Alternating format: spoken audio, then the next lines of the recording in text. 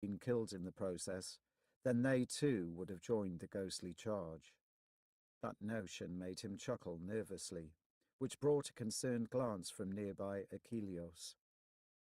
He thought of telling the archer what was happening, Achilleos perhaps the only one who might understand. The hunter would recall the unsettling stone and would make the connection just as Mendel had. But if Achilleos had any good sense, which Mendel believed he did, then the blond archer would immediately keep his distance from the hapless farmer. Mendel certainly would not blame him. He wanted to be as far away from himself as possible. However, since it was not possible to do that, all he could hope was that with time the shades would go to whatever rest they were supposed to go. Yes, he could hope that would happen, but Mendel doubted he would be so lucky as that. Night gave way to a mist-covered day, but although Achilleos suggested that they stop, Odysseus chose to press the horses and his companions until what he believed nearly noon. Only when they came across a stream surrounded by high canopied trees did he finally call a halt. Even Odysseus felt weary by this point. Dismounting, he immediately went to help Lilia down. Achilleos did the same for Cerenthia. Mendel slipped off his own mount and rushed to the stream to drink. However, barely had Odysseus' brother started to thrust a hand toward the clear water when suddenly he withdrew it as if bitten. The younger son of Diomedes stared off into the distance, then, blinking, looked back to the rest. "This water is tainted," he said somewhat hesitantly. "Best not to drink it. At the very least we would become very ill." "How do you know?" asked Cerenthia. Mendel frowned, acting to Odysseus like a child caught in a lie. I saw some small fish, more than one, float by. They were dead and mottled. Looked like they died of sickness." "I've seen the like," interjected Achilleos. "If what Mendel describes is accurate, then we'd best not to drink." "But there is nothing to fear," declared Lilia. Stepping from Odysseus' side, she looked up at him. "You can surely deal with something so simple as this." "Deal with it?" "Make the water pure, naturally." The others eyed her in disbelief. Even Odysseus had some trouble with what she said, but the longer she held his gaze, the more he considered the possibility. "All right." He strode to the stream, glancing only briefly at his brother. Mendel put out a warning hand, but Odysseus sensed Lilia watching and so continued past his brother without a word. He could do this for her, he decided. Each time it had been her confidence, her love, that had shown him the way. This would be no different. His fingers touched the water. Droplets fluttered over his hand as he concentrated, willing the stream to be clean of taint. Odysseus repeated the desire over and over in his head, until finally deciding that either he had succeeded or it had all been a waste of time. As he drew back his hand, Cerenthia asked, "But how will we know if it worked?" Once again, Lilia proved her faith in Odysseus. Without hesitation, she slipped past him and knelt by the stream. This was too much even for Odysseus. "Lilia, no!" But in one swift motion she brought her cupped hands to her lips and drank fully the contents. Odysseus stood ready to help her, fearful that he had failed this time and thus risked the life of the one most dear to him. To his surprise, though, it was Mendel who sought to ease his concern. "The stream, Odysseus, the stream, is clear of taint now. No need to worry, I swear, brother." Odysseus did not ask how Mendel knew this, yet something in his sibling's voice made him believe. "He speaks the truth," the noblewoman declared. "I am all right, my love. Trust me." He seized Lilia, holding her tight. "Don't ever do that again," he breathed in her ear, "especially not because of me." But I knew that your power protected me, protected all of us. Was I not correct? Just don't. Well, I, for one, need a drink after that, Achilles uttered loudly, leading the horses forward, as do these fine creatures. His action brought normalcy back to the party. Odyssean and the rest moved upstream of the animals and began to take their fill. Achilles took care of the horses, then joined the others. But as he rose from satiating his thirst, the archer suddenly looked past the stream, clearly staring at something in particular. Odyssean peered after him, but saw nothing. "I'll be back shortly," Achilles muttered. Then the hunter darted across the stream, vanishing a moment later among the trees. Cerinthius stepped up next to Odyssean. "Should we go after him?" The farmer knew his friend too well. Even he would have been hard-pressed to keep pace with Achilles when it came to seeking some prey in the woods. Likely he just saw some rabbit or something he wants to bring back for our dinner. Nothing to worry about. You heard him. He'll be just fine." But it was a tense several minutes that passed before Achilles finally reappeared. Despite the fact that surely he had run a good pace, the hunter was not at all winded. His expression, though, was anything but pleasant. "There's a town nearby, barely an hour's pace on foot, much less that by horse." Lilia, who had been sitting on a rock, leapt to her feet. "A town? That is not possible." Achilles cocked his head as he glanced at the distraught noblewoman. "Not only is it possible, milady, but it's Partha." Now everyone else's expression mirrored that of Lilia. "How can that be?" blurted Mendel. "We did not ride that direction."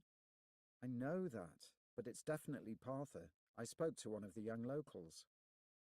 At least one thing now began to make sense to Odyssean. "Is that the reason you ran off?" "Aye. I saw a bit of movement and didn't want to take the chance of losing him. Thought it was a bandit, but it was only a boy. Cedric, he said his name was. He was out trying to hunt." For the first time since his return, Achilles allowed himself a brief smile. "And he's not bad. Took me a bit to keep on his trail. The boy's light-footed." Paying the archer's judgment of the boy's skills no mind, Odyssean tried to determine just how the band could have possibly come around in what was nearly a circle at this point. Partha should have been far, far behind them by now. "Malik," he finally muttered. As the others looked to him, Odyssean said, "Don't you see? It has to be the high priest. This smells of some spell. Who else could it be?" Lilia joined his cause. "Yes, surely him. And knowing that, we must certainly not fall into his trap by going to the town. We must flee from its vicinity immediately." "But Cedric hardly seems the cleric's tool," argued Achilles, "and the people of Partha have the reputation of being good and fair folks. It matters not what the people are like," she insisted in turn. "They will be pawns for him to use against Odyssean. That is what we need to keep in mind." Somewhat to the surprise of Odyssean, Cerinthius supported the other woman. "She's right, Achilles. There's nothing natural about this turn. Malik must intend something awful." He looked to his brother, but Mendel was conspicuously mute on the subject. Curiously, rather than be of a mind to follow Lilia's sound advice and leave the likely trap behind, Odyssean found himself eager to enter Partha. If Malik hoped to surprise him there, he would find his supposed quarry more than willing to finish their previous encounter. "We go to Partha." His declaration was met with a variety of expressions, Achilles' most eager, Lilia's most damning, a fire such as Odyssean had never witnessed burned in her eyes. However, it lasted but a breath before the noblewoman caught herself. Trembling, she exhaled, then nodded. "To Partha," Lilia agreed, finally smiling. "To the edge of an abyss and beyond, so long as with you, my love." He was grateful for her change of heart. Her anger had only been fear for him, Odyssean surmised. After all, it was he whom Malik desired to capture. But it was she and the others whom the high cleric seemed to think expendable. Odyssean would make certain that, should Malik strike, they were again protected. He could do no less, since it was because of him that they would also ride into potential danger. With Achilleus taking the lead, the five rode toward the town. As the hunter had indicated, the party had stopped just beyond sight of Partha. Indeed, it took them less than the hour Achilleus had suggested to reach the edge of town. Partha was much larger than Serum, or even Tulisan. For the first time in his life, Odyssean beheld buildings 4 stories high, dwarfing even the barns of the wealthiest of his neighbours. Their stone and wood exteriors had been smoothed over with plaster to give them an extravagant look. Roofs were arched and made of wood tiles overlapping one another. The streets were made of stone, not mud. Wagons and horses clattered along their way, raising a racket akin to thunder. There were more people in Partha than Odyssean had probably seen in all his life, and many were dressed in outfits that made him feel like a beggar. In fact, of all 5 of them, only Lelia looked at all appropriate to be seen by the inhabitants. Someone called out to them. Aware that none of them had ever been to Partha, Odyssean stiffened in the saddle. However, it was no trap, but rather a youth who ran directly up to the side of Achilleus's steed. "Ho there, Cedric," the hunter called down. He tousled the boy's mop of hair. "I told you we'd be along soon." "And I called father, I did," Cedric returned breathlessly. Sure enough, behind the lad came an august gentleman, at least a decade older than Odyssean, and dressed in flowing brown and black robes that immediately stirred distrust in the farmer. Was Cedric's father a cleric of some sort? "Calm yourself," Achilleus quickly said. "'Tis a trader much like Cyrus. Probably even knew him, in fact, if the boy was correct." "This them said?" asked the would-be hunter's parent. The steely-jawed figure swept back silver and black shoulder-length hair and studied the newcomers. His eyes paused on Lelia, but froze on Serenthia. "I know you, though you be all grown up. You be Cyrus's little girl. Sarah, was it?" "Serenthia," she responded, her face becoming overcast. Cedric's father immediately noted this. His tone more formal, he said, "I am sorry, lass. I shall not ask you about it." A silent Serenthia nodded gratefully. Other townsfolk had begun to pause in the vicinity, curious about the new arrivals. Part of that curiosity clearly had to do with the man greeting them, whose status in Partha was surely prominent. "Friends, my name is Ethon Olgaral, and although I regret the passing of my old comrade, I heartily welcome those of kin and companionship to him." Odyssean eyed Achilleus. "They both seem very certain that we were coming." "I took a chance that you'd say yes, that was all. When Cedric mentioned that his father was an important merchant, I used Cyrus's name, my apologies for that, Seri, because I recalled how he seemed to know everyone in the region who shared his trade. Cedric said that he would run and tell his father about us, and tell him what I said about the old man." "Many's a good haggle I had with Cyrus," threw in Master Ethan, eyes twinkling at old memories. "Anyway, after our path led us so near, I figured destiny wants us here." "Malik wants us here, Achilleus. Remember that?" "My friend," called the merchant, clearly seeking to prevent an argument between the two. "Is there something wrong?" "Nothing that can be spoken of here," Odyssean remarked in a low voice. "It would be best if we spoke in private, Master Ethan. Your headman should also hear." "As I am also elected leader of Partha, that shall be a simple matter to deal with. But come, who do I have the pleasure of meeting? I knew dear Serenthia as a child, and there is no mistaking her beauty even now. You," he gestured at Odyssean, have a vague familiarity about you, too, but the others do not. Ethan's eyes again lingered over Lilia.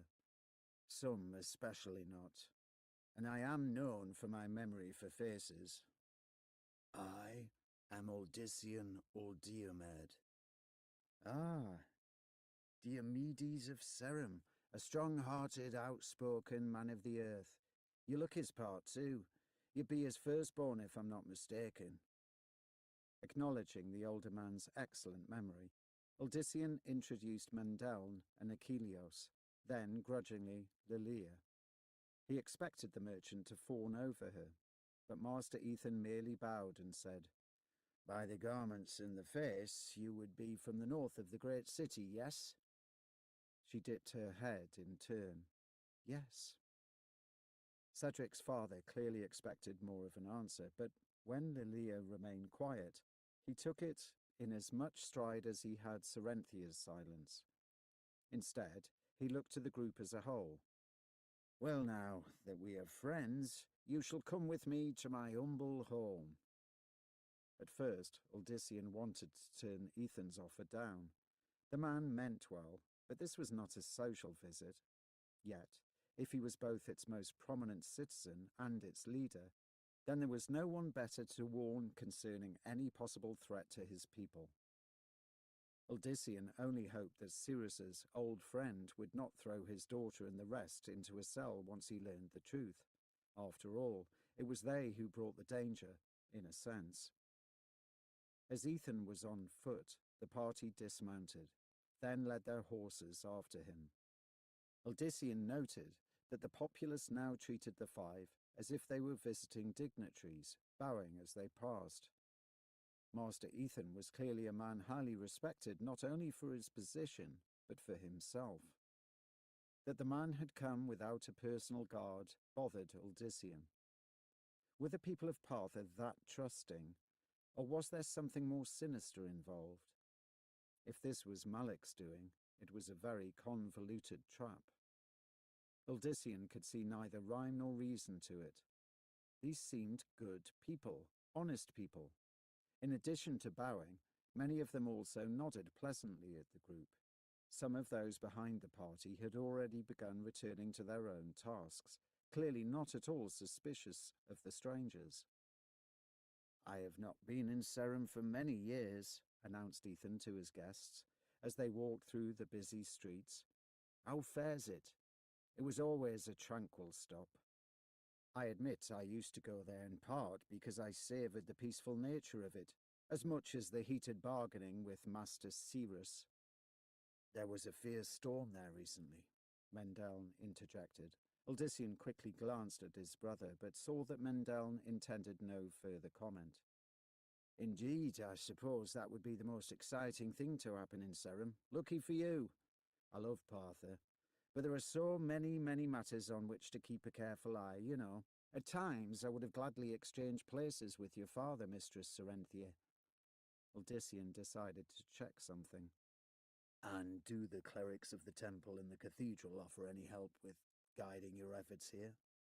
Them? Looking over his shoulder at Odyssean, the merchant chuckled. Hasn't been a blessed one of them in Partha for over a year. They've nothing we want. We're quite satisfied with our lot. They can save their words for someone who wants to hear 'em, if you'll pardon me for saying so. Odyssean nodded in appreciation, Master Ethan's words verifying what he had so far noted about Partha and its inhabitants. He saw robust men and women cheerfully going about their chores or taking a break to eat or converse with friends. He saw clean streets of stone and well-kept structures of both wood and rock. There was no one who was not dressed neatly, whether in simple robes or in more elegant garments. It was a good town with good people. That was not to say that all was perfection in Partha. There were infirm and maimed among the inhabitants. An elder with barely a tooth remaining hobbled along on one leg and a crutch. Odyssean also saw a young boy whose left arm was a shriveled version of his right, clearly a defect at birth. Another man, with the look of the farmer, that the son of Diomedes knew so well from his own face bore savage scars across his arms and neck from what had likely been some accident. None of them appeared to be shunned by their neighbours, and, in fact, all had companions assisting them. Partha, under Ethan, was evidently a very tolerant town, something even Seram could have learned from them. He looked again at the child. The poor limb reminded him of his younger sister, Amelie. In her case, the right arm had been of proper length, but it had been bent back and had always been as thin as a piece of straw. Yet Amelie had been the most cheerful of the family, the most wanting to help. The boy passed out of sight. Odyssean gritted his teeth at the bitter memory. Men like Malik walked the earth, living as lords, while children suffered because of either chance or some capricious spirit, perhaps. He stopped in his tracks. Mendel, his brother hesitated. What is it? Here. The older brother thrust the reins of his animal into Mendel's hand, then whirled back in the direction from which they had come. Unaware of what was taking place behind him, Master Ethan started pointing out some of Partha's landmarks. It may interest you to look upon that crested building yonder. Lilia said nothing as he passed, but Odyssean caught a smile of understanding. Cerenthia and Achilleos barely had the chance to register him before he was far behind the party. Making the best of his height, Odyssean looked among the locals. Most paid him no mind, but a few watched the stranger with mild interest. Odyssean grew frustrated as the object of his search evaded him. He tried to recall just where he had last seen. There, heart-pounding, the son of Diomedes pushed past a startled shopkeeper in the midst of arranging his wares. Ahead stood a woman he recognized from earlier. As he neared, she turned. Next to her, the young boy with a ruined arm followed suit. Now, ignoring the woman, Odyssean knelt down in front of the child. May I see your arm, please? With the innocence of his age, the boy stretched it forward as far as it could go. However, his mother naturally looked concerned and pulled him back out of the newcomer's reach. Odyssean glanced up at her. Please, I mean no harm. My sister was like this. I won't harm him. Just let me study it for a moment. She had no reason to do as he asked, yet the woman's expression softened, and, with a nod, she allowed Odyssean to examine the arm. His fingers gently probed the limb. Up close, he saw that it was in even worse condition than his sister's had been. Thinking of Amelie again brought a sudden rush of emotion to Odyssean that only at the last did he understand had been bottled up inside him for those many years. Tears drowned out his vision. He wished that he could have done more for his sister, for his entire family. With all the power that he seemed to wield now, he could have perhaps saved some of them from the monstrous wasting disease. Tears drenched his face. Without realizing it, he kept his hold on the boy's withered limb. To Odyssean, though, it was as if time had turned backward, and he now clutched Amelie's arm. She, of all the family, had been most mistreated by life. First being born so, then dying before she could even have had much of a chance to experience anything. His mind filled with images of his lost sister, but with one difference. She had a healthy body now, 2 healthy arms. He imagined her catching things, or better yet, hugging him tight. Only belatedly did Odyssean sense that someone was hugging him. That brought him back to the present, where he realized it was the young boy. With 2 good arms. Odyssean looked past the child to his mother. She in turn stared at him with an expression of disbelief. Tears ran down her cheeks. Behind her, several other townsfolk had gathered, they too eyeing the farmer with astonishment. Disengaging himself from the child, Odyssean looked at the people surrounding him. Harsh visions of the reactions in Seram haunted him, and he stepped back in concern. I didn't mean to... But he had meant to. He had noticed the child and had been filled with a sudden desire to see if he could do for the boy what had not been possible for Amelie. As it turned out, Uldissian had been able to do just what he had hoped. And now Partha too would turn on him, calling him a sorcerer or worse. The boy's mother lunged at him and covered the stunned farmer with kisses and hugs. "Thank you, thank you." Beyond her, one man in the forefront of the growing throng bowed. Another followed suit, then another, and another, and another. Someone then chose to go down on one knee. That became the impetus for the rest to do the same. Within moments, everyone around Uldissian knelt before him as if he were a king, or more. 11. Clad in floor-length robes of white, their heads lifted high, the 6 golden-skinned young women sang his praises as he lounged on the down couch in his private chambers. Although none were related or even physically looked like one another, there was that in their fanatic expressions that somehow made them all still seem identical. Their adoration for him was absolute, and each would have gladly accepted his advances. Not that such would ever happen. That they were beautiful meant nothing to him, save that they were as the vast murals on the walls and ceiling, or the intricate vases standing atop the crested marble stands. They were part of an overall design, one to help him relive, in some minute, very minute way, the wondrous past that he had willingly left far behind. The prophet's luminous silver-blue eyes gazed up at the masterfully painted images of ethereal winged figures fluttering through the sky. The artisan had been excellent by most standards, but he could never have understood the true depth of what his patron desired. Still, the results of his long labour let the prophet imagine a little of what had been, and of what he had forsaken. He barely looked old enough to be called a man, though looks could be and were most definitely deceiving. His ivory skin was unmarred by even the least stubble, and his golden locks flowed well past his shoulders. The prophet was lithe and very fit, although not overly muscular, like the Inquisitor guards standing at attention outside his sanctum doors. He was, by the opinion of all who had seen him, simply perfect.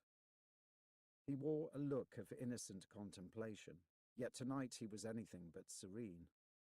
The impossible had come to pass, and he would not stand for it. He was too close to achieving his desires, too close to recreating the paradise he had lost. Near the area of his repose, 4 senior clerics clad in the collared silver-white robes of their station knelt with heads down in prayer.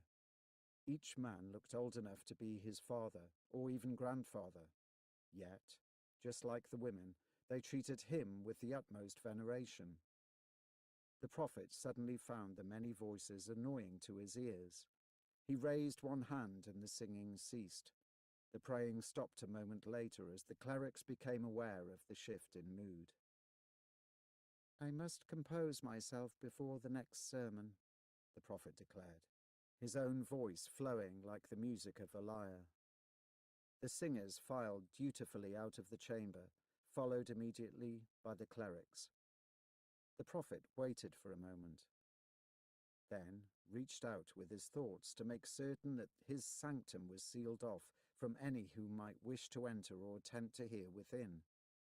Satisfied, he stared again at the fantastic images above, especially those of the magnificent flyers. A slight frown escaped him as he studied the details. Their wings were feathered like a bird's, the closest a mortal mind could come to the truth, and yet so very far from it. The countenances were akin to his own, youthful and unmarred, but somehow, at the same time, ancient and knowing. He credited the artist for that touch, it perhaps being the most accurate portrayal, even if also wrong in so many ways. It had been years, nay, centuries, since he had revealed the truth even to himself. Part of the reason had to do with his ongoing attempt to forget the past, to go on only forging a future that would be rid of any taint, any imperfection. But a greater part of it had to do with her, and her terrible betrayal. He had never wanted to be reminded of what had been or what might have been. It had taken him several lifetimes just to thrust her to the back of his thoughts, then twice as many to bury her memory deep to pretend, on occasion, that she had never existed. Yet, now it seemed that all his efforts had gone for naught. So be it. He would unleash his righteous fury, and she and the others would learn what it was to dare plot against him. They would be reminded of just who and what he was, just before they were annihilated. The prophet raised his hands high, and both he and the chamber were enveloped in light. The paintings, the murals, everything on the walls faded away as if dew caught by a hot morning sun. Vanishing in their wake was literally all else. The intricate vases and the grand marble stands beneath them, the long tapering rugs, the garlands of fresh flowers draping every wall, even the very couch upon which he had reclined. There remained nothing but the prophet. With but another thought, he next reshaped the chamber itself. From the very top of the ceiling to the floor beneath his feet, every inch of the room took on a gleaming mirror-like finish. The prophet stood reflected 100,000 times over, his glory undiminished no matter how great the distance the image was from the original. But it was still not the true him. Unfamiliar emotion filled the prophet. Desire. The desire to gaze upon his long relinquished form. It suddenly became too much to bear. He stared at the foremost reflection, remembering, then, in the next instant, made his memory reality once again. The light he had earlier summoned focused upon him. It grew so bright that any normal man would have been immediately blinded, no matter how well he covered his eyes. Even then, the light continued to strengthen, first taking on an aspect akin to searing white flame, and then becoming it in truth. But the flames did not harm the prophet, for they were a part of him as he was a part of them. He bathed in the white fire, let it melt away the false image of a youthful human that he had worn for far too long. And in its place there stood revealed a towering hooded figure with wings of that same flame, a figure who had no face as mortals understood it, but rather a wonderful radiance beneath long flashes of silver light that in their shaping somewhat resembled a magnificent mane of hair shadowed by the hood. The other flames receded, allowing him to fully view his glorious image over and over. His long robe was pure sunlight, his great breastplate the shine of copper. Some would have recognized his as resembling a knight, but clearly of no mortal order. Even if the fiery wings that now stretched almost the full width of the chamber had not been a part of him, it would have been clear to any that his kind did not generally walk among something so lowly as humanity. The light shimmering from within the hood was the true him, a unique combination of pure energy and tonal resonance that marked him as one distinct being even among his own illustrious kind. And slowly he whispered the name that he had left behind on that fateful moment, the name which had once been sung in praise by the highest of the high, the name she had oft murmured in love. Inorius. Inorius. Came a voice that was not a voice, but rather a sensation, simultaneously experienced in mind, ear, and soul. I am Inorius again. And in announcing it to himself, he felt a rush of jubilation. He was again Inorius, once of the Angiras Council, once a commander of the heavenly hosts, once a rebel against both the high heavens and the burning hells. The last remembrance doused much of his pleasure, much but not all. He had done what he had because both sides had become so mired in conflict that they could not see the ultimate futility of their struggle. Since the dawning of reality, when the two celestial realms had come into existence, and shortly thereafter discord, their vast forces had fought one another for the control of all. Anything of value became the focus of attack and counterattack, generally to its destruction. Angels, as his kind would have been called by humans, and demons alike perished by the legions, all in the name of the Angira's council, they who ruled the high heavens, and their eternal adversaries, the prime evils. But Inarius had grown sick of the endless battles, the plotting and the counterplotting. Nothing was gained. Had he been in charge of the council, he would have done things differently. But even his brother in the sense that their resonances, their beings held a distinct similarity compared with others, would not see reason. Even Tyrael, he who was the essence of justice, could not or would not understand the truth. And so it was that Inarius at last chose to abandon his part in the struggle. Yet he could not help feeling that there had to be others like him, even in the burning hells. Making contact with such, either those of his own kind or especially the demons, proved a tricky situation. But Inarius had not been an advisor to the council for nothing. He understood the machinations not only there, but as they would be in the burning hells, and that allowed him to circumnavigate the watchdogs of both. He soon began to locate those others and gather them secretly to him. To his surprise, there were far more than even he had dreamed. Far more who saw no sense in battering away at one another throughout eternity. Even more astonishing, there had been among the demons one who had thought like Inarius long before the angel himself had dared to do so. Her, the one who would awaken love in him as he would do in turn.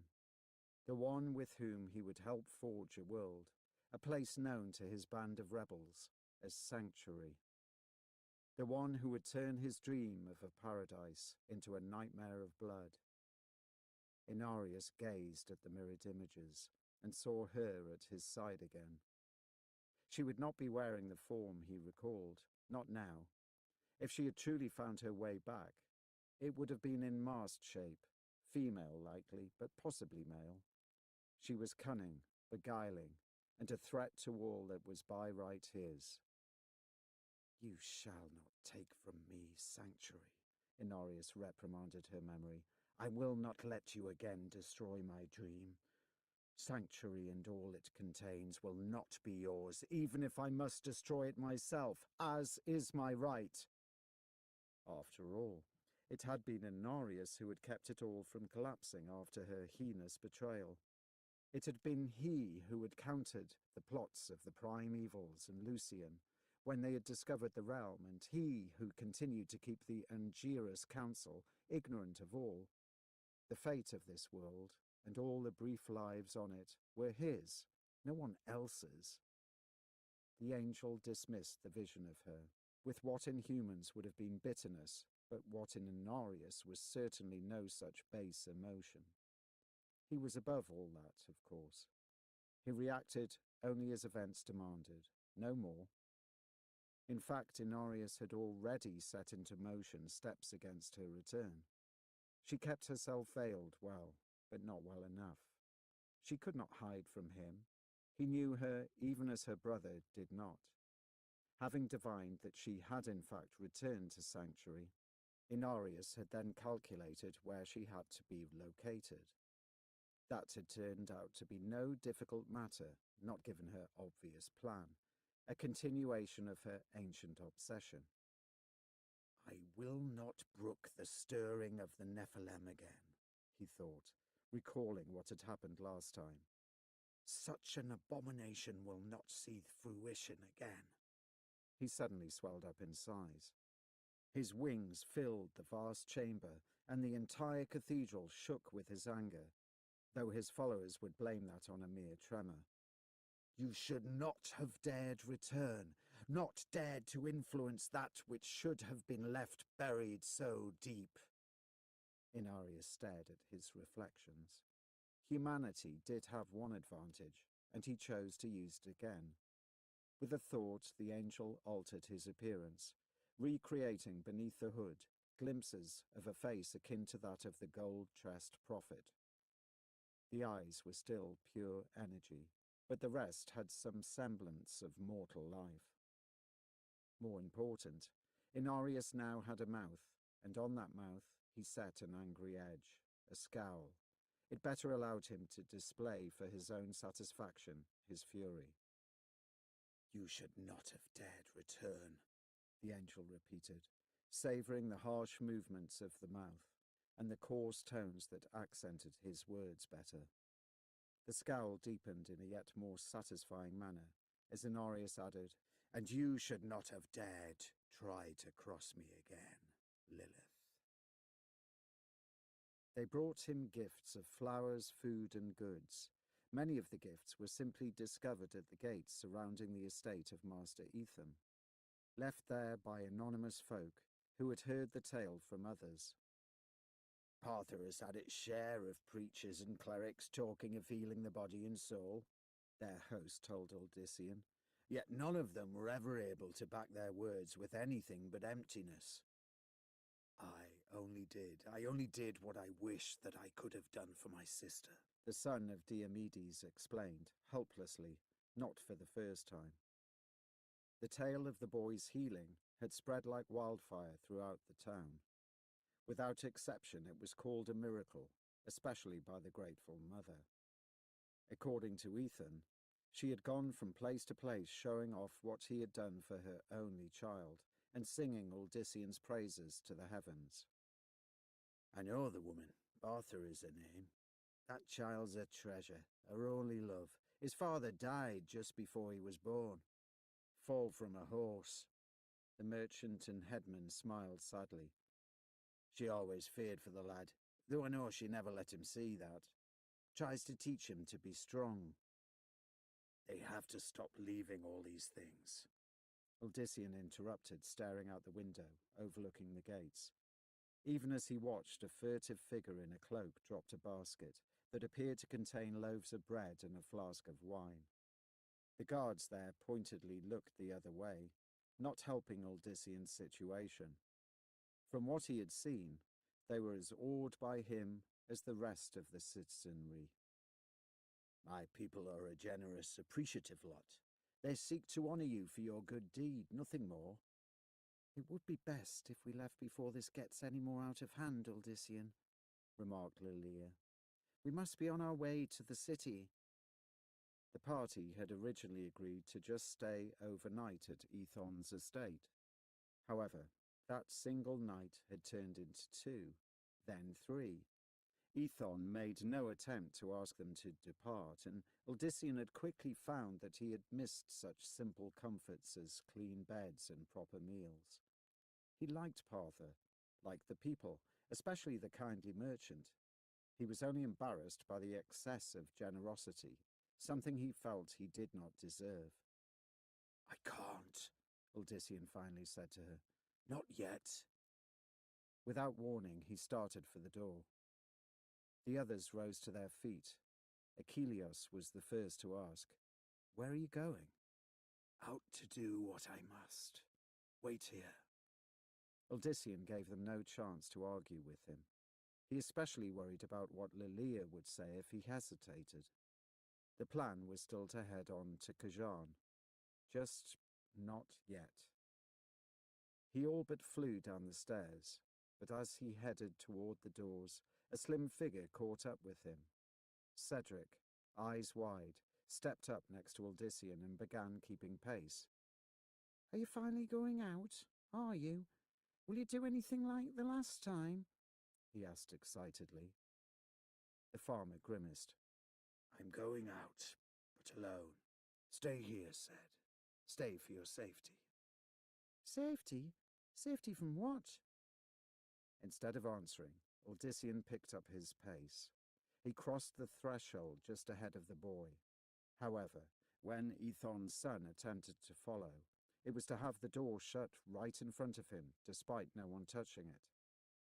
Outside, Odysseus breathed a short sigh of relief. He had hoped that the door would do as he wished, but actually having it happen still astounded him. No one would be able to open it again until Odysseus was well into the town square. By then it would be too late to stop him. Unfortunately, if he had hoped to make it there unnoticed, in this his abilities failed him. Even before Odysseus stepped beyond the gates of the estate, people began to gather in his vicinity. It was as if they had been waiting for him to finally come out. Very likely the case, he mused. None of the faces he saw gave any indication of malice or fear, though. Something far different, something he thought approached reverence? It was not the emotion he wanted of them.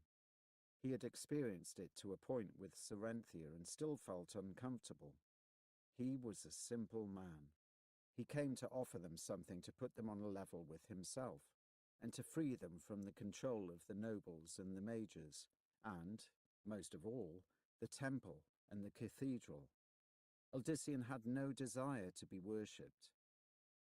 But first, he would have to show them that what he had done was not so much a miracle, not if they could learn to do it for themselves. By the time he neared the town square, there followed in his wake a substantial throng. Odysseus continued to sense nothing threatening in anyone around him. Perhaps he had overreacted in keeping his friends from coming with him immediately, but it was still possible that there would be one person around who might choose to see him as a thing of evil, a monster, as his own village had declared him. The centre of Partha consisted of an open, stone-paved area where, in the morning, merchants and farmers with wagons sold various wares, especially food and meat. They ringed a wide, round fountain, in the middle of which stood a statue of a scholarly figure with a long, long beard and bearing twin scrolls under his arms. Master Ethan had called him Protheus, one of the founders of Partha, and the man who had preached kindness and understanding. Odysseus thought Protheus's shadow a good one to have cast over him when he began his task. 4 leaping fish spouting water marked the outer edge of the fountain, and directly between 2 of these was the location that Odysseus chose. Protheus would be staring at the crowd from right behind him. The market had still been active, but a hush spread through the townsfolk the moment he stopped. Odysseus suddenly felt nervous. His mouth went dry, and he was tempted to thrust his head in the fountain, not only to try to quench his sudden thirst, but to hide from the very audience he had sought out. But then Odysseus spotted a very familiar figure in the crowd, the woman Partha. He had only to glance down to discover her son, who beamed at the man who had healed him, as if Odysseus were his own father. That gave him the heart that he had momentarily been lacking. Unconsciously mimicking the statue's stance, Odysseus surveyed the crowd, then proclaimed, "What I've done is no miracle." His words were met with disbelief by some, confusion by others. Partha smiled as if he had told some gentle joke. She was absolutely certain of what she had witnessed, and her son was proof of that. However, Odysseus shook his head at her, then continued, "It is no miracle because it lies within each of you to do as much, if not more." Now, a murmur arose among the people, many of them clearly not believing this suggestion any more than the last. "Hear me," the son of Diomedes shouted at the top of his voice. "Hear me! Only a short while back I was no different from the rest of you. I toiled in my farm, concerned only with my day's work. I thought of little else. The vicious bickering of the mage clans was not for me, save that I hoped it would not spill over into my village. Nor was I concerned with the empty words of missionaries from the temple and the cathedral, knowing how they had done nothing for my family, who first suffered long from plague, then withered slowly into death. Here he received sympathetic glances and nods of understanding from several in the crowd. Odyssean spied at least a handful of people who wore the pock-marked faces of plague survivors. Partha might overall be very prosperous, but its individual citizens suffered their black days, clearly. He shook his head. I said that what I did was no miracle, but for me there did come a miracle one day. An awakening of something within me, a force, a power. Call it what you like. Things began to happen around me. Some feared them, some did not. That was as far as he would go into the story of what had happened in Serum. If the townsfolk discovered the truth later on, so be it. By then, either Odyssean would have convinced them or proven himself a madman after all. I was able to do things, help others. He gestured at the boy, whose name he realized he still did not know. Urging the child to come to him, Partha patted his son on the back, sending him off to Odyssean. The child ran up and hugged the tall figure tight. I was able to help him, Odyssean added, letting everyone see the arm. The boy smiled at him. And what I did you can do too, perhaps not immediately, but you will. Many shook their heads or frowned. It was one thing for them to believe that he could perform miracles, but still they could not conceive of such abilities in themselves. With a sigh, Odyssean considered. Perhaps he moved too swiftly, even for the understanding people of Partha. Perhaps he just had to show them. Partha, the son of Diomedes called. Come up here too, please. Beaming, she rushed up. Yes, Holy One? Her use of such a title caused him to wince. He did not wish to be put in the same category as Malak and his ilk. Never that. I'm just Odyssean, Partha, a farmer by birth, like many you know. Her expression immediately told him that his words passed by unnoticed. With a sigh, he finished. Just call me Odyssean, please. She nodded, which was all he could hope for at this juncture. Stand beside me. When she had obeyed, he looked for the man whose face had most been ravaged by disease. You there, come to me. There was a moment of hesitation, then the sandy-haired figure stepped up before Odyssean. He held his cap in his hand, as if it were a form of security. What's your name? Jonas, Holy One. Odyssean tried not to react again. He would get them to stop eventually. May we touch your face? Again there was a pause, but finally the man nodded. Yes, yes, Holy One. Odyssean reached to Partha, taking one of her soft hands in his own. She allowed him to guide it up to the ruined flesh, unfearful of touching it despite its grotesque appearance. That impressed him. It was one thing to see someone disfigured so. It was another to actually feel that scarred skin beneath one's fingertips. He had chosen the right person with which to start. As both his fingers and hers made contact with the man, Odyssean closed his eyes and tried to imagine the flesh whole. At the same time, he also reached out to Partha, trying to see inside her and let her feel what he was doing. He felt her abruptly shiver, but she did not pull away. Grateful for that, Odyssean focused on the figure before him. The man was understandably anxious, perhaps most of all from being the centre of attention. Odyssean knew that he had to hurry, if only to prevent Jonas from growing faint of heart and retreating. Odyssean tried to recall the emotions that had flowed through him when he had healed the boy's arm. It proved easier to bring them to the forefront than last time, something that surprised him. The pain, the loss, coursed through him. He knew others who had suffered disfigurement as this man had, people in his village whom he could not help now. Perhaps if all went as hoped, Uldissian could someday return to Serum and make amends. Then, as if such thoughts were the key, the force within suddenly poured out of him. He sensed Bartha's renewed astonishment, an astonishment mixed with immense pleasure. He also sensed the man feel the power flowing into him, and specifically his ravaged face. A gasp of wonder rose from those watching. Uldissian dared open his eyes.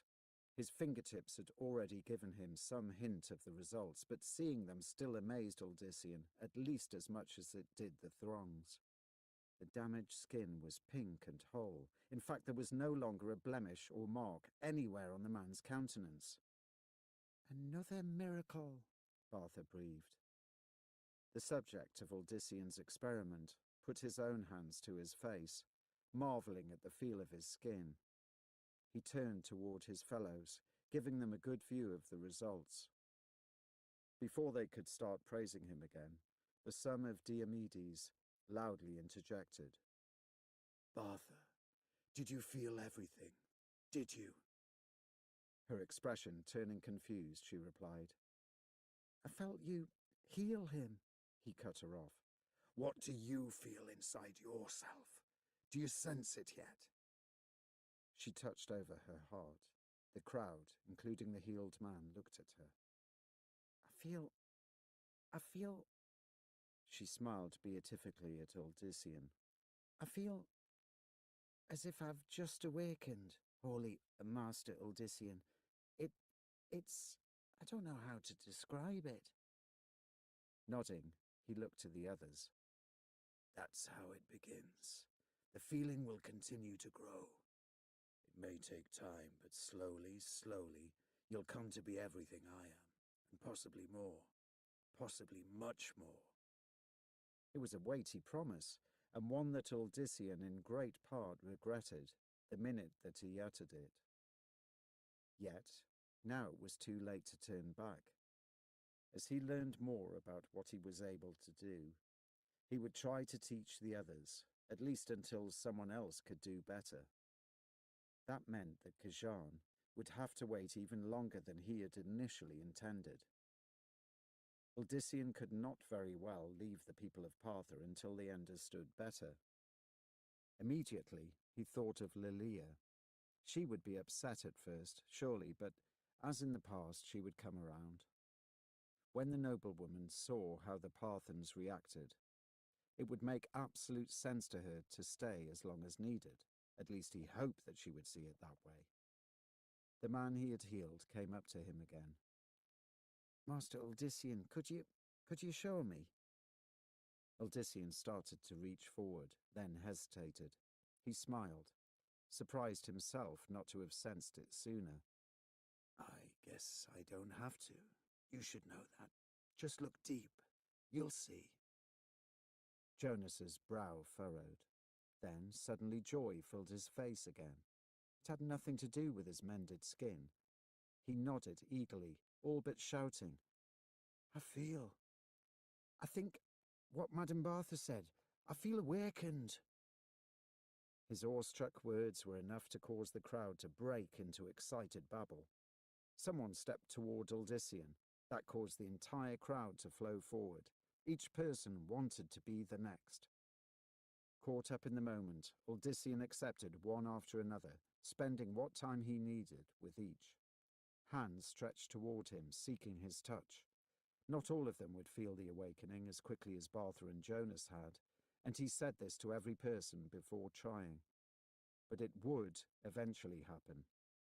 Uldissian truly believed that, and because he believed that, so too did those to whom he ministered. As each new supplicant stepped up, he also grew more and more confident with his decision. Partha was indeed a perfect place to prove himself. If he was able to do this well here, it staggered Uldissian's imagination to think just how matters would fare in the city. No, a short respite in the town would surely not endanger matters. Surrounded by so many, Odysseus did not notice that, far back, the one whose thoughts most mattered to him watched him now with veiled eyes. Lilia stood at the base of a set of steps, overlooking the fountain, drinking in the sight. Oddly, despite the noblewoman's arresting appearance, not one among all those there so much as noticed her. But she noticed everything, including that what Odysseus had set into motion here would keep him occupied for quite some time to come. Too long, in fact. He should have nearly reached Kajan by now. That was how she had planned it, not this highly suspicious turn to Partha of all places. Yet, after a moment's consideration, Lilia suddenly smiled. Plans were made to be adjusted constantly. "If not Kajan, then by all means here, my love," the blonde woman whispered to herself. "In the end, the location does not matter. You will yet bring to me what is rightfully mine, Odysseus. You will, even if you must die to do it." 12. Achilles found Cerynthia not where he had expected, that expectation being that Cyrus's daughter would be assisting Odysseus with his task. Instead, the hunter discovered the dark-haired woman sitting where she could see the proceedings, but was far enough away not to be a part of them. Her eyes were, of course, on Odysseus. To ask otherwise would have been unthinkable, even to Achilles. Although as the archer approached, his own keen gaze noticed hers surreptitiously shift to Lilia, then back to the son of Diomedes again. "I brought you some water," he said as way of interjecting himself into her private world. He offered her the sack he had carried with him, freshly filled at Master Ethon's estate. Ever practical, save when it came to love, Achilles had first paused to gather something to drink before chasing after his friend. Cerynthia took it with a nod of thanks. She drank far more from it than Achilles assumed that she would, which meant she had been sitting out here for quite some time, just watching. Likely Cerynthia had run all the way here, fearing some imagined danger, whereas he had taken his time, somehow aware that Odysseus was utterly safe. When she was done, he took the sack back and remarked, "It's truly astonishing, isn't it, Seri?" "Yes, it is. I've been his friend since we were children." Without asking, he took up a place next to her. It was as forward as he dared get. Despite his sometimes gregarious appearance, Achilles was much more at home in the forest, alone with his quarry. In social circumstances, he felt only one step above Mendeln, and, where the woman next to him was concerned, as awkward. His comment caused her to look at him with such intensity that Achilles wondered what he had said wrong. Cerynthia appeared poised to say something, but it was almost a full minute before a single word escaped her lips. And, when she did speak, it was not on the subject that he assumed it would be. "Why are the two of you friends, Achilles? You seem so different in so many ways." He had no answer, save, "Because we just are, I guess. We were friends the moment that we met." He shrugged. "Children are like that." "I suppose." Cerynthia thought for a moment, then asked, "Is she what you would dream of?" Now, the subject he had expected was at hand. Cerynthia had merely taken a more circuitous route to it. "Lilia? She is fair, to be honest, and no man would let his gaze pass over her without noticing that, but the same could be said for others, not merely her." He could barely have been more blunt. In his eyes, but she seemed not to understand that he meant her. "I know that to us she is exotic, and I can understand why Odysseus would fall for her. But it was all so quick, Achilles." "It can be like that." It had been like that for him, in a sense. One day he had known only Seri the impish child. The next day there had stood the beautiful woman. Achilles had been so lost in amazement of the change that, For the next week he went without a single catch to his credit. Cerenthia was silent for a time, and Achilles satisfied himself with being in her company, which was how such situations generally ended. They watched as Odyssean greeted one Parthian after another. Each time he succeeded in doing whatever it was he did, Achilles noticed both his friend and the one touched share a look of immense satisfaction. "Is that the way you felt?" he finally dared ask Cerenthia. "Like them?" "Yes." But the way she said it made the hunter not so certain. "Have you been able to do anything?"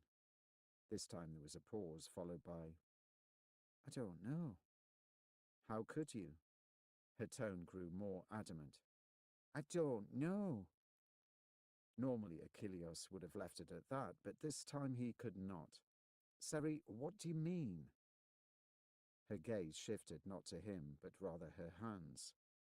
"I feel it, just as I know many of them do, but that's all. I haven't noticed anything else different around me. I've tried to think of things, make them happen, but as far as I know, nothing has.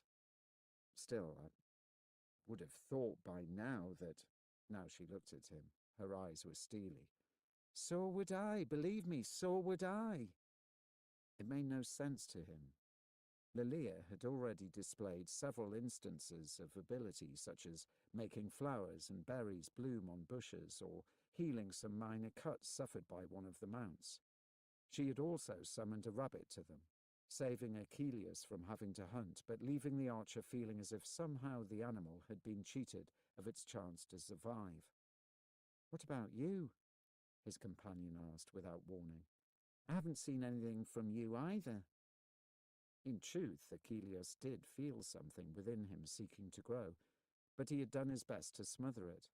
He had told no one of that decision. Many might desire the gift that Odyssean offered, but not his best friend. Achilles was satisfied with being who he was, a hunter and a simple man.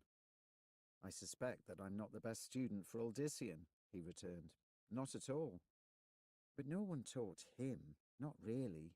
With Odyssean it came as suddenly as the storm over Serum, which apparently was caused by him too." "Odyssean was pressed on all sides, Seri. He was accused of brutal murder by brother Michelius. The inquisitors would have dragged him back off to the cathedral, probably to burn as a fiend. He had no choice." She was not convinced. "It was all terrible, but why at that time? Why not when his family slowly and horribly perished from plague? Why not then? Why even him, for that matter? There are so many others who've suffered worse, and yet we've never heard of such an astounding thing before. It would have even reached Serum, you know that." Even as he nodded his agreement to this argument, Cerenthia went on. "And why not Mendeln, then? He suffered as much too. His family was wiped out, and his brother was accused of a terrible crime. It could have been him, but it wasn't. I've seen nothing unusual about Mendeln, have you?" Her mention of Mendeln made Achilles flinch. Cerenthia noticed his reaction, and her eyes narrowed. "What is it, Achilles? What about Mendeln? Is he manifesting abilities like his brother?" It was not the suggestion of that which had caused the archer to flinch, but rather a brief and unexpected recollection of another time, another place. As Cerenthia had spoken of Odyssean's sibling, Achilles had relived the moment when he and his other friend had inspected the mysterious stone near Serum. Not only had the archer seen again Mendeln freezing in place before it, but he had also re-experienced touching it himself, and the awful emptiness that had overwhelmed him until he had managed to pull free. "No," Achilles finally managed. "No, nothing like Odyssean." She was not convinced. "Achilles, what—" Without warning, a tremendous sense of fear overcame the hunter, but not fear for himself. He had the awful feeling that something was happening to Mendeln at this very moment. Achilles leaped to his feet, startling his companion. "What is it? What's wrong?" He wanted to answer her, but the urgency he felt was too strong. Without a word, Achilleos began running. He ignored Cerinthia's concerned call after him. But barely out of sight of the woman he loved, Achilleos came to a dead stop. The fear for Mendeln had not lessened any, but the archer hesitated to begin his run anew. The truth was, Achilleos had no idea just where Uldissian's brother had gone. The streets through which Mendeln moved were oddly empty, and the buildings around him had suddenly taken on an unsettling grey cast. There was no wind whatsoever, and not the slightest sound. Mendeln would have felt very alone, save for one thing. He was still surrounded by the shades of the guards Uldissian had slain. Since their arrival, it had taken monumental effort on his part to keep from screaming out the truth to the others. Either these shadows of men existed, or he had gone mad, or both. Mendeln did not know which would be worse. He only knew that he just wanted to tell someone what was happening to him. But he had not. He had said nothing, even when they had arrived in Partha, where his hopes that the ghosts would leave him had dissipated the moment the first of the shades had passed through into the town. Until then, Mendeln had believed that his haunting would be temporary. Now he feared that the dead would always be with him. Fear was perhaps no longer the right word, though. Certainly they kept him anxious, but the more they were around him, the less frightened he became.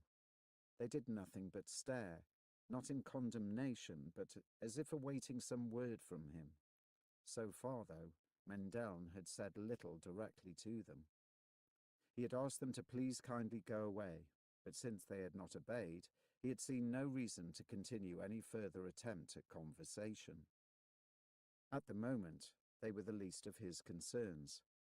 As he continued through the town, Mendeln began noticing peculiar signs of age on the buildings, as if Partha were some ancient place long abandoned. The shift became more apparent with each step. The greyness grew darker, veering toward the black.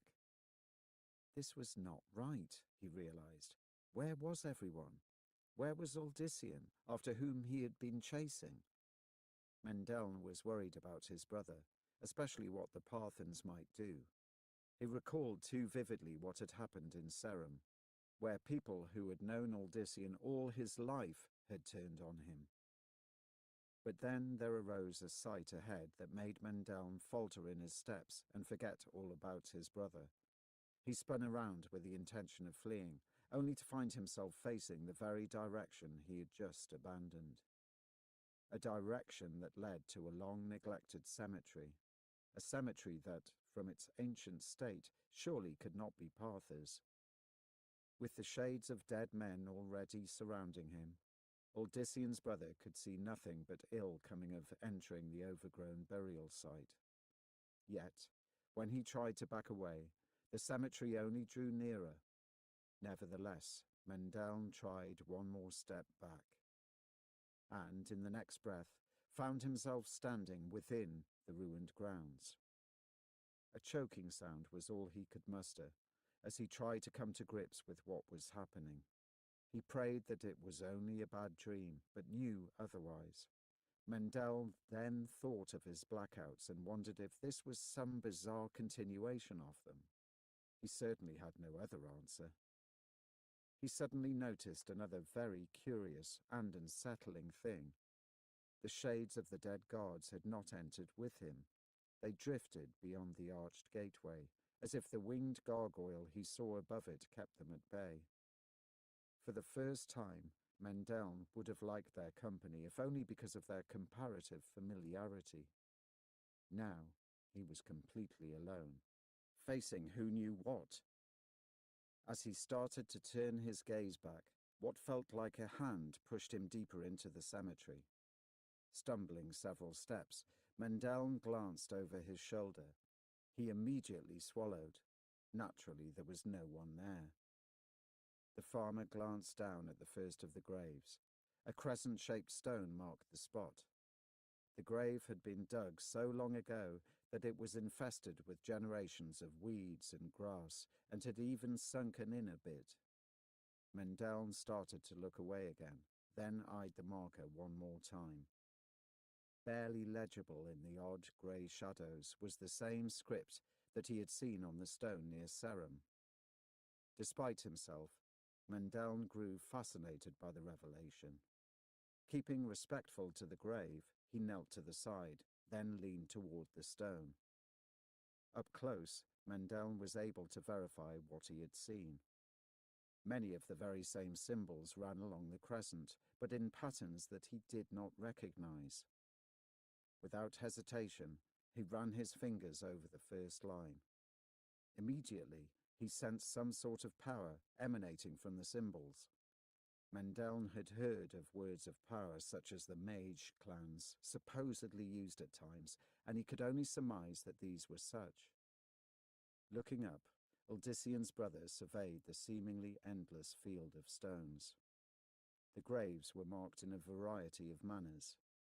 In addition to the crescents, there were star-shaped slabs, squat rectangular ones, and more. Surveying the landscape ahead, Mendel even spotted one overlooked by a towering winged statue bearing a weapon in one hand. Drawn by that statue, he slipped among the graves in order to get a better look. Fascination replaced dread. He had to learn more. Was this some repository for the dead of the mage clans? If so, did they have some tie to what was happening to him, and to Uldissian for that matter? Until now, he would have doubted it. What little he had gleaned from merchants indicating that the once powerful clans had all but shut themselves off from the world as they continued their arcane duels of wit against one another.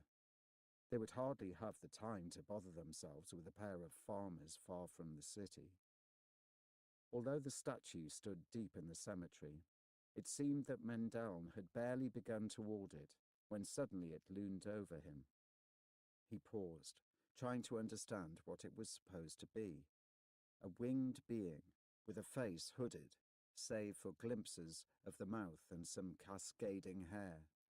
It wore a robe and breastplate, somewhat akin to that of the cathedral's inquisitors, but sculpted to resemble some finer material. The breastplate also had script upon it, more words in the same mysterious language. Mendel glanced at the wings again, realizing that they were different from those of birds. What he had taken for feathering looked, when studied closer, more of an artist's rendition of flame. Mendel had never heard legends of any creature or spirit with such wings, not even in the stories his mother had told him when he had been a very young child. In the giant figure's left hand, it held a great sword whose tip rested on the base beneath the statue. The other hand pointed down, not merely, it seemed to Mendel, indicating the grave beneath, but also those around it. He had the distinct impression that this was supposed to mean something to him, but what? Uldissian's brother could not say. And so, despite his situation, Mendel grew frustrated beyond belief. He was a patient man in general, but someone appeared to be trying, very successfully, to draw him past his limits. "All right then," he shouted, his voice echoing over and over and over in the silence. "If you want something from me, then tell me what it is. Tell me. I demand it." The moment that he finished, a grating sound filled his ears. Swallowing, Mendel watched in horror as the statue's pointing hand turned enough so that it now indicated what was written on the base. Mendel waited for it to do something else, but the winged guardian froze once more. Slowly, he built up the nerve to look down at what was below. The same ancient script greeted him. He had hardly expected otherwise, but still this added to his frustration. "But I cannot read it," he muttered. "I do not know what any of it says." Squinting, Mendel attempted to recall the words that had come unbidden to him that frightening time when the demon had caught him alone in the woods. He remembered the images in his head and the sounds of those words. But they were still not enough to help Mendel with what now lay before him. Weary of the futility of this nightmare, Mendel finally dared lean on the grave as he studied each mark. His mouth formed shapes, but that was all. Nothing, absolutely nothing made sense. "What does it say?" he growled under his breath. "What does it say?" "The dragon has chosen you." Mendel jerked to his feet. He had heard a voice like that once before, back in Serum. It was akin to the voice of Cirrus. Cirrus after he had been killed. Part of him wanted to scream for this new one to get out of his head, but another part fixed on what had been said. The dragon has chosen you. He stared at the ancient script and read it anew. The dragon has chosen me, you. The dragon has chosen you. And suddenly, Odyssean's brother could read that line. More important, other symbols now made more sense. Mendel felt that he was now on the verge of discovering the meanings of all of them, and, in doing so, discovering the truth about what was happening. But what did the phrase actually relate to? Kneeling close again, Mendel studied the symbol, representing the most important word: dragon. A loop twisting into itself, a thing without beginning or end. Mendel knew what a dragon was from legends. Why would this mark represent such a creature? And why such a creature at all? "What happened?" Mendel quietly asked, then frowned when he noted how he had phrased the question. He had meant to ask, "What is happening?" Why would he? The dirt beneath his hands suddenly shifted, as if something beneath was seeking to dig its way out. Eyes round, Mendel scrambled back. In doing so, he inadvertently threw himself atop another of the graves, where, to his further dismay, something also began to stir beneath. Worse, it began to register on him that graves everywhere were shifting, stirring. Mounds of upturned dirt decorated many already, and Mendel's imagination pictured skeletal figures readying to emerge. But just as it seemed that his imagination would become a monstrous reality, there formed in the shadow of the winged statue a figure entirely shrouded in black. Mendel had a momentary glimpse of a face not unlike his own, in that it was studious in nature, but otherwise very, very different. It had an unreal handsomeness to it, as only a sculpture or a painting could achieve. The figure drew a single symbol in the air, a dagger-like mark that, for a single blink, flared a bright white. What sounded like a great sigh swept through the cemetery. The grave stilled, the cloaked form vanished, and at that point Mendel's surroundings changed. He was still in Partha, that much even his jolted mind would have guessed, but Odyssean's brother no longer stood within the cemetery. Instead, Mendel was poised at its gateway, the gargoyles grinning more, seeming to mock his sanity. The cemetery no longer looked ancient and overrun, but well kept, as one would have expected in Partha.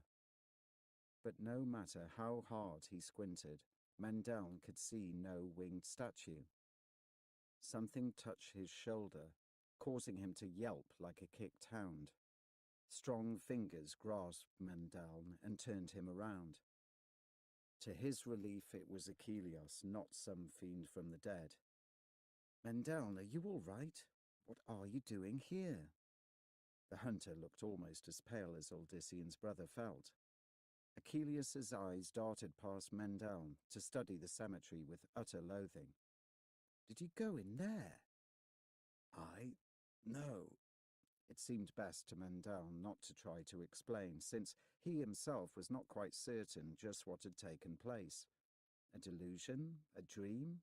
Insanity? Instead, Mendel focused on a new and intriguing question. "Achilles, my friend, why are you here? Did you follow me?" This time it was the archer who hesitated before replying with an equally suspicious, "Yes, I did." Achilleos gave Mendeln a sudden grin, then slapped the farmer on the shoulder. Don't want you getting lost, eh, Mendeln? Town this size, lots of things to distract you, huh? Mendeln was not certain whether he was supposed to be insulted by such comments, but chose to ignore them for the sake of both men. Perhaps another time he could share his secrets with Achilleus, and the hunter could do the same with him. Those secrets, he believed, all focused on that fateful stone back home. You need to come with me back to the square, Odyssean. It shamed Mendeln that he had not been concerned about his brother. Nervously rubbing his hands together, he blurted, Odyssean, is he all right? More than that, replied Achilleus, but you'll have to see to understand. He happened to look down at Mendeln's hands, his brow arched. Your hands are covered in dirt. What? I tripped in the street just before here and had to use my hands to keep from striking the stone with my face, Mendeln quickly explained. There was dirt there, he added rather lamely. To his relief and surprise, the blonde bowman took his answer at face value too. A fall in the street. You're getting too absent-minded for your own good. Here, let's find something to wipe your hands off with and be on our way. With nothing else around, Mendeln finally had to brush his hands against his garments. As a farmer, he was used to doing such, but felt a little embarrassed to be seen so in Partha. Yet, they could not very well return to Master Ethon's home first. Mendeln dearly wanted to see what was happening in the square. He started to follow Achilleos, only to falter but a few steps later. Making certain that his friend was not looking his way, Mendeln spun in a quick circle, searching. The ghosts who had been with him since the battle in the wild were nowhere to be found. It was as if that, when the shrouded figure had sent the spirits of the graves to their rest, it had also done the same for the shades of the temple's guards. Thank you, he whispered. Did you say something? Asked the archer, pausing to let him catch up. No, Mendeln replied with a vigorous shake of his head. No. Achilleus took this answer as he had the others, for which Odyssean's brother was grateful. Yet, as they hurried along, Mendeln's mind stayed not with his sibling's situation, but the unsettling, indeed even sinister episode through which he had just suffered. One thing about it haunted him most of all. Not what had happened, not exactly, no, it was a new question that the strange vision had raised, or rather, two new questions bound together. What was the dragon, and why had it chosen him? Despite Achilleos's genial appearance, his mood was actually darker than when he had gone off in search of Mendeln. The archer had not at all expected to discover Odyssean's brother standing at the very entrance to such a place. It had brought back full-blown for a second time the horrific sensations that Achilleos had suffered after touching the stone. He had tried to cover up his abrupt anguish immediately, and was thankful that Mendeln had been so preoccupied that he had not noticed. Unfortunately, that preoccupation had drawn the hunter's attention in turn, and was what ate away at Achilleos even now. When asked if he had entered the cemetery, Mendeln had denied doing such a thing, yet Achilleos did not have to have a master hunter's honed senses to know that the dirt on the other's hands was not what would have been found in the street. It had a dry consistency, an aged look, and there had been some bits of weed and grass mixed in too. The sort of dirt that would have been more likely found, very easily, in a cemetery. That, in turn, caused Achilleos to remember another time back in Serum, when brother Michelius had wished to see the grave of the murdered missionary, and had proclaimed to the archer and the others there that someone had desecrated it. The Master Inquisitor had believed Odyssean somehow responsible, Odyssean or someone near to him. And now here was Mendeln at another cemetery with dirt on his hands. Mendeln, who had been curiously absent during much of the events in the village. Mendeln, who in some ways was beginning to frighten Achilleus even more than Odyssean. 13. Day followed after day in Partha, with no end to Odyssean's task. It was not that he could not sense the forces stirring within most of those who came to him, but that their progress beyond that did not leap forward, as his and even Lelia's had done, mystified Odyssean. He spoke of it with her as they lay in bed in the elegant quarters granted them by the generous Master Ethon, but Lelia seemed not at all bothered by the lack of results. "It shows that you are even more special, my love, as I already knew," she cooed, her hand running over his chest. "But give it a few more days. I think you will begin to see what you desire." "I'm glad you think so," he returned morosely. "I also appreciate it more since I know you weren't happy when we found ourselves here instead of nearly in Khajan." "I am, if nothing else, very adaptable, dear Odyssean. I have been forced to be." Odyssean would have questioned her remark, but when he looked at her again, it was to discover that Lelia had just drifted off to sleep. A few minutes later, he fell asleep too, for the next few hours happily relieved of his concerns. The noblewoman's prediction came to pass barely 2 days later. By this time, Odyssean had touched nearly everyone in the town. There were astonishingly few people hesitant about awakening the gift within themselves, and fewer yet that he could deny. It was Master Ethon who suggested those who should be forbidden time with Odyssean. They were criminals all, the most suspicious and untrustworthy. As lead justice of the Parthan tribunal, the merchant knew most of them by face. He made certain to stand by Odyssean once he knew what was happening. "That man there," Ethon had declared, "be wary of giving him anything." He pointed to another. "He's likely to slit your throat while you greet him, so watch that one too." In the beginning, Odyssean had dutifully obeyed, but on this day he saw again the first man in question, an unsavoury bearded soul by the name of Romus. A wicked scar ran across a good portion of his bald pate, a result, no doubt, of his nefarious activities. The moment that Romus saw that he in turn was being observed, he started to leave. However, Odyssean suddenly decided that he wanted to speak with the disreputable figure. Romus, Romus, come to me." Hundreds of pairs of eyes fixed on Romus. He had no choice but to step forward despite scowls from the town guard and many others. Master Ethon, too, was not pleased. "Odyssean, I know you mean well, lad, but such as him would be more of a danger if given the gift." Lelia put a soft hand on the merchant's arm. "But, dear Ethon, how do you know that some others like Romus have not already received Odyssean's aid? Can you claim to know every villain to walk Partha?" "No, my lady, but I know a damn lot, pardon my saying so, and this one's among the worst." She would not be dissuaded. "You have seen the faces of those who have been awakened. You yourself have experienced it too. Look deep. Do you think that you could ever use it for ill?" Ethon faltered. "No, never, but—" "No one could," Lelia insisted. "No one could." Not bothering to wait to see what his host might say next, Odyssean reached for Romus, who looked less like a threat and more like a frightened child.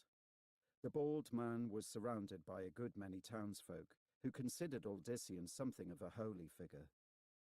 "Don't be afraid," said Odyssean. To the crowd he added, "Give him some room. It's all right." As they obeyed, the son of Diomedes drew him closer. Romus frowned but let himself be guided. Still at Master Ethon's side, Lelia leaned forward, her gaze intent. The rest of the townsfolk watched warily, Romus's reputation apparently well known. They were ready to defend Uldyssian if anything happened. But Uldyssian himself had no such fears. The moment that he touched the other man's hands, the force within him surged forth. Uldyssian immediately felt it stir something within Romus. The bald man gasped, and a look of wonder spread across his face. It made him look like a completely different person, one whom Uldyssian would have trusted with his life. It's... Romus stammered. Yes, it is. Uldyssian stepped back, as ever giving the person a chance to come to grips with the change themselves. Romus chuckled like a child, and a tear slid down his cheek. With both hands he rubbed the top of his head as he tried to comprehend. As the hands came away, Lilia abruptly called, "Uldyssian, see what he's done. Look at the scar." Uldyssian could not look at it, for it no longer existed. The skin where once the jagged cut had lain was now as healthy and as pink as that on Jonas's restored face. And it had not been because of any effort by Uldyssian. That was not immediately apparent to the townsfolk, who applauded this latest work as his. Quickly raising his hands high, Uldyssian waited for the crowd to quiet, then shouted, "What you see was none of my doing, none at all. What you see before you, the miracle you've witnessed, Romus did himself." When cries of denial arose, he grew more stern. "I say this, and I know this. Who here would call me false?" No one there could.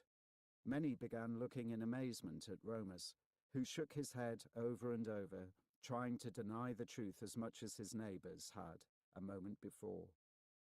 But Uldyssian would not let him. "Romus, come join me here by the fountain.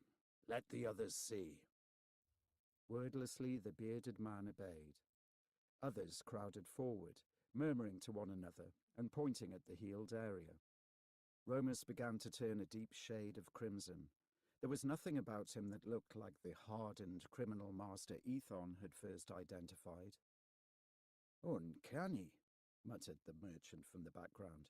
"Is it possible?" Lilia clutched their host's arm tight. "It is," she breathed to Ethon. "Do you understand now?" Yes, I suppose I do." Meanwhile, Uldyssian had gathered the people's attention again. "It may be some time before anything manifests again, but you see now what is possible. Let no one doubt that everyone will be able to do the same, and more."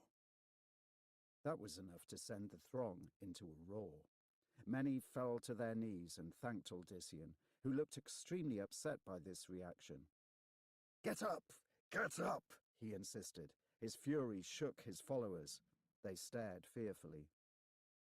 He did not care. They had to understand.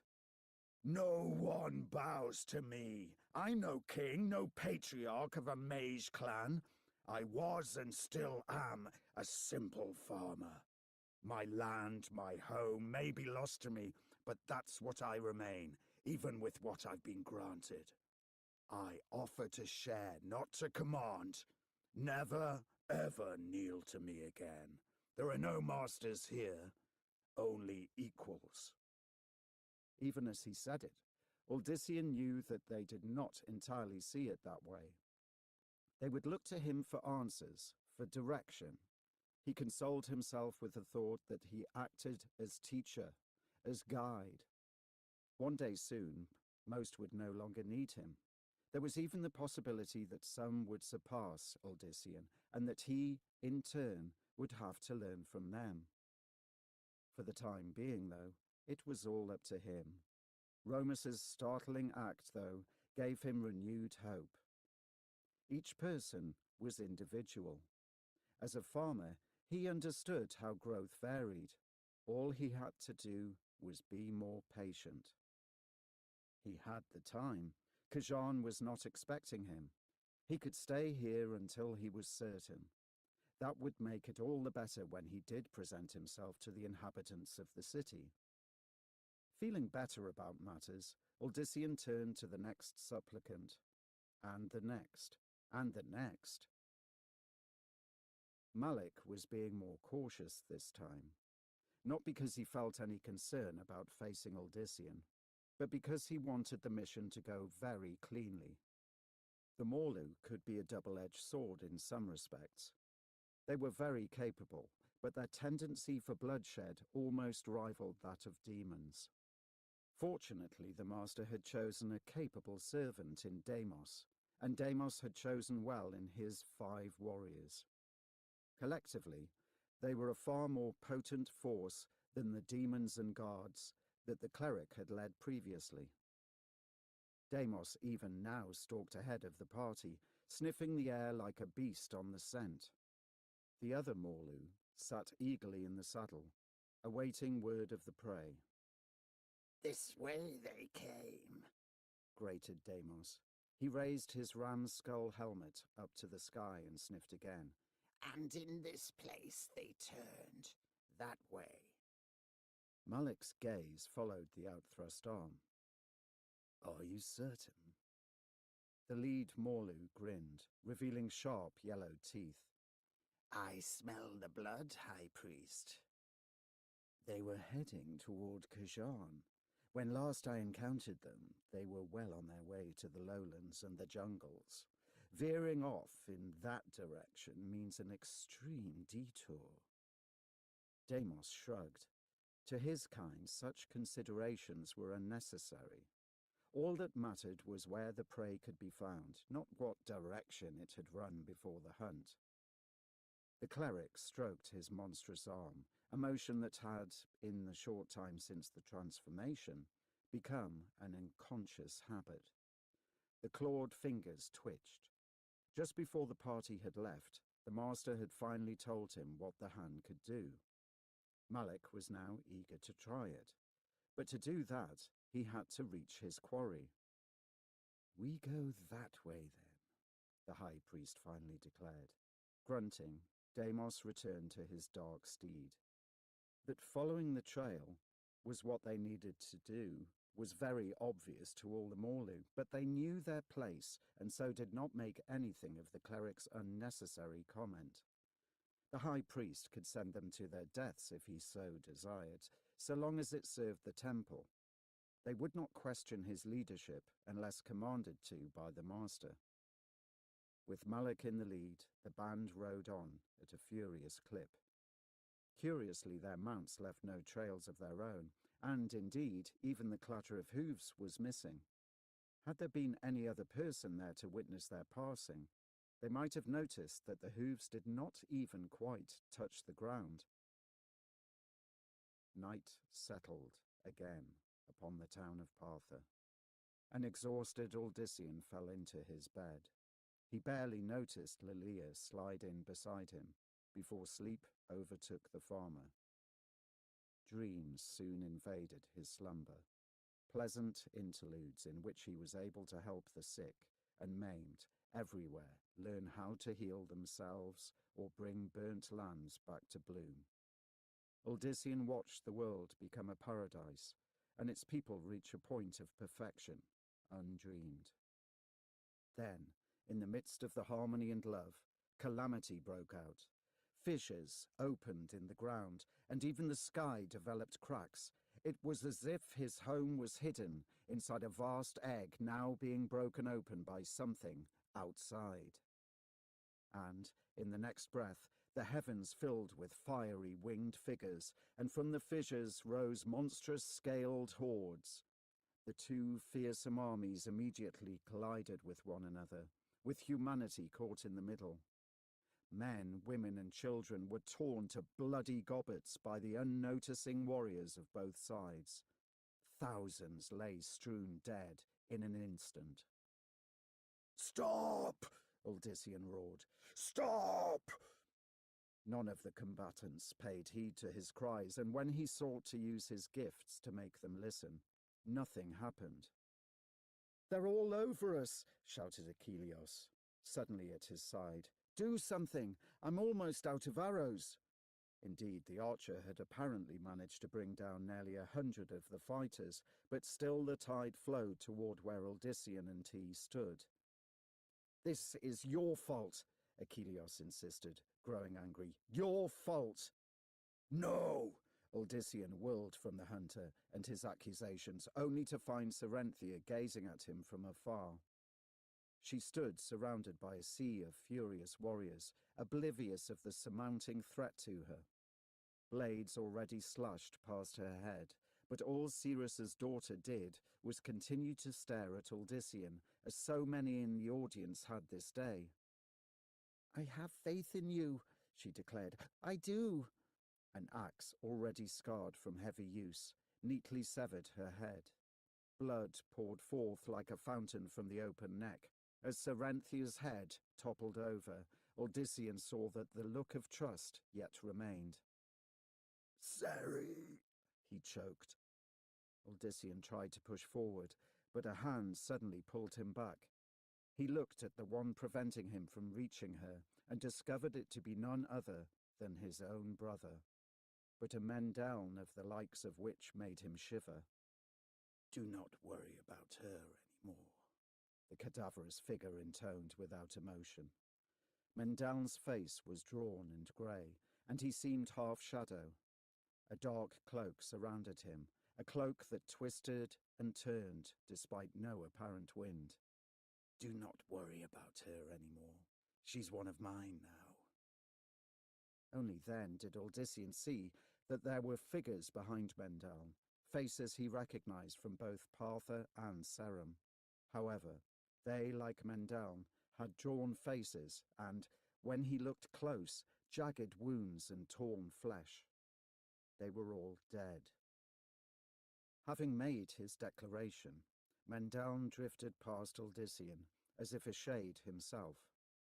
In his wake, the corpses of the innocent rose to follow. The fighting separated around Cerinthia's body, which still stood despite its death. Mendeln gestured, and the torso also turned to join him. Wait! Called Achilles, leaping forward. Throwing down his bow, he seized Cerinthia's bleeding head and rushed after Mendeln. Wait! Odyssean attempted to follow, but for him the battling legions would not make room. The winged warriors and their bestial adversaries pressed tight against one another, yet, despite heavy losses on both sides, the numbers seemed undiminished. An endless flow of replacements continued to come, filling the world to overflowing. There was no longer even a hint of the paradise that had once stood all around Odyssean. The ground was a blazing slaughterhouse, the sky burnt and smoke-ridden. Then, when he had nearly given up hope, he heard Lilia's voice call to him. Desperately he looked around for her, at last spotting the noblewoman, her finery gleaming, gliding toward him from across the carnage. The battle did not touch Lilia in the least. In fact, the combatants seemed eager to be out of her way. She ran directly into Odyssean's arms, holding him as tight as he held her. Lilia, he gasped, relieved beyond relief. Lilia, I thought I'd lost you too. But you will never be without me, my love. Never, she cooed, holding him tighter yet. Her face was planted in his chest. We are bound to each other forever. Grateful, Odyssean leaned down to kiss her. Lilia raised her face to his. Choking, he tried in vain to disengage from the noblewoman, but Lilia's embrace was unbreakable. Odyssean stared in horror as her mouth moved closer to his.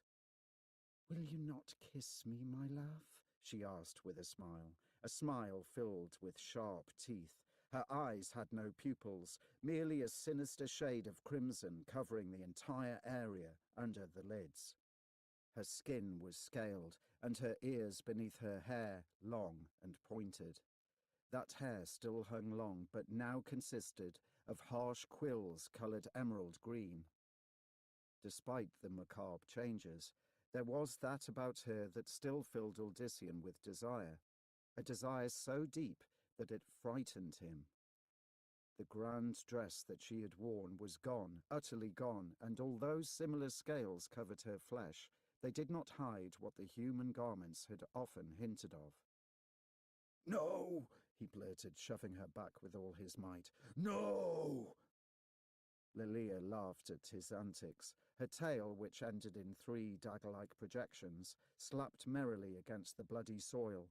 She took a step back on hooved legs, like those of the goats Odysseus had kept on the farm, and displayed herself fully for his wide eyes. "Am I not everything you dreamed? Am I not all you desire?" The demonic woman laughed again, and even though that laugh sent chills through the hapless farmer, it also heightened his desire for her. "Come, my love," Lilia continued, her clawed hands inviting him toward her. "Come, you are mine, body and soul, soul and body. Come to me." As she said this, the armies suddenly halted their struggle and turned to face Odysseus. They marched slowly toward him, their steps matching the rhythm of Lilia's voice. Body and soul, soul and body, body and, with a wordless cry, Odysseus woke up. He twisted to the side to find Lilia stretched over him, her face, her beautiful face, filled with concern. "Odysseus, my love, are you ill?" "I saw the others. You." Planting his face in his hands, he slowly pulled himself together. "I dreamed, that's all. Nothing but a bad dream." "A nightmare?" Lilia reached a smooth, unclawed hand to his cheek. Odysseus instinctively flinched, recalling her appearance in the vision. "And what a horrible nightmare it must have been," she added, "if it makes you so afraid of me." "Lilia, I'm sorry." She shook her head, letting her loose blonde hair cascade around her naked form. Even shadowed by the darkness, she was arresting. Desire again filled Odysseus, and the foul dream began to slip into forgetfulness. Snaking her delicate arms around him, Lilia whispered, "Let me help ease your mind. Let you see that you have nothing to fear from me." "Lilia, Hush." Their lips met, and stayed that way until Odysseus was well out of breath. As he inhaled, the noblewoman giggled, a sound not only extremely pleasant, but not at all like the seductive yet mocking laughter of the nightmare. "And that is just for the beginning, I promise you." Her hands caressed his arms, ran over the hair on his chest, and worked their way down. The last vestiges of the dream faded. With a playful growl, Odysseus lunged forward and filled his arms with her. The two of them rolled to the other side, where the son of Diomedes worked relentlessly to make certain that no memories of the vision would ever return. When Odysseus again slept, it was in a mood that could only bring to him enjoyable dreams, not nightmares. With lusty snores, he lay on his stomach, one arm draped casually over Lilia. But Lilia did not sleep. Lying on her back, she stared without blinking at some place in her own memory, a place far from the bed and Odysseus. There were many among humanity who believed that dreams were portents, and Lilia knew that they were not far from the truth. Dreams could be portents. She knew that better than most. Throughout their lovemaking, Lilia had managed to gather little snippets that Odysseus did not even realize he mentioned. Those combined to create a vision that had caused her at one point to nearly forget herself. Fortunately, her powers had quickly healed what would have, under other circumstances, left the farmer with a deep and hideous scar on his back. Yes, dreams could be portents, and there was that possible aspect to Odysseus. However, there was another reason for them, one that concerned Lilia far more. Dreams, and nightmares especially, could be warnings too. Lilia knew just what those warnings concerned. What she did not know was the source. She had done her utmost to veil her presence to those who would recognize it. To be sure, they now had their suspicions, but they, too, had to tread carefully. To not do so would reveal the entire situation to the high heavens. No one, not even he, desired them to discover Sanctuary's existence, which still left her at the advantage, at least as far as she could see. But this dream continued to disturb her. It did not sound like an attempt by any of those who would seek to prevent her from fulfilling her goal, yet what else could it be? It does not matter, she told herself. She was mistress of this situation. She was the one who had awakened the power of the Nephilim in the fool beside her, and through him she would raise it up in every mortal possible. Nothing would stand in her way, and if Uldyssian or Diomed failed at some point to remain a docile puppet, then Lilia would simply kill him and find another dupe. After all, there were so many men. 14. 4 more days passed in Partha, days in which Uldyssian became ever more comfortable with his surroundings. Kajan remained a focus of the future, but that future stretched further ahead with each passing day. In addition to the townsfolk, others from the farmlands and smaller communities within a day's ride began filtering in, the news spread to them by those who had already been touched. Naturally, Uldyssian greeted each newcomer and did what he could. Although progress was slow, at least now he had proof that what he had told them was true. In addition to Romus, nearly 24 others had manifested some sign of powers. Those signs varied wildly, from healing minor injuries or causing flowers to blossom, to a child's sudden ability to call birds to her hand. No two were exactly the same. That in itself fascinated Uldyssian further, and he spent some of his time trying to decipher why what worked for one did not for another. He suffered no repeat of the nightmare, and, with matters demanding so much of him, soon even forgot it. Meanwhile, the ranks now swelled in another, unexpected manner. Partha was a trading town, and so visitors and merchants en route elsewhere would stop there on a daily basis. They could not help but be swept up in the excitement going on all around them, and many who came merely out of curiosity left touched by Uldyssian. Not all did, of course, even as not all in Partha had yet.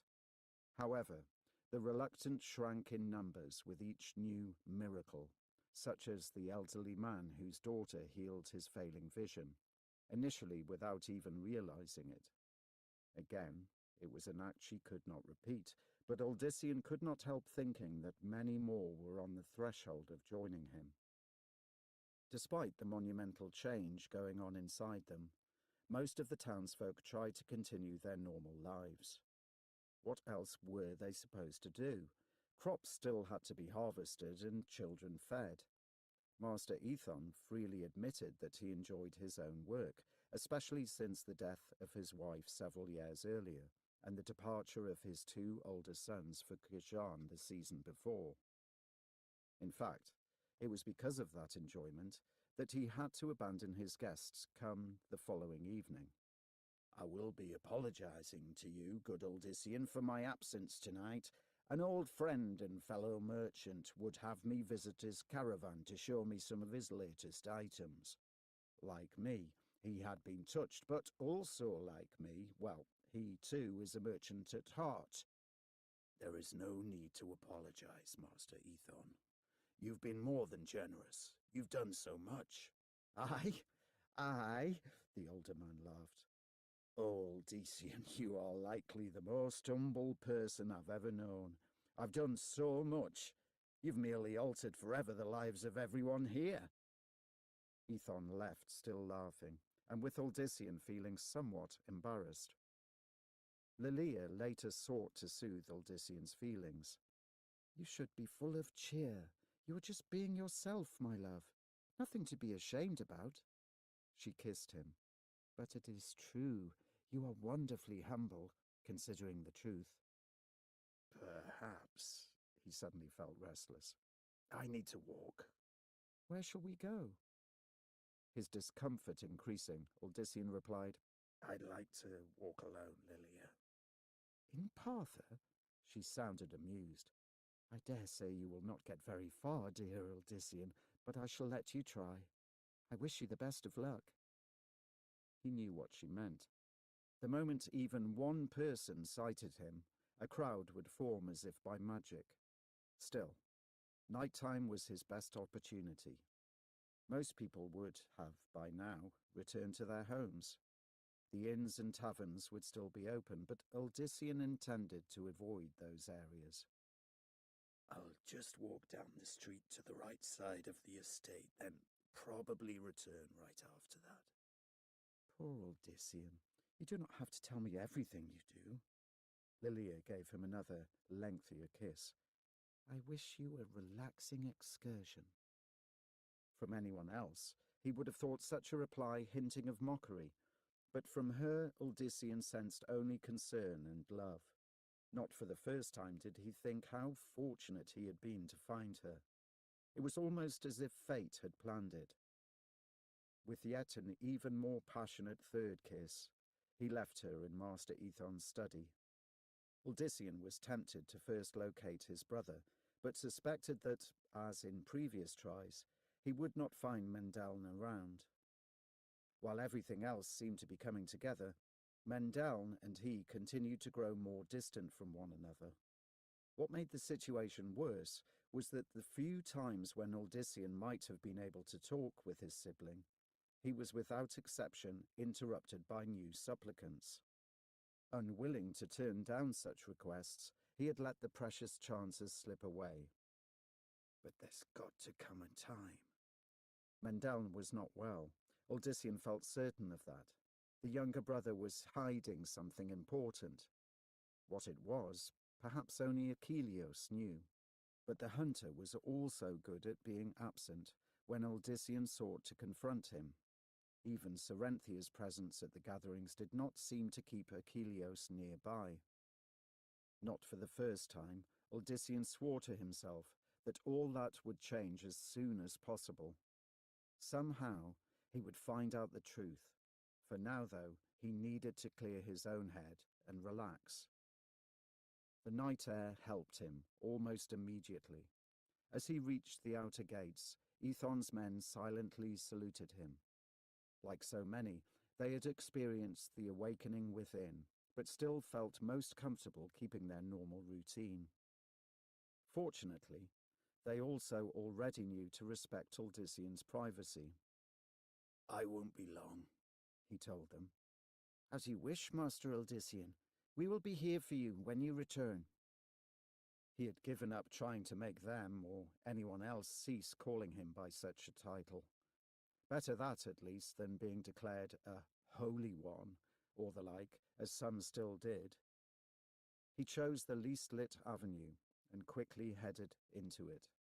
The darkness comforted him, its shadowy veil giving Odyssean a sense of anonymity that he truly needed at the moment. He began to think of his farm, surely either in utter disarray or in the hands of some opportunistic neighbour who would recognize the value of its soil. Odyssean hoped that at least someone had taken care of the animals properly. Faint voices warned him of someone coming from the other direction. Preferring to be alone, Odyssean turned down an even darker side street and hurried off before the others would see him. What little he could make out of the tone of conversation indicated that they were merely two members of the Partha Guard making their rounds, but even they represented too much interaction with the townsfolk at this point. Odyssean had no idea where the new street went, but its seductive solitude was enough to keep him on it for some distance. The voices soon faded behind him. He began to relax, as not even sleep could help him do. For the first time since before the calamity in Serum, the son of Diomedes felt like an ordinary man again. Then another voice, this one whispering, caught his attention. Odysseus looked to the left, where he thought the source lay. But from his right came a second whisper. Like the first, it was just low enough to be unintelligible. There was something about its tone, however, that raised his hackles. "Who's there?" Odysseus called. "Who's there?" From the left, the first voice began anew. Wasting no more breath, Odysseus leapt toward the sound, but his groping hands found only shadow. A third voice came from somewhere ahead. With a growl, Odysseus whirled in that direction, and once more nothing of substance could be found. Carefully, he retreated several steps, then glanced over his shoulder. There should have been some glimpse of another street a short distance back, but Odysseus saw only darkness. Suddenly, all the voices renewed their mad muttering. Worse, now they were quickly joined by several more, all speaking in the same intense tone that set Odysseus' nerve on edge. He spun around in a circle, seeking either one of the speakers or an exit, but finding neither. "Show yourself, damn it!" he finally shouted. "Show yourself!" He tried to summon the power to his command, and failed.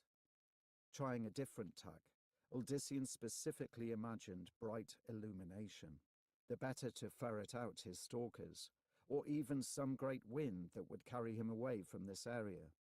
Yet these two came to nothing. Nothing. One voice suddenly seemed to come from right by his ear. He started to turn toward it, and a thick limb from the opposing direction wrapped around his throat. Choking, Odysseus struggled to free himself from whatever had snared him. He could not even tell if it was an arm or some sort of tentacle, only that its grip was stronger than iron. As the lack of air took its toll on him, Odysseus' thoughts went to Lilia. He could only assume that this attack had to do with Malik, and so he feared that the high priest would next go after her. Yet, even that concern did not give him the might to escape. Then, from out of nowhere, there came a hiss, followed by a snarl like that from the throat of a foul beast. At the same time, some instinct took over in Odysseus. Every muscle in his body tensed. The air rippled. A guttural exclamation filled the night, followed immediately by a crash. The tightness around Odysseus' throat vanished, along with it the insidious whispering. Suddenly, there was only the sound of him trying to catch his breath. That and the soft padding of swift boots. "Odysseus," came a voice very familiar to him. "Odysseus, I thought I saw... Damn, I don't know what I saw." But despite that little obstacle, Achilles had evidently managed a masterly shot. In the blackness, it could have just as easily been Odysseus whom he hit, and certainly that would have been a high probability had it been any other archer. However, Odysseus knew his childhood friend's skill well, and so understood that his life had never been in danger, at least from an arrow. "Thank you," he gasped. Achilles, bow over his shoulder, helped Odysseus straighten. "Don't thank me for anything. I'm sorry I didn't manage to kill whatever had you. Though I'm damned if I know why not. I had it, or him, right where the back of the neck should have been. If it was an assassin, he should lie dead at our feet right now." Making certain that Odysseus could stand on his own, the hunter knelt.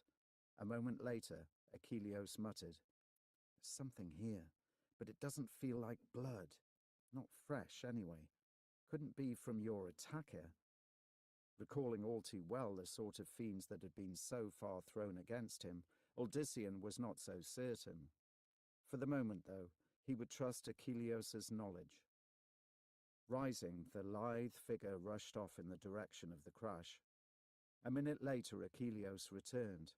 What little was visible of his expression revealing his disgruntlement. Something heavy struck the side of that building, he said, gesturing at the darkness from which he had come. Cracked it good, but whatever it was got up right after and ran off. That too did not surprise Odyssean. Malik would have sent servants far more capable than the previous ones. They had planned their little trap better this time, waiting for him to venture out on his own. The high priest had read him well. He had known that his prey would eventually seek private time. Then it occurred to him to wonder just what the archer was doing here too. Odyssean had long given up believing in coincidence. But before he could ask, Achilleus said, "I'd suggest we leave this area for somewhere a little more populated. You might enjoy your privacy, but surely not that much anymore." With a nod, Odyssean followed his friend back the way they had come. Achilleus apparently could see in the dark much better than him. The hunter soon had them back in the vicinity of Master Ethon's house. Only then did both pause to breathe normally. "Much better," commented the blond man. "Thank you again," Odyssean returned. "Now, tell me how you happened to be right there when I needed your help." Achilleus cocked his head. "And why did you need my help, Odyssean? What happened to you back there?" Odyssean would not let the questioning turn to him, not just yet. "Answer me, Achilleus." There was a long hesitation. Then, "I thought you were going to be in danger." His phrasing left Odyssean puzzled. "What do you mean?" "I just had a feeling that something was going to happen, and so I followed a hunch, that's all." "And managed to follow it all the way to where I was." The archer shrugged. "It's nothing new, just an instinct," father would have said. Achilleus's father had been a hunter like him, one whose reputation had never been dwarfed until his own son. What makes me a good hunter, I guess? But Odyssean was thinking that it was much more than merely an instinct. He refrained from saying anything, yet suspected that Achilleus had turned the very same gift that Odyssean carried into something honed to his particular talents. More to the point, it was possible that the archer's family had been doing so for at least 2 generations. That meant that there was more to the powers growing within them than even he had believed. Odyssean realized that he was likely not even the first to learn of the gift, merely the first to understand that it was something astonishing.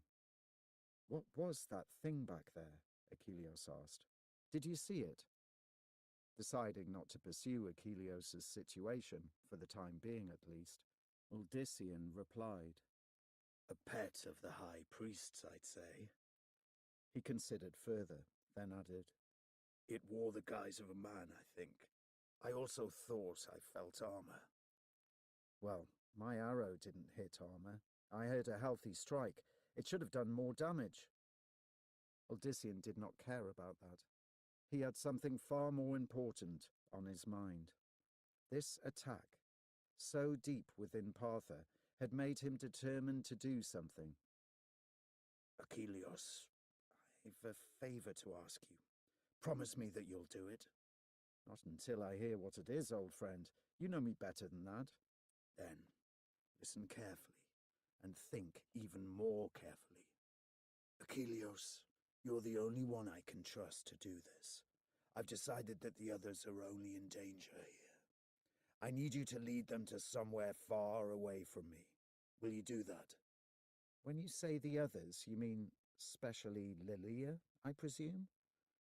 "All of you, but yes, I hope you can help her, obviously." Achilleus glanced around to see if anyone was nearby. However, the streets were empty. "I understand why you would want Lilia, Seri, and Mendeln away from here, and you know that I most of all want Seri to be safe." "Achilleus." The hunter waved him to silence. "I can never be you in her eyes, but I live with that. Still, even though we agree that they shouldn't be here, and I understand that you'd like me safe too, naturally," he added with a chuckle, "I know that not one of them would agree to go, not even your brother. They'd fight me, fight you, Odyssean." This isn't safe for any of you. You've the proof of that tonight. Aye, and telling them of it would just make them all that more stubborn, which I can't say I blame them for.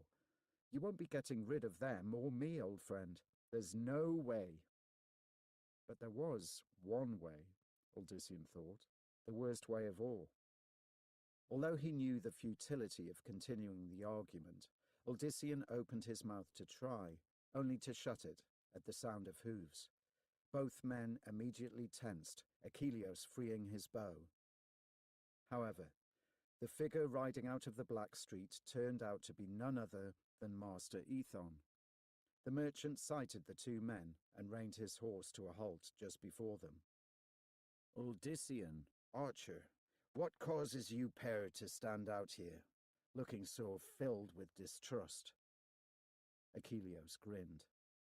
Just nerves, Master Ethon, just nerves, that's all. With a quick nod, the son of Diomedes agreed. I needed a breath of air.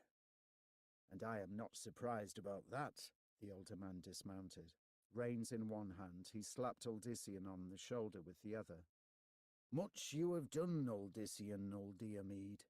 Much you have done. He hesitated, then added, If there is anything I can do to be of service to you beyond what I already have, please do not hesitate to come to me. Odyssean felt embarrassment. Fortunately, Ethon unexpectedly turned his attention to Achilleos. Have I told you what a fine bull that is, Archer? I have had my eye on it since first I saw it. 'Twas my father's, Master Ethon. He kept it as good as the day it was carved, and I've done my utmost to see it stays like that. Half a man's skill depends on the bow he wields. So much, you think? May I hold it? The merchant asked, extending a hand. By all means. Achilleos let their host inspect the weapon. Ethon ran his fingers expertly over the finely crafted piece. Odyssean, who himself had admired and even fired the weapon several times over the years, saw it anew. Few there were who could have surpassed the work of Tremas, Achilleos' father. But had Tremas's exceptional talent with carving also been some variation? After giving the bow a very thorough inspection, Master Ethon finally returned it to its owner. A splendid piece, yes. I look forward to seeing it in action again. His comment caused the other two to briefly exchange glances. The leader of Partha had no idea just what he was asking. Odyssean felt certain that the attack in the street had just been the very beginning of something far more sinister. Something that could engulf the entire town. Something that could very well destroy it and everyone within. The sheep poured out of the temple, unaware that they were one step closer to losing their souls. And more, to Lucian. No, not to him. The Primus quickly thought his pious expression hiding sudden concern, rather to the greater glory of his father and the other prime evils.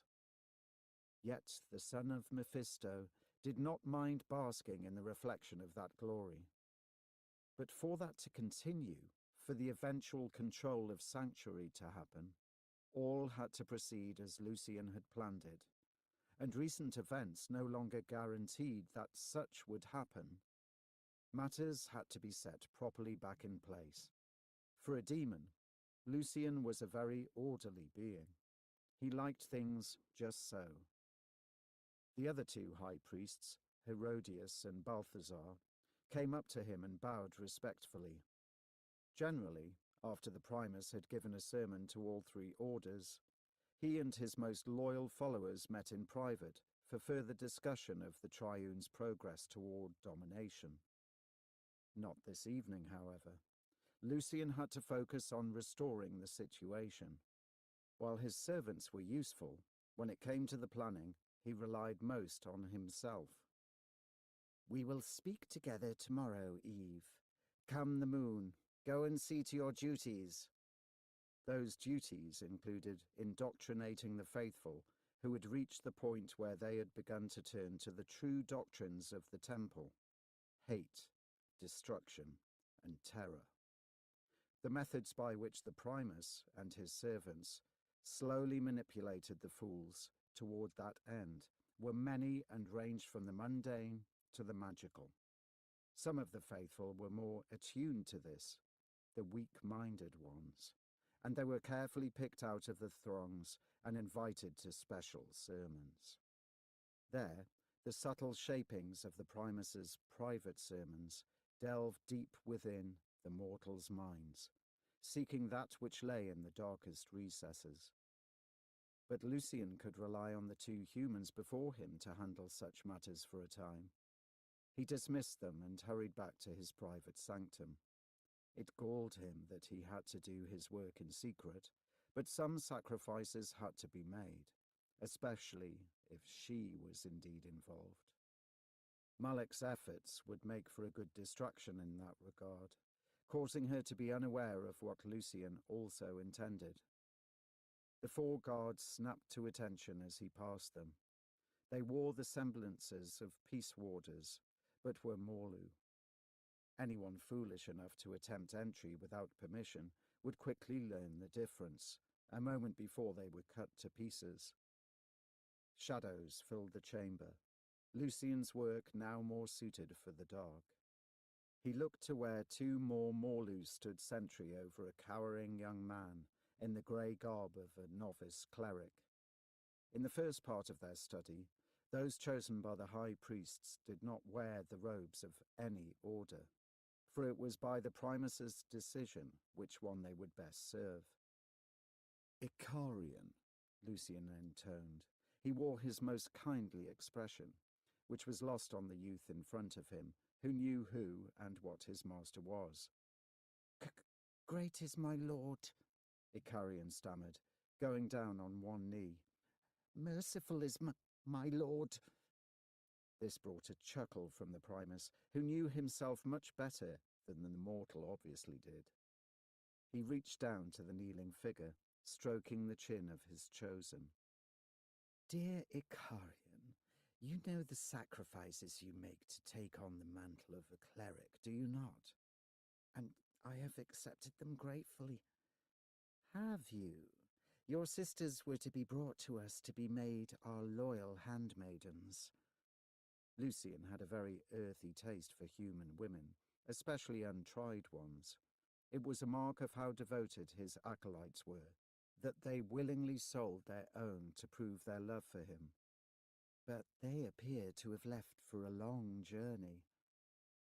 Master, The hand that stroked the chin now painfully clamped the mouth shut.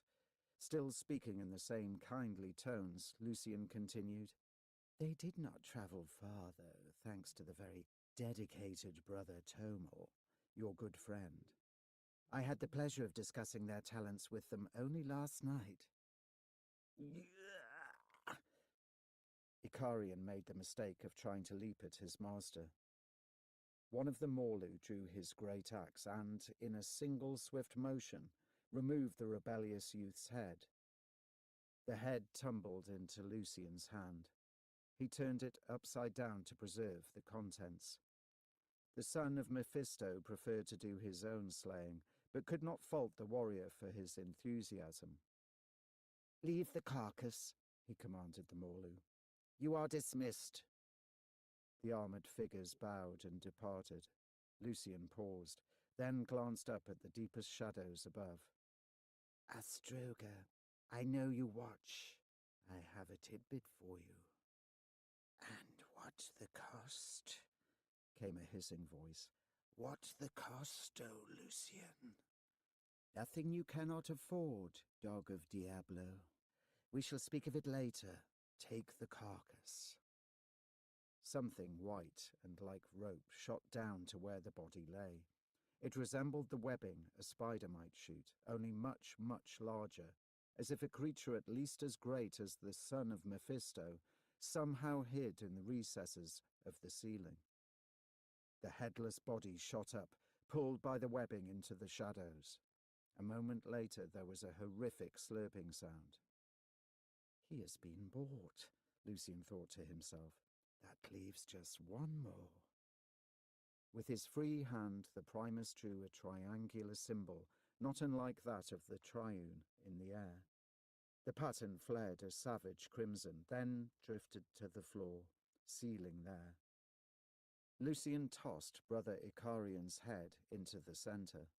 It landed perfectly, the bulging eyes staring up, the mouth slack as if in mid-scream. Blood puddled around it, in actuality feeding the burning symbol with power. "Gulag, I have something for you. Come and get it." The stone floor beneath the head began to shift as if suddenly liquid.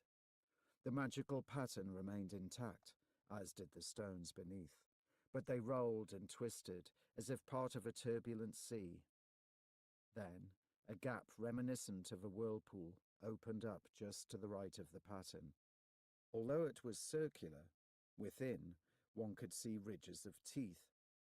The mouth swirled around the pattern twice, then sought to engulf it. Dark sparks arose each time it attempted. At last the toothy gap paused.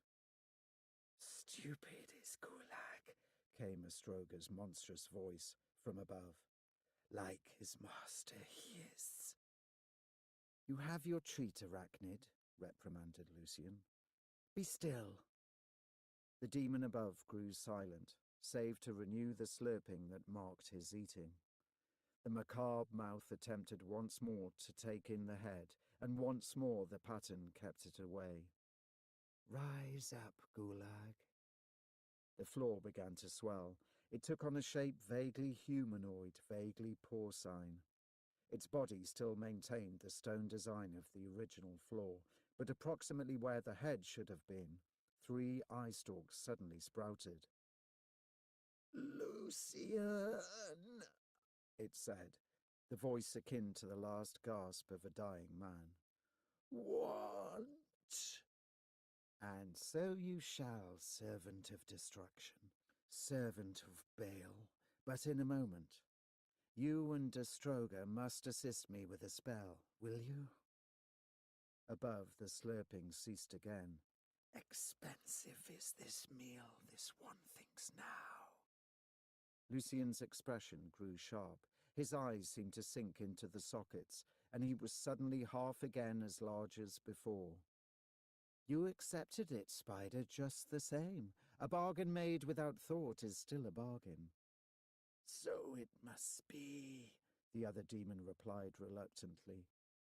Looking slightly more like the genial Primus again, the son of Mephisto focused on the second demon. "And you, Gulag, do you have any reservations about accepting what I offer even before hearing the price?" "Destruction?" He smiled at the simple question. Yes, there could very well be some. "Head." It was as close to an acquiescence as Lucian would get from one of Baal's minions. He gestured at the pattern, removing it. Gulag's mouth suddenly expanded to nearly his entire length. The skull of Brother Icarian tumbled into the bottomless maw, vanishing. The demon shut his mouth, then formed a crude smile out of the stone pattern. Lucian nodded. Steepling his fingers, he closed his eyes in thought. "Excellent. Now, this is what I seek from the two of you." 15. The illusion of peace shattered. Odyssean lived in a constant state of high concern. Malik was nearby, no doubt plotting something more heinous. As ever, Odyssean did not fear for himself so much as he did Lilia and the others. However, as Achilleus had said, they would not leave him of their own free will, and he had no idea how to make them change their minds. Noticing his darkening mood, Master Ethon pulled him aside after dinner the next evening. "You are not yourself. Does something ail you?" "There's nothing." The dark eyes burned into his own. "Yes, I think that there is, but you do not wish to talk now." Ethon frowned. The other night I offered whatever additional help I could to you. I think this is just such a situation. Perhaps if we met alone when the others sleep, I could at the very least pass on some advice. Since the death of his parents, Odyssean had more or less relied on his own advice over the years, only now and then turning to the likes of Cyrus and other friends of his father. Still, the merchant had seen much and lived through more, and surely had a view of matters far exceeding that of the farmer. Odyssean finally nodded gratefully to his host. "Thank you. I'd like that."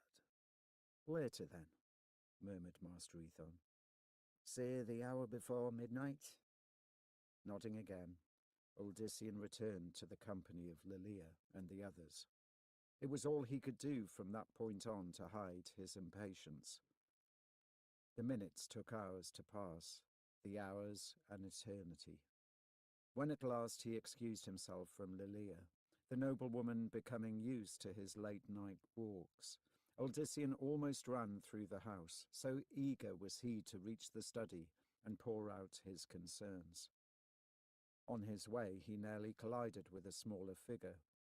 Cedric looked up at him, the youth's face oddly pale. "Ced, what do you still do up?"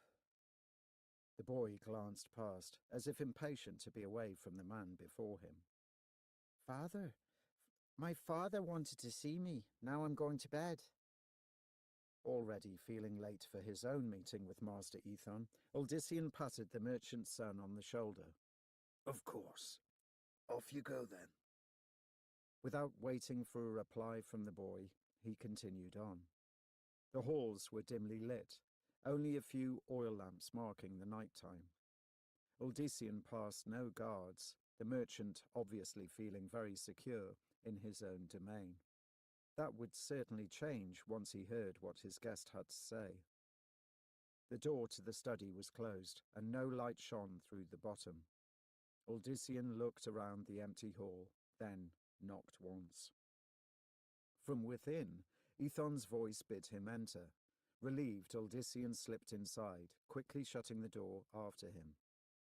The only illumination in the room came from a single candle, situated atop a small mahogany table to the side.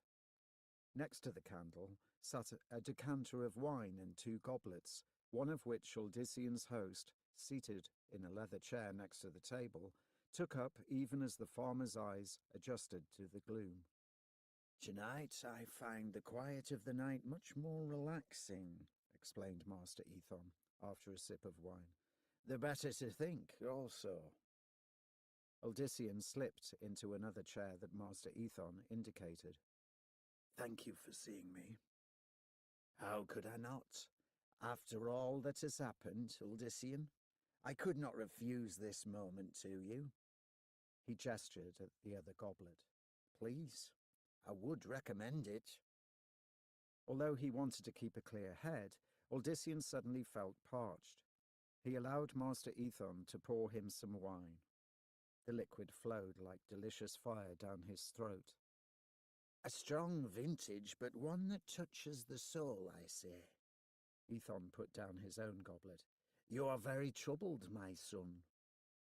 Clutching his wine in both hands, Odyssean leaned forward and explained his concerns for his friends and Partha itself.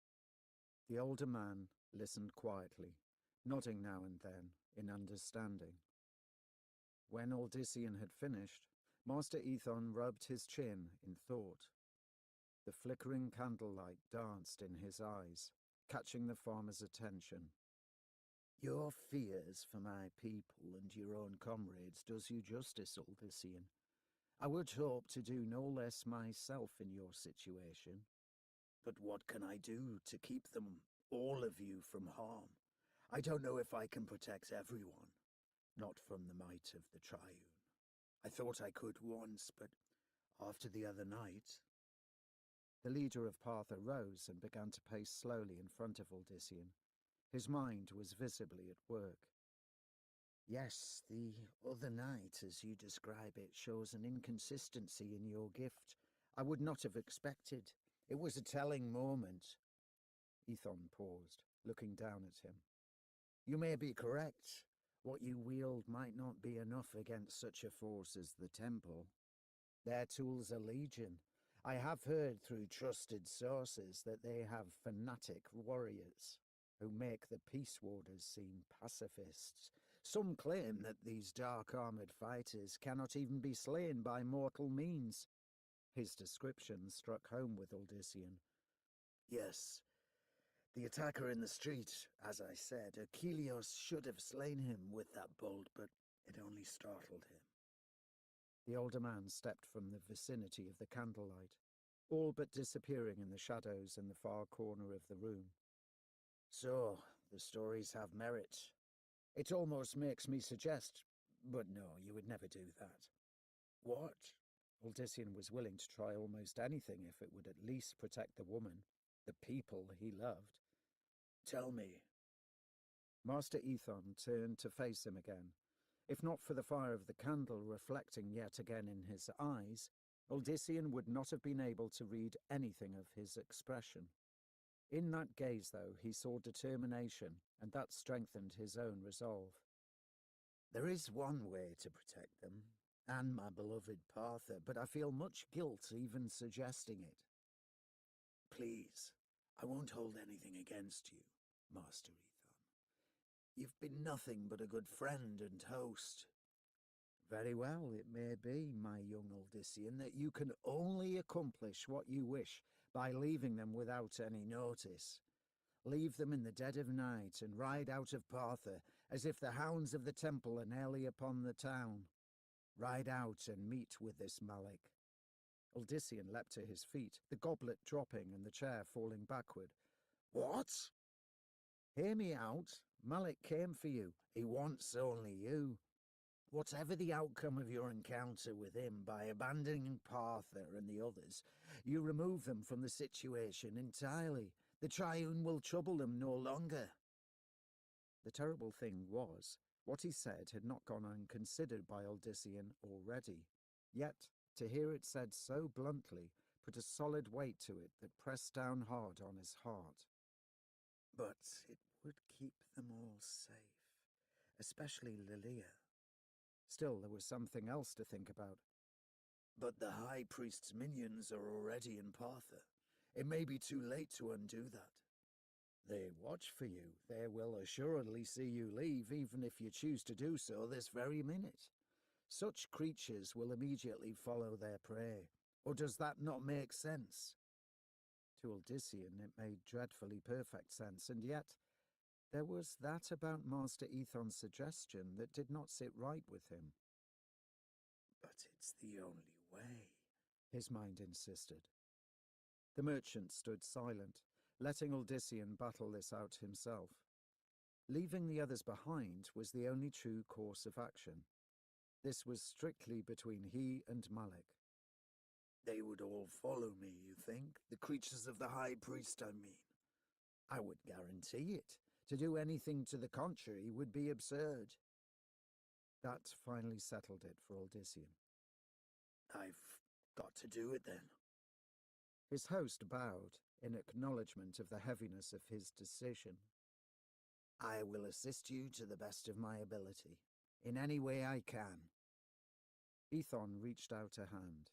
Uldyssian instinctively did the same, but just before the two men could shake, a sense of urgency overtook the son of Diomedes. He pulled his hand back and stared at the merchant's eyes. There was something wrong about them. He tore his gaze from the merchant's, suddenly needing to look toward the ceiling. It was too late. From the darkness above, a heavy, armoured form fell upon the farmer. It brought him to the floor, their combined weight cracking the boards beneath them. "There is ever something that causes the best plans to somehow go awry," snapped a voice that was not the merchant's. "I begin to wonder if it has to do with your curious and unpredictable abilities." Even as Uldyssian struggled against his opponent, he recognized the new voice. It was Malik speaking. Malik in the guise of Master Ethon. "All so very simple. Or so it was supposed to be.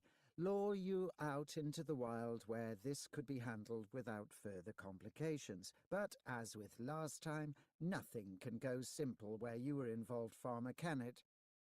His face almost crushed into the floor. Odyssean gasped. Where is Ethon?" "Why, right here," replied a voice that was now both Malik's and the merchant's. "Let him see," the cleric ordered Odyssean's guard. From behind, a thick hand grabbed the captive by his hair and pulled hard, forcing him to look up. The image of the merchant still stood before Odyssean. "Right here, in the flesh," Ethon said, once more using the high priest's voice. The figure chuckled, then added, "Or at least wearing his flesh." He reached up and touched his cheek with the palm of his right hand. Where the hand came into contact with the face, the skin there suddenly dripped, as if melting. In large portions it started sliding down to his chin, where it hung in gobbets. Odyssean's stomach turned. He struggled to free himself, but the monstrous warrior had him in a tight grip. Through the macabre display, the high priest's own dark countenance began to peek out. Malik pulled his hand away, which caused the horrific melting to cease. He showed Odyssean his palm. Revealed there was a sight more terrible than the face, for it was no human hand that Malik had, but rather something that matched his demonic heart well. The high priest flexed what passed for fingers, and it amazed Odyssean that he had not noticed the misshapen appendage, despite the disguise. "A simple use of misdirection and illusion," explained Malik, reading his expression. Or his thoughts. He thrust the limb closer. "Granted me by my master to assist in this hunt. I tested it twice before the merchant, whom the Morlu caught as he was returning to his home. He was an opportunity that I could not pass up." Odyssean spat at the man, unfortunately coming up short with his effort. His guard, a Morlu, the high priest had called him, rewarded the captive's attempt by slamming Odyssean's face in the floor again. "That will be enough," Malik commanded. Whether to his prisoner or the guard, it was impossible to say. "Raise the fool up." Another pair of powerful hands took hold of Odyssean's right arm. The original Morlu shifted to the left. The two armoured giants held Odyssean in vice-like grips. "Not as I originally intended, but this will do." The door opened. Glancing there, Odyssean saw in horror that Cedric had returned. "Go!" he shouted at the youth. "Run!" But instead of obeying, or at least looking fearful, Cedric ignored the warning. To Malik he said, "The woman's not in the room." The blood drained from Odyssean. The voice emerging from Ethon's son was no more that of the boy than Malik's had been the merchant's. "No!" he gasped. "No!" "She must be there," insisted the cleric. "I sense her there even now. The arm, too, verifies that. It is drawn to her, as the master said. You looked in the wrong room." Cedric shook his head, with a dismissive shrug toward the gaping Odyssean. He grunted, "This one's scent is all over the room and the bed. Nothing of her, no smell, no trace." Malik reconsidered. "I see, this is a wily prey. Certainly more so than this buffoon." Odyssean could not make sense of everything the pair said, but one bright point stuck out. Malik had sent this abomination. Tears streaked down Odyssean's face as he thought of what had happened to the lad, to hunt for Lilia. That, thankfully, had so far ended in failure. "Find her quickly, Deimos," the high priest continued. "You will leave nowhere untouched. The spell I cast will continue to muffle any sounds within the house only. Recall that at all times." "I will hunt her down, Great One, and she will not live long after that."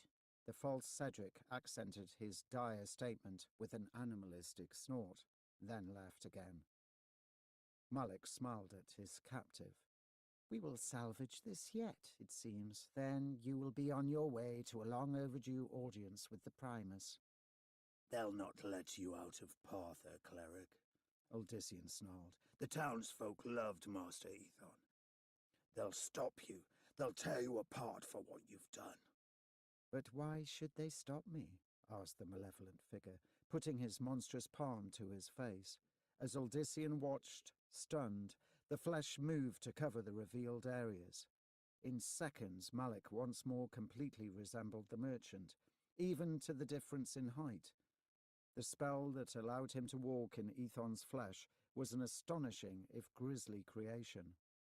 Why should they stop their dearly beloved leader? Indeed, there was no reason, and Odyssean now saw that. The guards and any bystanders would be fooled just as he had been, especially in the dark. She must be with one of the others, Malik went on, turning back to the question of Lilia. Perhaps she is already seducing one of them to take your place. The high priest could not have said more terrible words in front of Odyssean. His blood boiled, and a mindless rage swept over him. He shoved back in an attempt to free himself from his guard's grips. But instead of the few steps back, steps during which he had hoped his captor's feet would trip, Odyssean and the two Morlu flew across the study. And through the window. Debris rained down on Odyssean as he and the Morlu fell. Despite their predicament, the bestial warriors clung to him as if their lives depended upon doing so. Odyssean, in turn, tried to fold himself up as much as possible, aware that the ground was not all that far. They collided with a thud and a rush of dirt. The crack of bone echoed in Odyssean's ear. One of the Morlu let out a rasping cry, and his fingers slipped from the captive's arm. Odyssean immediately tried to pull free of the other warrior, but the Morlu held fast. As the two rolled over, they came face to face. The night shadowed the Morlu's countenance much, but not enough at such close range to prevent the son of Diomedes from seeing the black pits where the eyes should have been. A fist in the Morlu's chin did nothing. Odyssean grabbed for the throat just as his foe did the same. The warrior's fingers all but threatened to crush his windpipe, yet for some reason the Morlu held back. It took Odyssean several precious seconds to understand why. They still wanted him alive after all this. Why else try to take him in secret? However, while that gave him some hope, he could not completely discount the Morlu forgetting orders and finally simply killing the man with whom he struggled. What stared at him from within the unsettling ram-skull helmet was not human, not anymore. At any moment, his foe might become lost in bloodlust. With all his will, Odyssean attempted to summon the same strength that had thrown him and his two bulky adversaries so far away. Gritting his teeth, the farmer swung at his foe again, this time aiming at the only target, the heavily armoured chest. The Morlu blocked his wrist, slowing the strike. Odyssean's fist splayed open. His palm slapped lightly against the breastplate, hardly enough to do any damage. The Morlu went sinking into the ground, as if a huge invisible hammer had struck him. He sank so deep that there was not even a trace of him to see. Another hand seized hold, even as Odyssean sought to recover. Shouts erupted from elsewhere, likely Master Ethon's guards coming to protect their employer and his property. Odyssean wanted to warn them of Malik's horrific masquerade, but the remaining Morlu, having recovered from the fall, now fell upon him in earnest. Perhaps recovered was not quite the correct word, for as the warrior spun Odyssean to face him, the son of Diomedes found himself staring at a head bent completely to the right. A good portion of the Morlu's neck stuck out in an obscene and impossible manner, yet none of this appeared to matter to the furious creature. Once again, fingers clamped around Odyssean's throat. The Morlu squeezed, but not enough to kill. Odyssean's air was cut off. He knew that all his foe had to do was wait for him to pass out.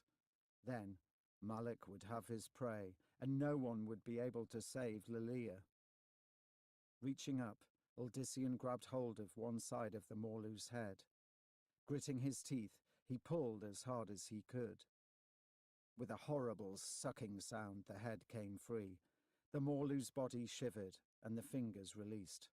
They grasped blindly for the head, which Odyssean pulled back. Like something out of a ghastly puppet show, Odyssean led the torso several steps toward the wall surrounding Master Ethon's estate. Then, with as much strength as he could muster, he threw the head over. The torso lunged, only to collide with the wall. It repeated the attempt, but with the same results. On its third try, the headless body stumbled, then slid to the ground, where at last it stilled. Exhaling, Odyssean quickly looked back at the house. There was no sign of any activity in the study, but around the grounds guards scurried. 2 of them closed on Odyssean. The moment that they recognized him, the pair slowed. He gestured at the house. Inside. There's more inside. Beware. You must cut off their heads. They looked at him with somewhat fearful expressions. Odyssean did not care if they believed him. He ran past, already fearful that Malek had located Lilia, or any of the others for that matter. Bursting through the front doors, he stumbled over something in the dark. Twisting around on the floor, Odyssean discovered to his horror a corpse that surely had once belonged to one of the merchant's household servants. Once again, the contents of Odyssean's stomach threatened to come up, for the body had been completely and perfectly flayed. First, Ethon and his son, now this poor soul. Odyssean was caught between revulsion and bitterness. Each of the horrible demises could be tied to him. Yet Odyssean was not foolish enough to blame himself alone. Malek was the culprit who had done the foul work. Malek at the bidding of the Primus. Anger again overwhelmed him. There was nothing that Odyssean could do about the mysterious Lucian, but he could try to see about making certain that the high priest troubled them no more, even if he had to sacrifice himself in the process. The guards he had spoken to stopped at the entrance, the torch in the hand of one illuminating the grisly scene for them. They stared round-eyed at Odyssean. Beware anyone in the house bearing a weapon, or anyone with the semblance of your master and his son, if they are truly Ethon and young Cedric. He had to choke back the emotions swelling up, or else the guards would suspect the truth. Then they will understand that you locking them away is for their own safety.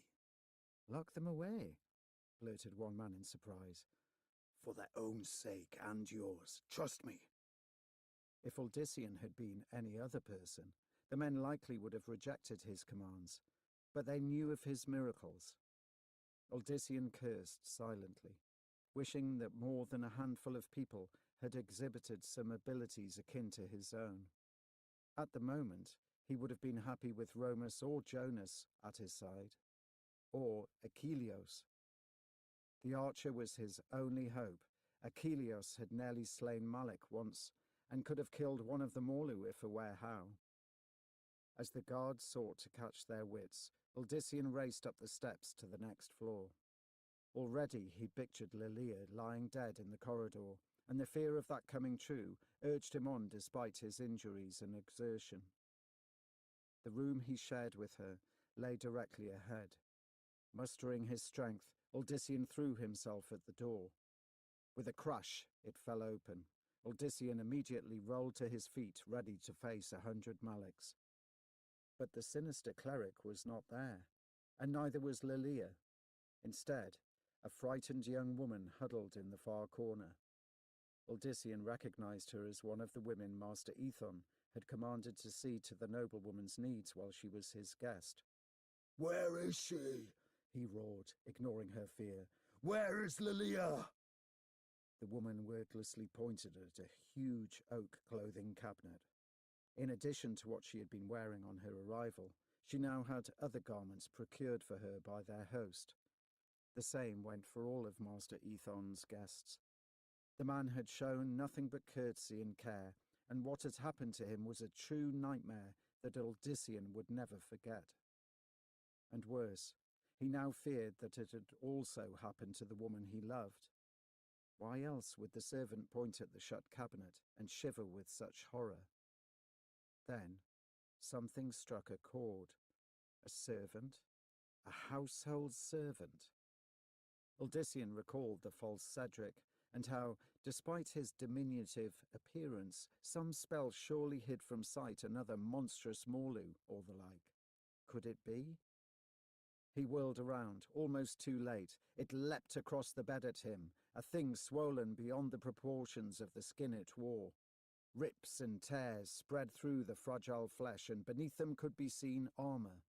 The face was a contorted mask no longer fitting, and even as the horrific figure fell upon him, Odyssean could not help but again marvel at how Malek's spellwork made size and shape of no consequence to the guise. The two crashed into the cabinet, reducing it to splinters. Scraps of stolen skin dropping from his ghoulish countenance, the Morlu raised his hand, a hand in which he now wielded a savage curved axe. With a grating laugh, he brought it down upon Odyssean. 16. Achilleos woke with a start. He reached for his clothes, throwing them on as quickly as he could, then snatching the bow and quiver from a nearby chair. The archer heard not a sound, but something set him on edge. He crept toward the door, pausing there to listen. At first, all was silence, but then Achilleos heard faint movement, either of someone very slight or very sure-footed. Looping the bow over his shoulder, he retrieved the hunting knife he always carried on his belt. Then, with the utmost caution, Achilleos opened the door a crack. The dim light of a single weak oil lamp mounted in the wall gave his expert eyes just enough illumination to see down the corridor. Someone moved at the very edge of the lit area, but not a figure tall enough to be Master Ethon or one of the household servants. In fact, it looked like young Cedric to him. The boy slowly moved along, pausing now and then before various doors. He stopped in front of the one leading to Cerinthia's chambers, then moved on. For some reason that caused Achilleos to exhale in relief. What exactly the merchant's son was doing, the archer had no idea. There was nothing normal in Cedric's behaviour. Achilleos began to fear that the boy's mind might not be all right, or that, considering the events of the recent past, something or someone had control of it. That decided it for him. Moving as silent as a cat, Achilleos stepped out into the corridor. He kept the knife ready, for what he did not know. Not to use it against the poor boy, certainly. Ethon's son was an innocent. Cedric continued to study the doors, but also peered at alcoves and even, at times, the ceiling. Achilleos wondered what he expected to find above, then decided that he would prefer not to know. Eyes well adjusted to the dimness, the archer kept pace with his unsuspecting quarry. Achilleos reached Cerinthia's door. He hesitated there, leaning his ear close. Within, the soft sounds of her steady breathing reassured him that she was unharmed. Straightening, Achilleos focused on Cedric again, or would have, if the youth had been anywhere to be seen. Somehow, in the brief seconds when the archer's attention had been on Cerinthia's safety, Cedric had vanished from his view. Frowning, Achilleos pushed forward. Master Ethon's son had to be somewhere ahead, unless he had managed to slip into one of the last rooms without Achilleos noticing. That was highly unlikely. The hunter could not have missed such an obvious action. But as he neared the end, it seemed to Achilleos that entering a room was the only possibility to explain Cedric's disappearance. Yet the most likely of the doors proved locked, and surely he would have heard the rattling of the handle. A few more steps took Achilleus to the far wall. Perplexed, he ran a hand across the area, thinking that perhaps there was a hidden door. Unfortunately, he discovered nothing. The wall was very, very solid. Then some inner alarm made him look up at the ceiling, only to find that while it was dark there, it was also empty of any nightmare. Achilleus frowned, briefly wondering why he had suddenly felt as if danger had lurked above him. Still perplexed by Cedric's disappearance, he turned back. Master Ethon's son stood only a yard away from him, gazing up solemnly at the tall archer. Achilleus all but jumped. "Ced, I was looking for her," the youth remarked quietly and steadily. "The one with Uldyssian." "Lilia, you mean? Why would she—" "Lilia," Cedric repeated, almost as if memorizing it. "Do you know where she is?" "I'd imagine with Uldyssian, as you said, lad." Achilleus chuckled, but had not disturbed them now. "Would probably be very inopportune." "She's not with him." "And how would you know that?" For reasons he could not explain, the archer suddenly felt very cold. Achilleus leaned toward the boy. "Ced, are you all—" Master Ethon's son shoved him against the wall with such force that the hunter felt the wood crack. Giving silent thanks that it had not been his bones that had made such a sound, Achilleus let himself drop to the floor. Just above his head, Cedric slammed a fist into the wall, wreaking further damage in a manner impossible for one his size, or even Achilleus's for that matter. The hunter kicked out, hoping to knock his attacker off balance, but it was as if Achilleus struck solid rock. The impact vibrated through his body. Cedric appeared unaffected. In fact, Achilleus could almost swear that the boy smiled at his puny effort. As the small figure reached for him, the hunter reprimanded himself for still thinking that it was the merchant's son with whom he battled. This was not Cedric. This was possibly not even anything human. Achilleus recalled too well the demons in the wild. Surely this had to be one of them. With an agility born from keeping on the trails of the most wily animals, Achilleus managed to avoid the grasping hands. He shoved himself forward, slipping past the false Cedric. Unfortunately, as the hunter tried to get to his feet, one hand finally snagged him by the collar. With a triumphant grunt, Cedric threw Achilleus down the corridor. Achilleus landed hard, but the sound of his collision was oddly muffled. He doubted that anyone other than he could have even heard it. Clearly another spell at work, and one which concerned Achilleus as much as the creature masquerading as the boy.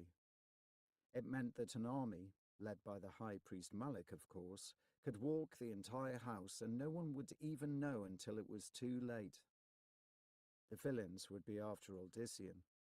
It was possible that they even had him captive already. But why then would they want Lilia? He could only assume that either he was wrong and his friend had escaped the high priest's grasp, which meant that they wanted to use the noblewoman for bait, or Uldyssian was a prisoner, as Achilleus had first supposed, and Lilia was to be used to force him to remain compliant. But whatever the reason, she had not been with him. Achilleus gave thanks for that stroke of luck, even as he scurried to his feet to avoid being fallen upon by his assailant. Her escape meant there remained some hope. He had no more time to concern himself with Uldyssian and Lilia, for suddenly Cedric wielded in his hand a pair of vicious swords nearly the length of his body. Achilleus had no idea where those weapons had come from, but the creature used them with tremendous skill, cutting arcs in the air, and through a wooden railing too near. Fragments of wood went flying. There was also something else different about the figure before Achilleus.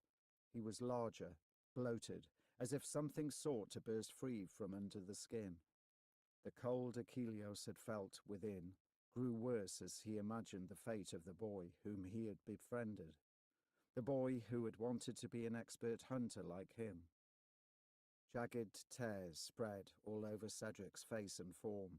The right side near the jaw snapped away, revealing underneath something as pale as death and clad in black metal. What had once been Master Ethon's son now stood nearly as tall as Achilleos, and wider yet.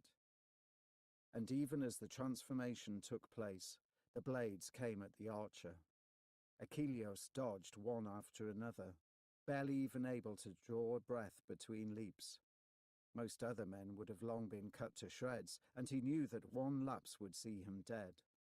His concern was not so much for himself as it was for the rest, and he worried what would happen to Serenthia and Mendeln if he failed. He dared not even warn them for fear that they would step out of their rooms and be slain. For that matter, it was possible that they might not even be able to hear his cry, if what he suspected about a spell was true. One of the blades sank deep into the rail again, this time momentarily catching. The hesitation was all Achilleos needed. His knife he had lost when smashed against the wall, but with practiced ease, the archer slipped free his bow and notched an arrow. At such a range he could hardly miss, but the exact target was what mattered. This was surely a fiend similar to what had attacked Odyssean in the street, and so merely firing for a vital spot would not necessarily work. In fact, there was only one place Achilleos was fairly sure would have an effect. All this went through his mind in the matter of a single second. In the next, Achilleos fired, aiming for one of the eyes. They now had an ominous darkness to them, as if there were no pupils, merely sockets. Still, the thing had to see. He should have easily hit the spot. Even the creature seemed to think that, for it moved the twin blades up to protect the face. Yet, not only did the arrow miss the area of the eye, it flew entirely against all logic, burying itself deep in the wall beside his foe. Still, the thing had to see. He should have easily hit the spot. Even the creature seemed to think that, for it moved the twin blades up to protect the face. Yet, not only did the arrow miss the area of the eye, it flew entirely against all logic, burying itself deep in the wall beside his foe.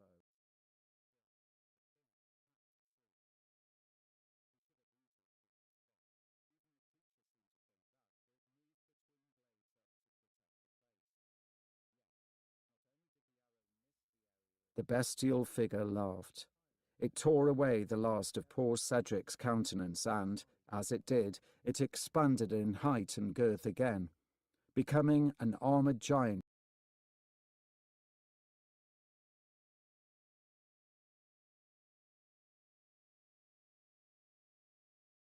The bestial figure laughed. It tore away the last of upon whose head was a macabre helmet that looked like an animal skull. Swearing, Achilleos stumbled back a step and notched another arrow. Keeping the last bolt's direction in mind, he fired again. This time it bounced off the armoured shoulder. The fearsome warrior grinned. "Not so good," he mocked in a voice that sent shivers through Achilleos, for it sounded of the grave and reminded the archer of that moment when he had touched the stone near Serum. "Not so good for you." The blades came like twin whirlwinds. This time Achilleos moved too slowly. One cut into his thigh. He let out a cry and fell to the floor.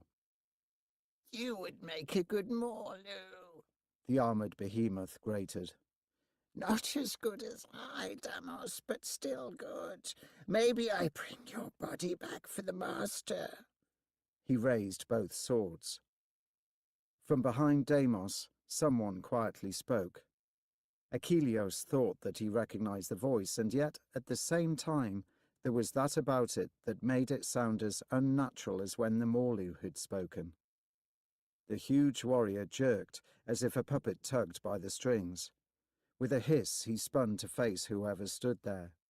Achilleos reached for his bow, but did not know where to fire. The only open area was near the neck, a target where his arrow had failed to slay last time. "Who are you?" demanded Deimos. What is it you speak? The other said something in a tongue Achilleus did not recognize. The Morlu let out a howl. He doubled over, dropping one of the swords. Stop it! Stop! Deimos lunged with the remaining weapon, only to come up short. He gasped, then fell to one knee. The second sword joined its brother. The dark figure beyond the Morlu uttered a single syllable. Deimos let out a howl. His body shivered. A stench suddenly arose from the Morlu's direction, a carrion smell. With a last, mournful sound, the armoured giant collapsed in an ungainly pile. The stench grew stronger. Covering his nose and mouth, Achilleus stared at the one standing over the body. Mendel? Odyssean's brother stared at Achilleus as if seeing through him. There was a presence around Mendel that made the hunter shiver almost as much as when he had realized what had become of Cedric. It was not evil, but so different, and it once more put Achilleus in mind of the stone and what he had felt. Kirai trigul disque, Mendel finally said to him, as if this gibberish explained everything. Rising, Achilleus glanced at the Morlu. From the smell and what he could glimpse, he would have sworn that the creature had been dead for many days, even weeks. The flesh almost seemed to be putrefying before his very eyes. He looked again at Mendel, pale as the corpse. The younger brother suddenly blinked. Life returned to his expression, followed a moment later by utter bewilderment and horror at the tableau before him. Achilleus, what? Where? At that moment the house filled with noise. There was a crush and voices both below and nearby. A tremendous thud came from the direction of the chambers, shared by Odyssean and Lilia, a place that the archer had assumed vacant from the false Cedric's remarks.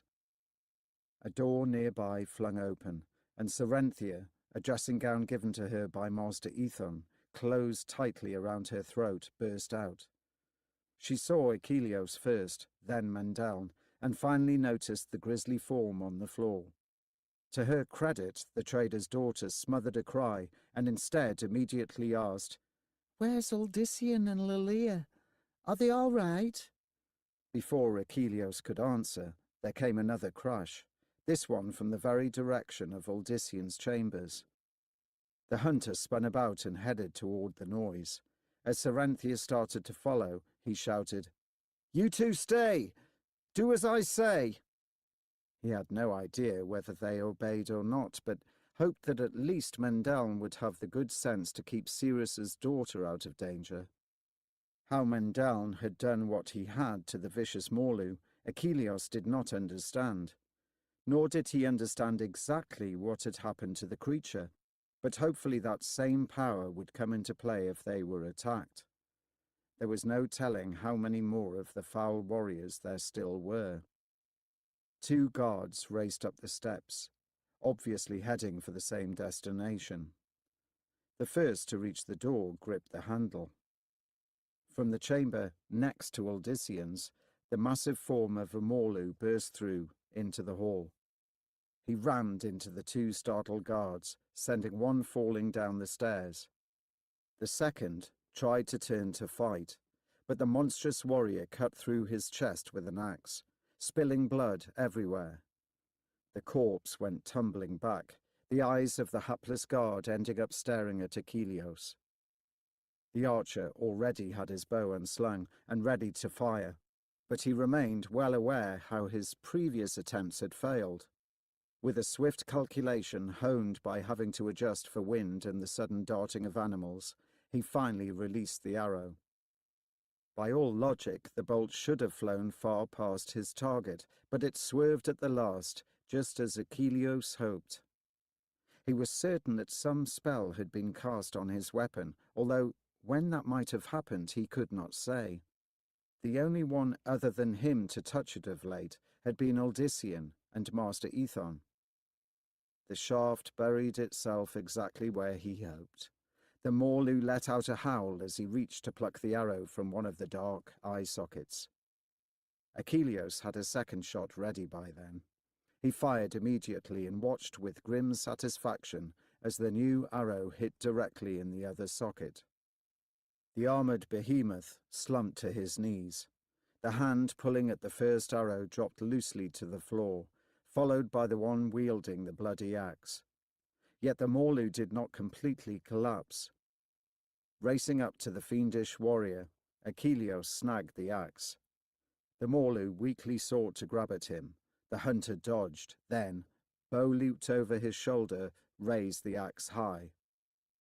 A moment later, he let it sink deep into the Morlu's neck, cutting the head off cleanly. Only then did the body fall forward. Keeping the axe ready, Achilleus looked to Uldysion's door. To his dismay, Cerenthia, a sharp, broken piece of railing in one hand, already stood there, Mendeln on her heels. "I told you to stay." Heedless of his warning, she flung open the door. Achilleus leaped after her, fearful for her life. As they entered, it was to see Uldysion and another Morlu with their hands around one another's throat. Cerenthia let out a gasp, then ran up behind the Morlu. Achilleus expected her to try to club him with the piece of wood, but instead she turned it point first and aimed for the back of the neck. By right, it should have cracked harmlessly, or at most caused some shallow wound, yet as Cerenthia thrust with all her might, the point flared white and sank into the Morlu's flesh with the utmost ease. Uldysion's adversary hacked. Releasing his hold, the Morlu tried to pull the rail free. He fell to his knees, clutching desperately at it. Cerenthia stepped back, obviously awed by what she had done. Uldysion, on the other hand, simply bent down over the Morlu, then seized the wood. With powerful effort, he twisted it so that he nearly tore the head off. The Morlu dropped. The head is the key," Uldysion declared. "The head." He looked up. "Lilia, is she with you?" "No," Cerenthia quickly responded. "One of these creatures was looking for her," Achilleus added. "He seemed to be having no luck in this area." "I don't understand unless—" He pushed past them, shouting, "She must have gone to look for me! She must have headed to the study where I last left Malik." Mendeln did not follow after his brother and the others as they rushed to rescue the noblewoman. It was not that he did not wish to help, but something made him pause and look again at the Morlu, both the one just slain and the other in the hall. A sense of foreboding rose within him as he moved to the nearest. He almost felt that, despite appearances, some spark of animation, not life, remained in the hideous corpse. Without knowing why, he stretched a hand out over the back of the body. In his head, symbols appeared. This time Mendeln had some vague understanding of what they meant, and, as with times previous, their pronunciation was obvious to him. As he said the words, he felt a coolness emanate from his downturned palm. A faint glow like moonlight shone down on the region below his hand. The Morlu's body shivered, almost as if intending to rise again. It was all Mendeln could do to keep from pulling away, yet some inner sense warned him that if he did, it might prove catastrophic. The Morlu's corpse shook violently. Then, a black cloud no larger than an apple rose from the body. It hovered briefly, then drifted up into his palm, where it promptly dissipated. The Morlu stilled again. The corpse looked as if it had deflated some. Mendeln no longer sensed anything. He went to the one in the corridor and performed the same ritual. Glancing over his shoulder, Mendeln eyed the first one that he had encountered with Achilleus. He could still not recall how he had gone from his bed to the hall, and why that Morlu had fallen at his feet. All that Mendeln knew for certain was that he had uttered words to that one, which made it unnecessary to perform the ritual used on the pair. Curiously, Mendeln also suddenly recalled that he had not felt alone when he had dealt with that creature. He could have sworn that there had been a figure behind him, Someone had first whispered the needed words just in time. But who? Mendel asked himself. Who? Then he remembered that there might be more of the helmed warriors, either those in wait or those believed dead. Whichever the case, Mendel knew that he had to see to each one of them, make certain that the ritual was done. Only then could it be ensured that none would rise again. Shivering at the thought, Odyssean's brother hurried along. It had to be the study. Somehow Odyssean knew that Lilia had gone there. She would have entered without hesitation, certain that her love and Master Ethon were inside, discussing some matter. Malek would take her then, use her as leverage against the son of Diomedes. He knew that Odyssean would do anything to save her from harm. Odyssean's blood suddenly boiled, but if she was harmed, the doors to the study were shut.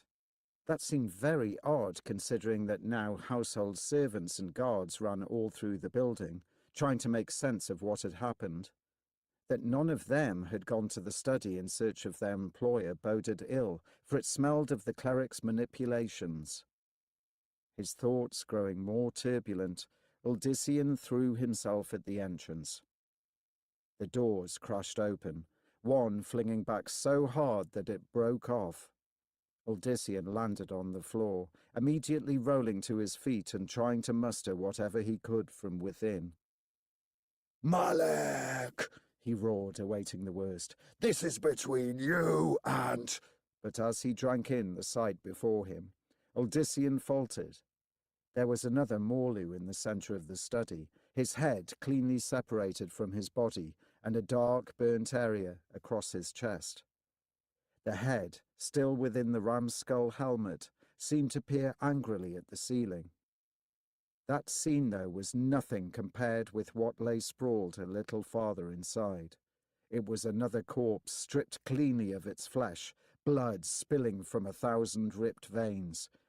The body was tall, athletic in build, as ruined muscle and sinew still managed to indicate, and somehow yet clad despite its flaying.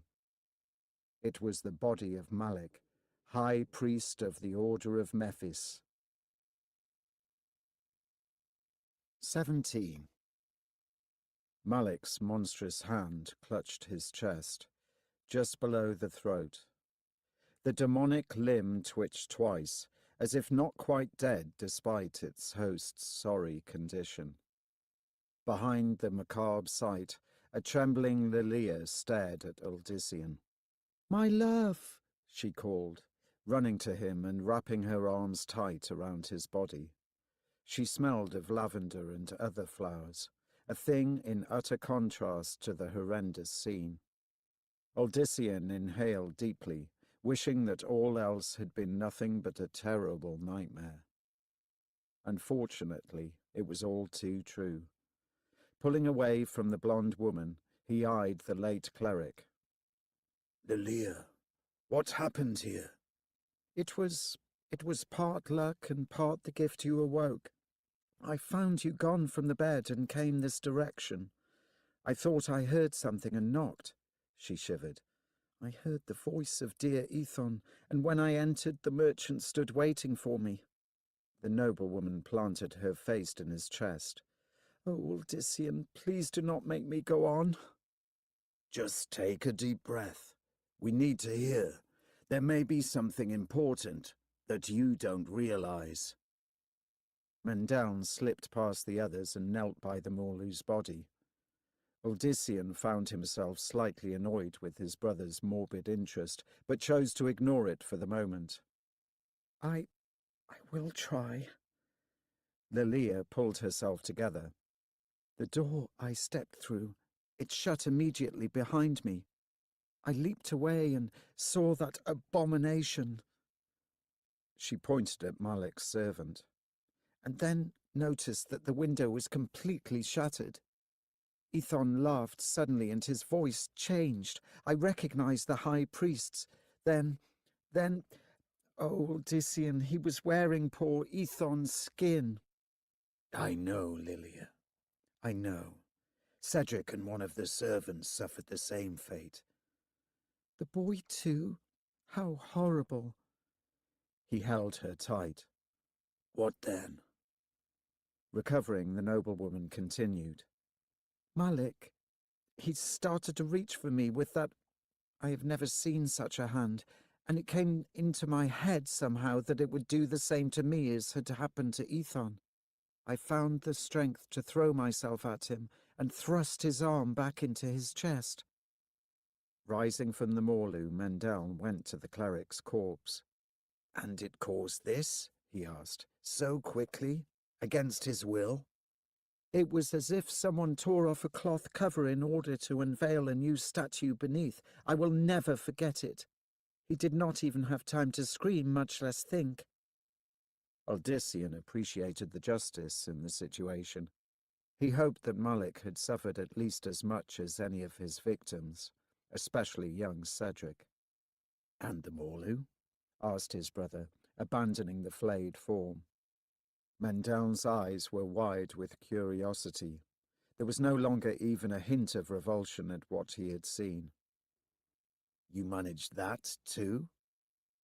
Her expression hardened. That beast came at me just as his master died. I do not know exactly what I did, but I waved my hand at him as if slicing with it, and you see what happened. Odyssean understood exactly what had happened. The stress of the situation had stirred up the powers within her just as it had him. Her instinct for survival had taken over, and fortunately her action had dealt with the Morlu in the only certain way. His chest is burned too, remarked Mendel. Deeply, I might add. It must have happened at the same time. I do not remember. I do not want to remember. A commotion arose outside. Odyssean tightened his hold on Lilia. That's enough now, he told his brother. We were all fortunate to survive. Mendel nodded, but then asked, Did you fight any others, Odyssean? There are two outside, one buried deep in the ground, the other minus his head by the outer wall. With a nod, the studious figure abruptly walked out of the chamber. Odyssean blinked, not certain why that information should be so relevant to Mendel. A guard suddenly appeared at the doorway. He looked aghast at the sight. Master Ethon, where is he? Master Ethon is dead, as is his son, explained Odyssean. The bodies are hidden away somewhere. They'll look like this one, he added, pointing at Malik. By my soul, Master Odyssean, what happened here? There was no time to start repeating the entire story.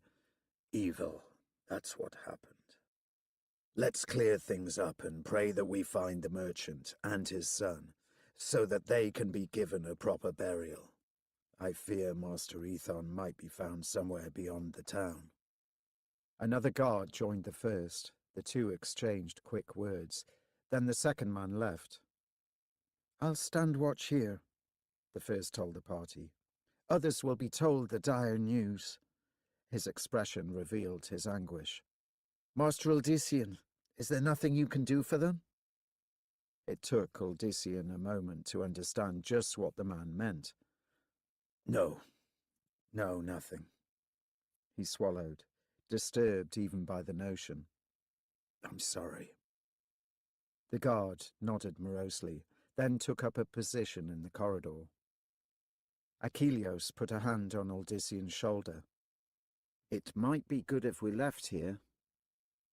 It might be good if we left Partha completely, Odyssean returned, scowling. His fears had come to pass. Friends and innocents had lost their lives horribly because of his presence. As soon as possible, in fact. It did not take long to find the remains of Ethon's son. Cedric lay in his bed, the notion accepted by most and pressed by Odyssean that the boy had died in his sleep. No one wanted to think otherwise. The corpses of the Morlu and the high priest were unceremoniously burned. No one considered contacting the Triune although the unspoken thought was that sooner or later someone would come seeking the fate of the missing cleric. However, that was a situation that all were willing to put aside for the time being, or forever if possible. As was the custom of the Parthens, Cedric's corpse was burned with honour, the ashes placed in the family mausoleum the day after the travesty. No one spoke at the ceremony, but nearly all of Partha came to mourn. It was not until 2 days later that they found Master Ethon himself. The Morlu had hidden him well, and if not for Achilleos noticing a massing of carrion eaters, there might not have been anything left to burn. Ethon's ashes were set next to his son's and his wife's, and for days afterward mourners wore across their chest a dark blue sash, the Kajani symbol for honouring a great man. Odysseus wanted to leave, wanted to make certain that no more happened because of him, but there was always something requiring his attention. First, it was dealing with Cedric, then speaking with all those who came to be comforted. No sooner had he finished that than Ethon was found and the cycle started over. Everyone turned to Odysseus for guidance, Odysseus who still considered himself just a simple farmer. Curiously, there emerged another source helping the Parthens cope with the loss of their beloved leader, Mendeln. When a handful of people came to the house to see Odysseus, who had departed to speak with others, Mendeln suddenly brought it upon himself to talk with them. His message was an unusual one that, when his brother first heard of it, caused much concern. Yet to those who had listened, it brought some closure. Mendeln spoke of death, but not as a finality. He declared it only a state. Master Ethon and his son lay not just cold in their graves, they existed now on another plane. They had gone beyond the struggles of mortal existence to face new and exciting challenges.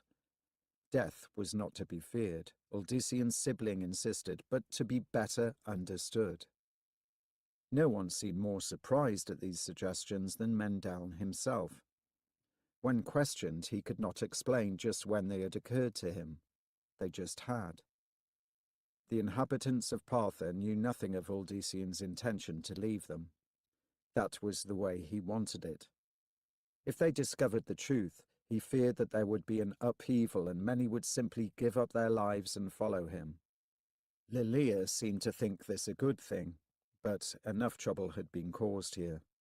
Odysseus wanted to reach the great city without further loss of life. In the city, he told himself, things would be different. No one could attack him surrounded by so many people.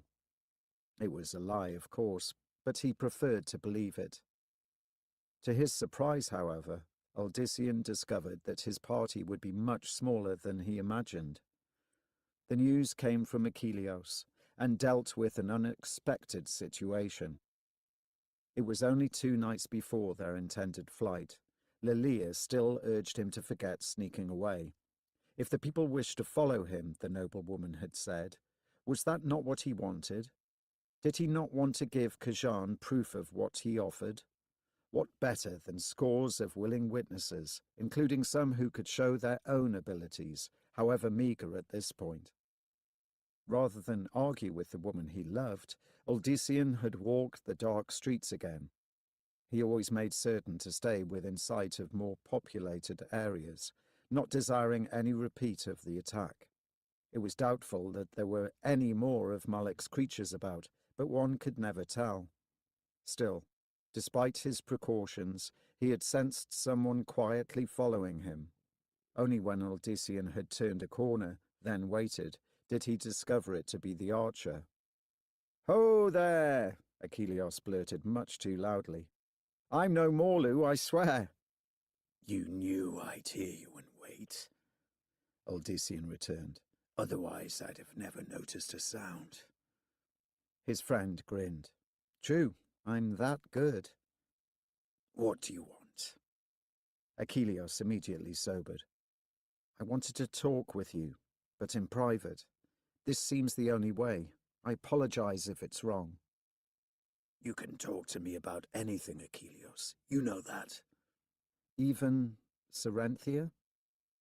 Like Uldysian, the hunter had always called Ceres's daughter by the shortened version of her name. That he now called her differently made the farmer's brow arch. Cerenthia? The other man cleared his throat.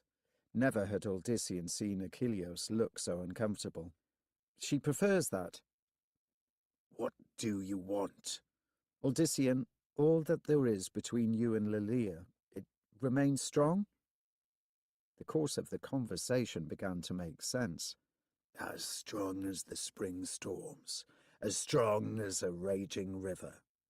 There is nothing between you and Cerenthia? She is a beloved sister to me, Uldysian stated. Achilleos managed a slight grin. But far more to me, you know that. I've always known that. This caused the archer to chuckle. Yes, I've been pretty obvious, except maybe to her. She knew. Of that Uldysian could swear. Cerenthia had been no fool when it came to the lovesick Achilleos. Now, tell me what this is about. We've only got all night. Uldysian, Cerenthia wants to stay behind when you leave. I want to stay too. That she wanted to stay startled him, but that Achilleos wanted to remain with her was not so surprising. Uldysian found that he was relieved by the news, even though there was a part of him that ached at the loss of friends. I wanted all of you to stay behind.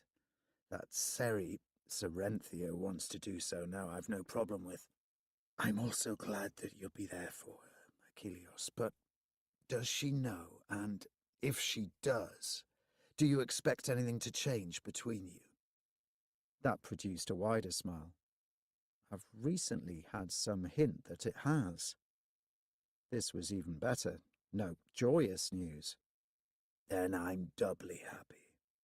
I've wished that she could see you as you are, Achilleos, and that the two of you will be safe makes me glad also. There is that last. I shouldn't abandon you, of all people. This is not the end of the danger. There will be other Maliks. I should be standing with you. Uldysian halted him.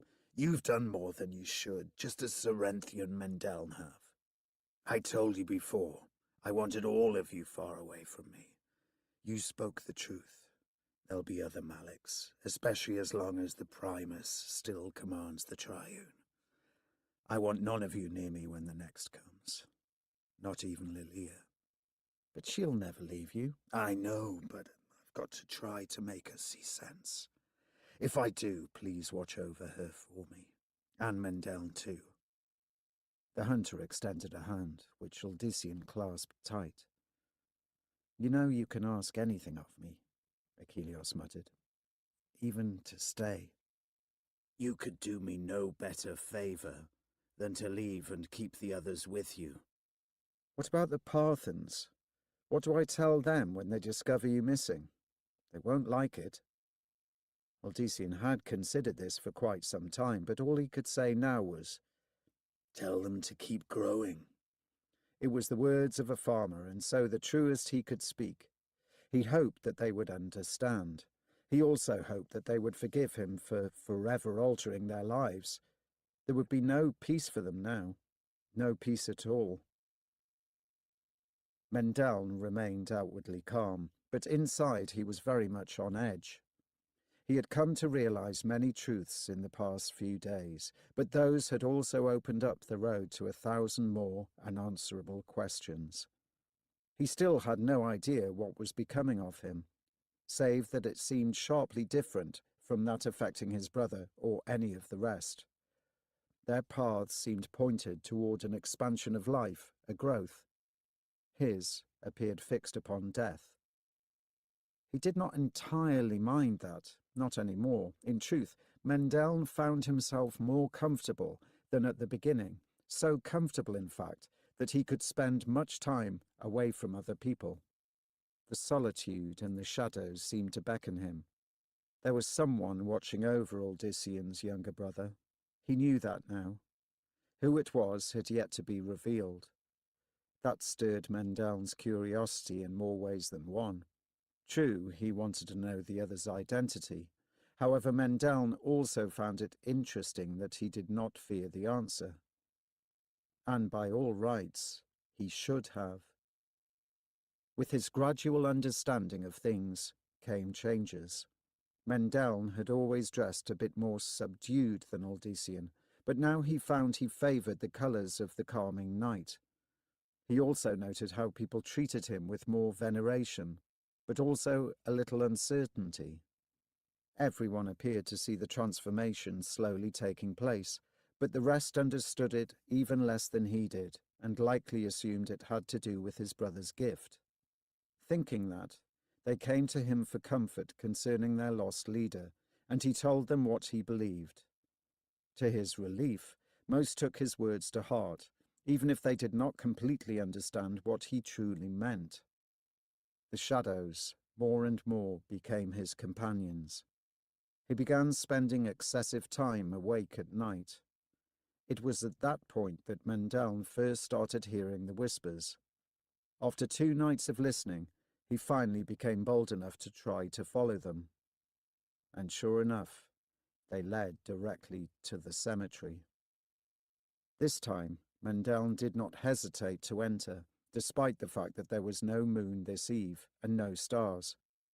He was not in the least afraid, for what lay before him was not the mysterious, endless place of his vision, but merely the final repository for the locals' loved ones. As such, it was a location mostly of peace, of murmured thoughts and eternal dreams.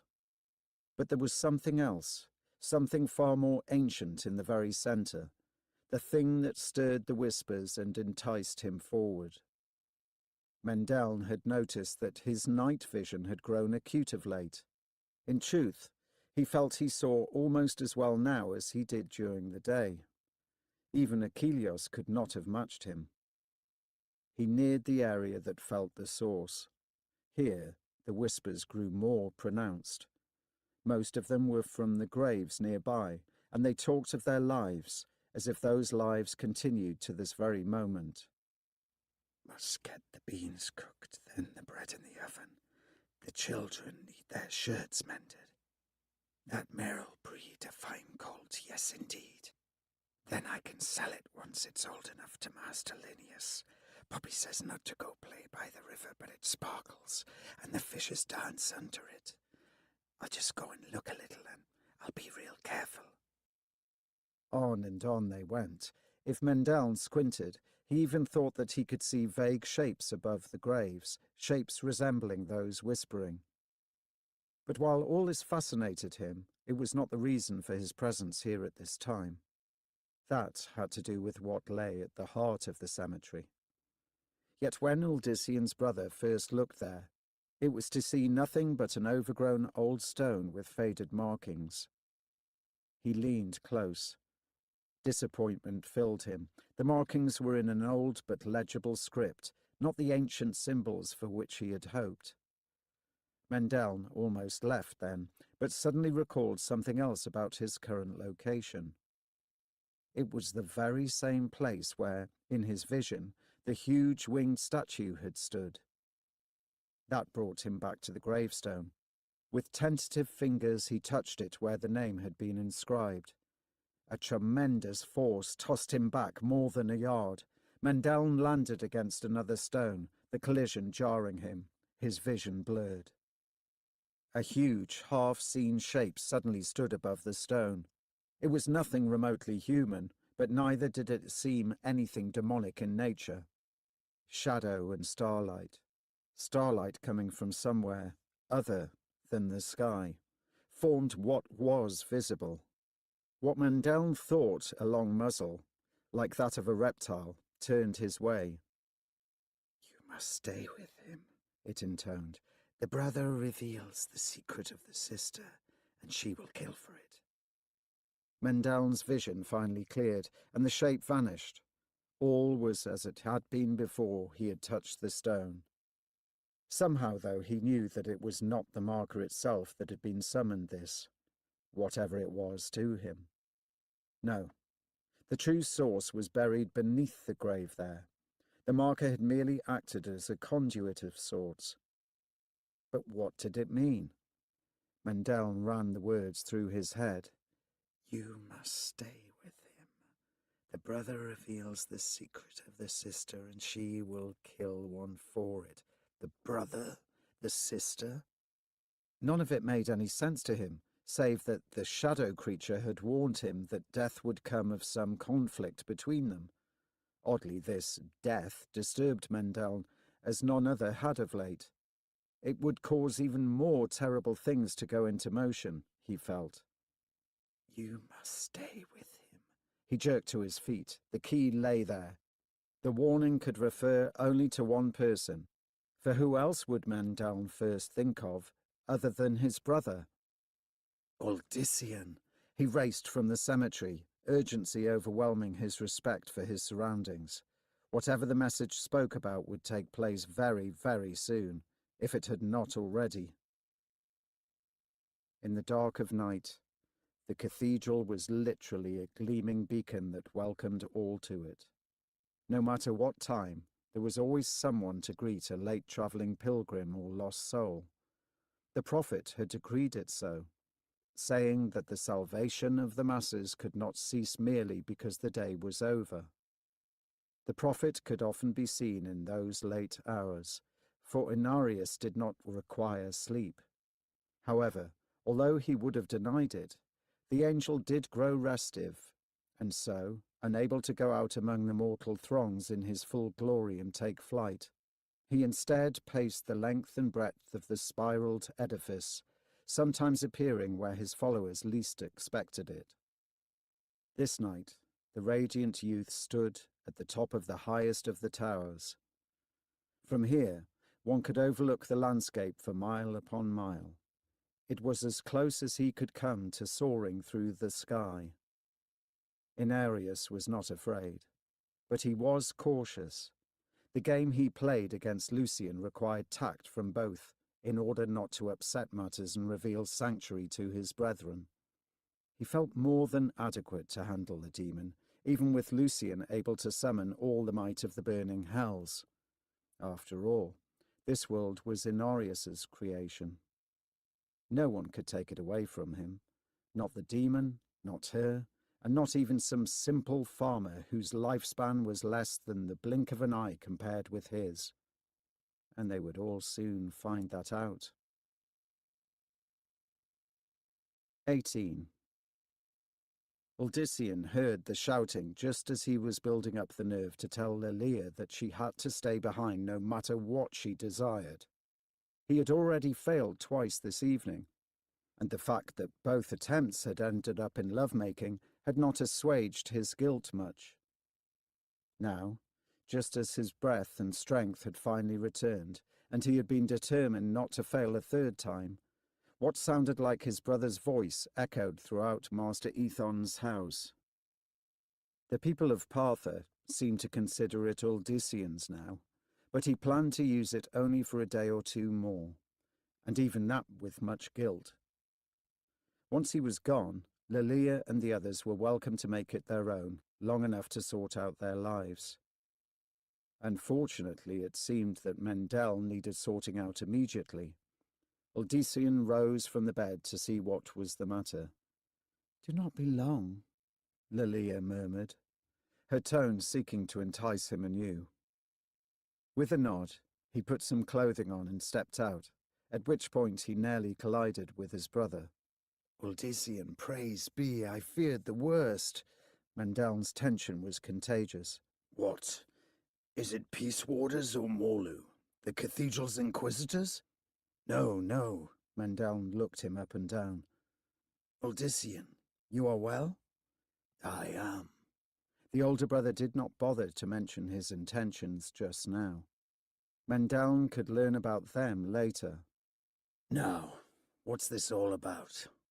I thought. What? With a look of chagrin, Mendel shook his head. Nothing. It was a nightmare, Uldissian. Just a foolish nightmare. His eyes glanced past his sibling, to where Uldissian realized an unclothed Lilia could be partially seen in the bed. I am sorry, forgive me, I do not know what to think. Mulling it over, Odyssean suggested, You've been up all hours, Mendel, day and night. That's not good. You've helped me a lot in soothing the spirits of the Parthans after Master Ethan's slaughter. I think you just need some rest. Uncertainty tinged his brother's voice. Perhaps. Again the eyes flickered past Odyssean. I am very sorry to have intruded.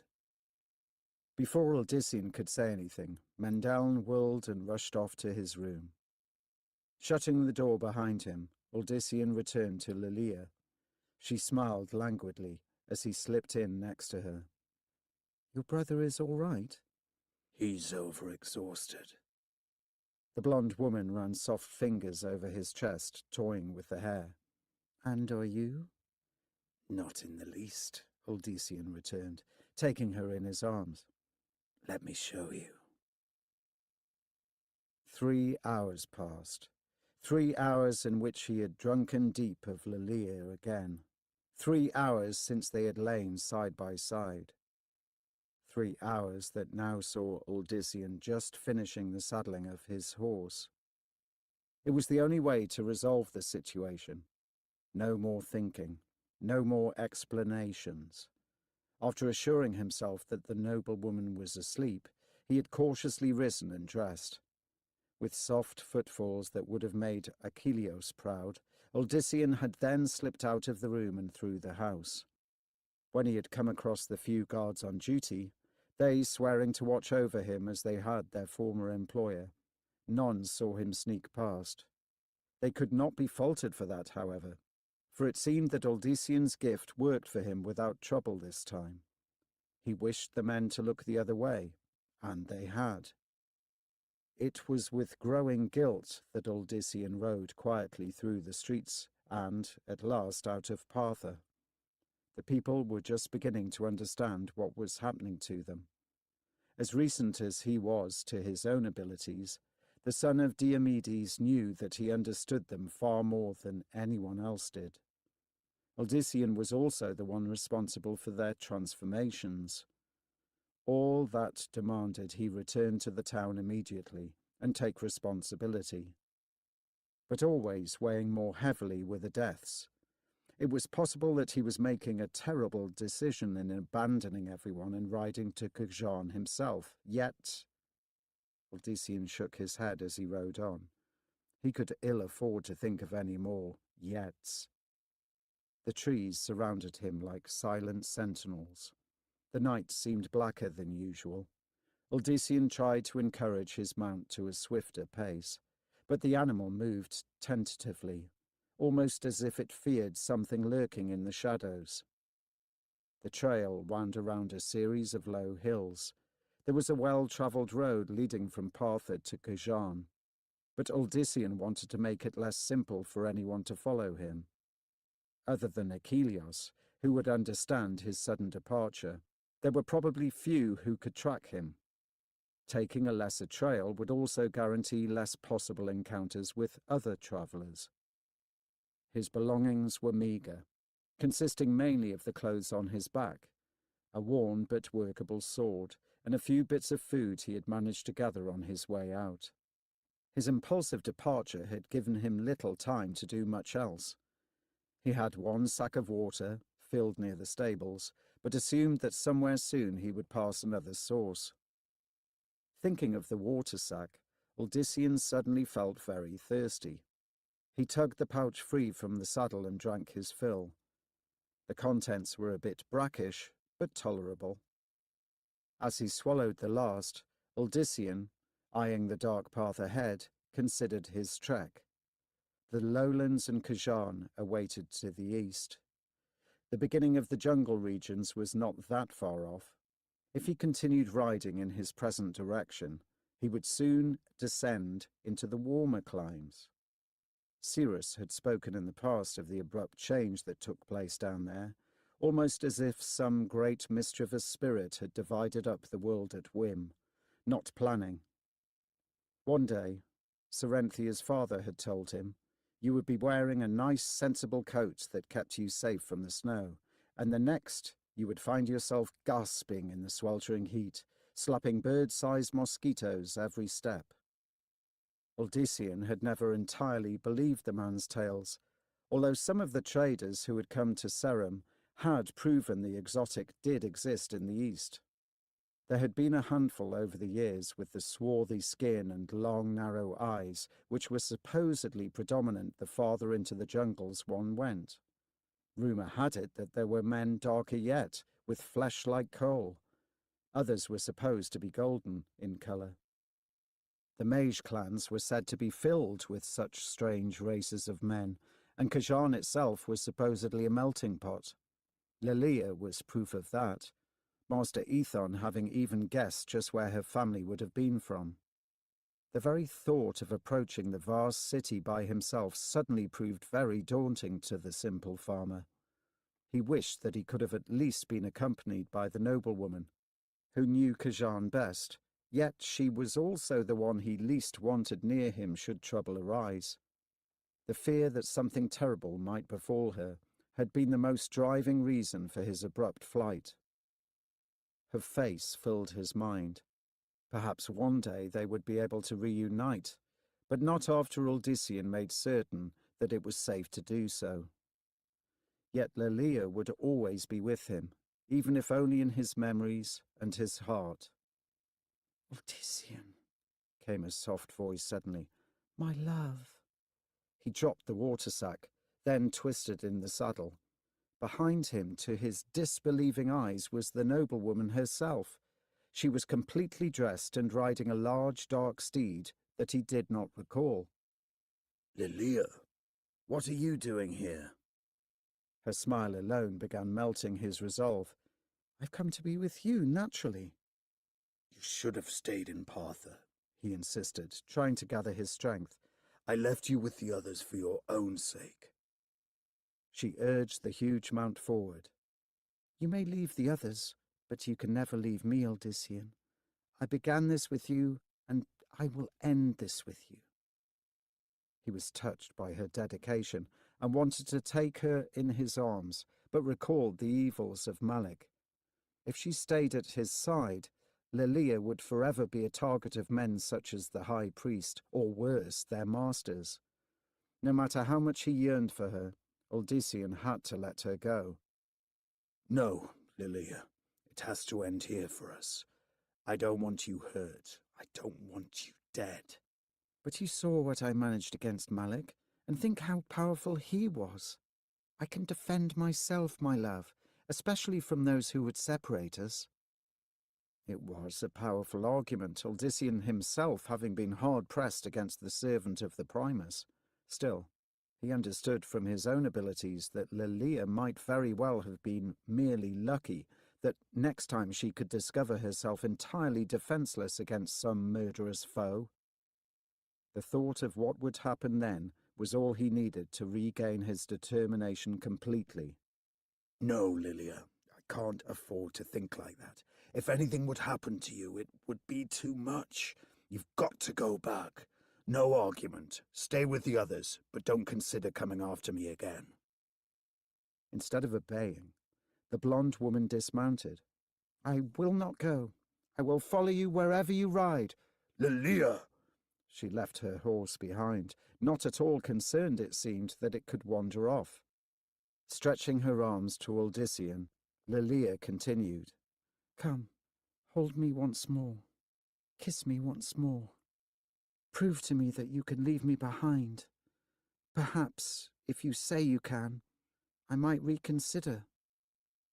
Although he knew that it was foolish to do so, Odyssean also dismounted. Just one hug and kiss. It would give him something to remember. He would still insist that she return to the town. He would not weaken in any way. But as she melted into his arms, as her lips found his, Odyssean's will drained away again. What if Lilia did ride after him? Would she not be more likely in harm's way searching for him rather than being at his side? Surely with how he was learning to control his gifts, he could keep her safe. A shiver suddenly coursed through him as the kiss continued. Eyes closing, Odysseus pulled back. A momentary weakness overcame him, and it was all he could do to stand. Odysseus, are you ill? Almost as quickly as it had vanished, his strength returned. He shook his head. Opening his eyes revealed his vision to be blurred. Odysseus blinked several times, trying to restore it. I think it's passing, he muttered. A vague shape that had to be Lilia began to coalesce in front of him. Odysseus frowned as she took on more definition. Something was wrong. She seemed different, almost as if... He managed to stifle a shout, but could not keep from stumbling farther away from her. Without meaning to, the son of Diomedes collided with his mount. The animal turned. Odysseus heard it snort. Then the horse began to shy away, as if it too saw something unsettling. "What is it?" Lilia asked anxiously. "Odysseus, what is it?" He could not tell her, for he was not certain himself.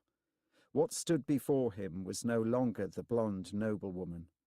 Rather, it was taller and hideously scaled, with a mass of fiery quills for hair, quills that ran down the spine to a reptilian tail ending in savage barbs. Where the delicate hands had been were now clawed fingers, 4, not 5. Worse, the feet were like hooves, yet splayed too. The body was unclad, and although monstrous, still very, very female. The lush curves enticed, drawing his eyes despite his dismay. But most horrific of all was that, when he looked up into the face with its burning orbs that had no pupils and teeth designed for shredding, he could still see the features that he recognized as that of the woman he loved.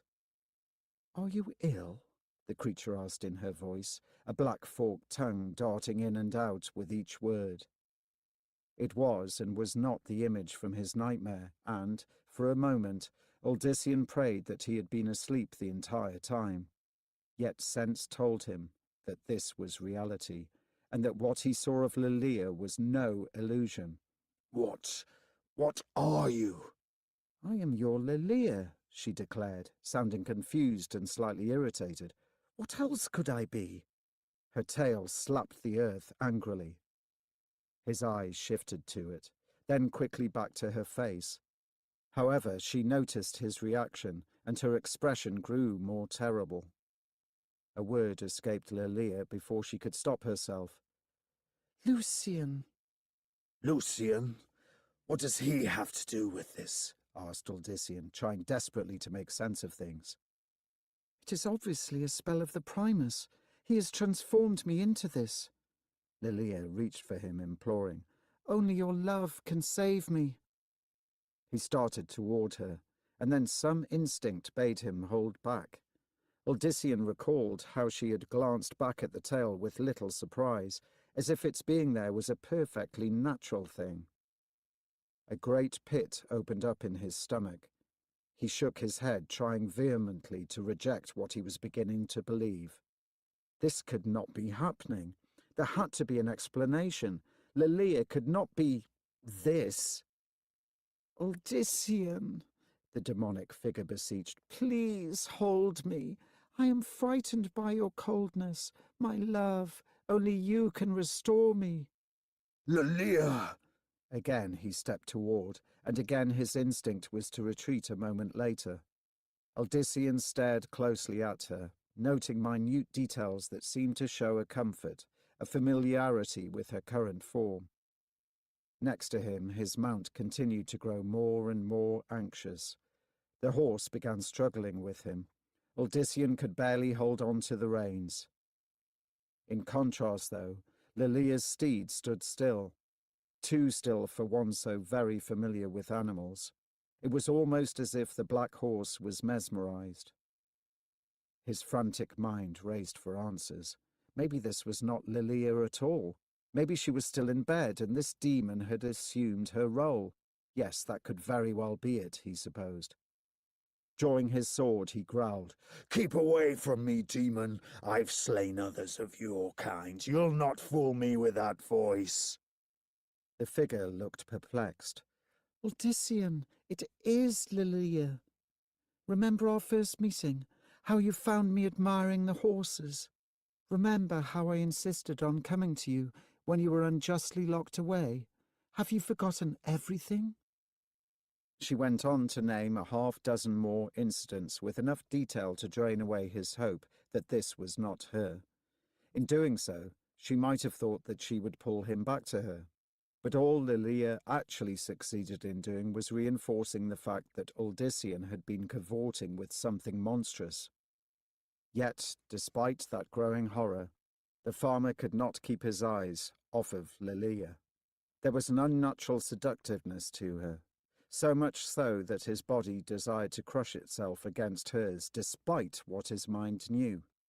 Her every movement enticed, as if, as she pleaded innocence, she also sought to use her wiles to ensnare him. Shuddering, Odyssean forced himself to look away. As he did, he heard a sharp, furious hiss. "Look at me, Odyssean," Lilia abruptly cooed. "Look at what you have had and what you can have again and again and again." Something told him that if he looked, it would be his undoing. His will was only mortal, whereas that with which he had lain could never be called such. "Get away from me, whatever you are," he demanded, still looking slightly to the side. "Leave, or I'll do with you as I did the other demons." He expected anger or perhaps fear, as she would surely recall how he had disposed of the foul creatures sent forth by Malik. Malik. Suddenly that, too, made more sense. Odyssean had been stunned by the swift ending to the cunning cleric, but that Lilia was more than she seemed explained much. Poor Malik had not known exactly what it was he had faced. Perhaps he had suspected, but even that would not have been enough. The irony might have made Odyssean smile, if not for his own circumstances.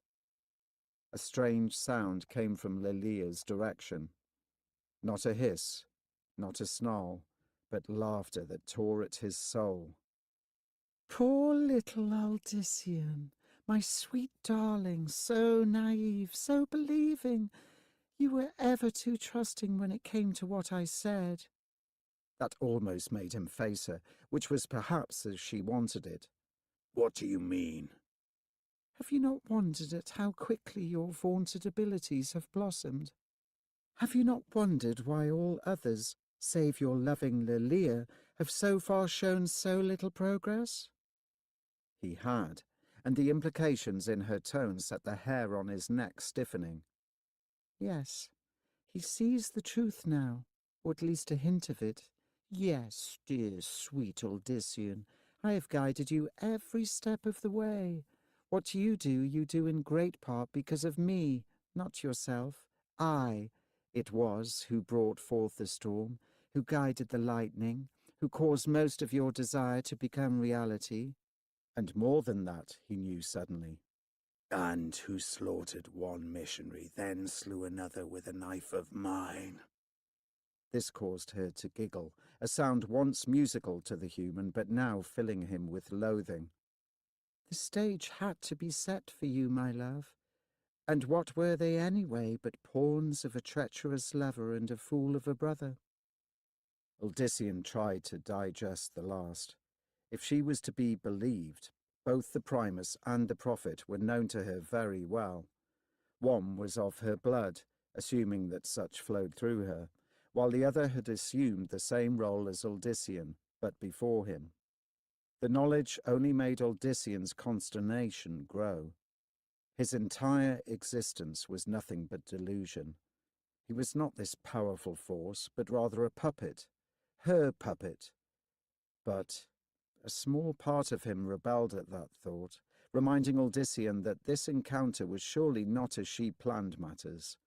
She had spat the name of Lucian out before she could help herself. Yet, if Odyssean was only a weak pawn, why take this action? Why had Lucian just not destroyed him? Odyssean could only assume that he was either of some value to the Primus or that Lucian could not do away with him. At the moment, Odyssean doubted the latter, but the former still made some sense, based more than once on Malik's words.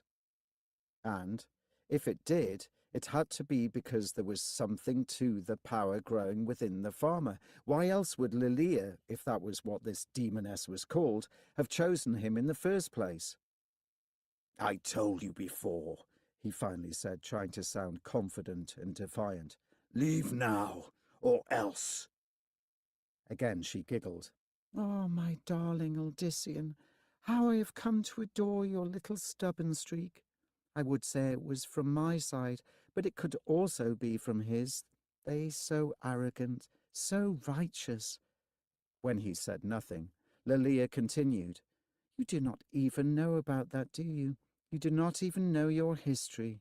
All of this I would have revealed to you in time, when you are ready. Shall I tell you now? We can still be together. You can still hold me, caress me." Feeling his will crumbling, Odyssean ducked back. Unfortunately, the horse, still fighting with him, used that moment to pull the reins free. Odyssean spun around, chasing after them, but the horse was already too far away. He watched the animal race off into the night. Poor Odyssean. But you do not need that weak creature. I can teach you to fly or materialize anywhere. Once more the Nephilim will rise, and this time they will assume their rightful place. Ha! I will assume my rightful place, no matter how the high heavens and the burning hells cry out against it. There was a manic tone in her voice, a hint of madness that he had never heard. Without thinking, Odyssean looked at her. Her eyes immediately snared his. Her lips parted, and her tongue flashed out, licking as if about to devour a tasty tidbit. When he cast me out for what he thought eternity, he underestimated my resolve. I had slain all of them for the sake of the children. Why would I then let the children be his to mould forever in his imperious image? They were special. They were more than either demons or angels. I saw then that they were to be the future, the true end to the infernal struggle. Lilia raised one clawed hand, and Odyssean felt his right foot slide forward. She beckoned with a single finger, and his left followed suit. With effort he slowed his momentum, but it was only a matter of time before he would stand directly in front of her. Obviously aware of this, she continued to talk as if all was well between them, as if he was happy to know that he had lain with a monster. What you have called a gift, my love, is that, and much more. You, all humans, are the spawn of our coupling. From demon and angel came the Nephilim, greater than anything ever created in the cosmos. The force I stirred within you, the force which I found begging to be released, is nothing less than your birthright. He would see it smothered and all of you kept as so much docile cattle to serve his vanity, but I can offer far more. She reached toward him, much, much more. Gritting his teeth, Odyssean growled, "The only thing you can offer me is a way to forget what happened." Do you truly wish to forget everything, my darling? Do you truly wish to forget me? He finally managed to stop dead in his tracks. Face contorting from effort, Odyssean retorted, "Nothing would please me more." Is that so? Lilia's eyes flared darkly. Is that so, my love? To his horror, Odyssean discovered himself stumbling toward her at almost breakneck speed. His best efforts proved laughable, and it suddenly came to Odyssean that all this time Lilia had been toying with him. Not for a moment had he truly been able to stand against her power. His birthright, as she had called it, was nothing more than a hollow lie. Her arms embraced him as he reached her. He, in turn, wrapped his own around her scaled form, the quills running down her back, stabbing his flesh. Her body was a furnace, yet so very soft in the places that mattered. Odyssean felt his lust rise up to do battle with his repugnance. Let us kiss and see how much you wish to forget, Lilia mocked. He could do no less than obey. His body reacted with a passion he could not quell. No, Odysseus shouted in his mind, even as he and Lilia pressed against one another. no, I won't become hers again. A sharp pain in his lower lip made him wince. She had bitten him. Odysseus felt her tongue taste the blood, and the action caused him to shiver. Lilia finally pulled back. Her expression said it all. She knew that while part of him was utterly disgusted, another was entirely under her domination. The demoness chuckled. Odysseus experienced a sense of foreboding. A tremendous force struck him full, sending the human flying through the air, as he had once thought he had done to Malik's peace warders. Odysseus let out a cry as he soared among the trees, certain that he would hit one. However, despite the odds so against him, he did not so much as graze a limb. Instead, Odysseus finally dropped to the ground, tumbling hard and rolling several yards farther. Every bone felt as if it was breaking. Every muscle shrieked. When the son of Diomedes finally came to a rest, he could not even so much as move a finger. However, despite the distance Odysseus had flown, he immediately sensed Lilia's presence close by. Sure enough, she loomed over him but a breath later. The great Odysseus, changer of worlds, I think you understand now just how great you truly are. Ta-dam! Was all he could say, his lungs still pleading for air. Still defiant. She knelt down, giving him, despite the darkness, a very close look at her charms. A worthy trait, sometimes. He could do nothing when she kissed him again, well aware of his conflicting emotions. Lilia stretched it out longer than the last. I think you will come around, the demoness cooed afterward. But first, one more lesson to be learned, my love. The lesson of just what you are without me. The wind suddenly raged, howling like a pack of wolves as it tore through the region. The quills atop Lilia's head shook as if alive. The demoness stood and raised her arms, clearly the cause of the shift in weather.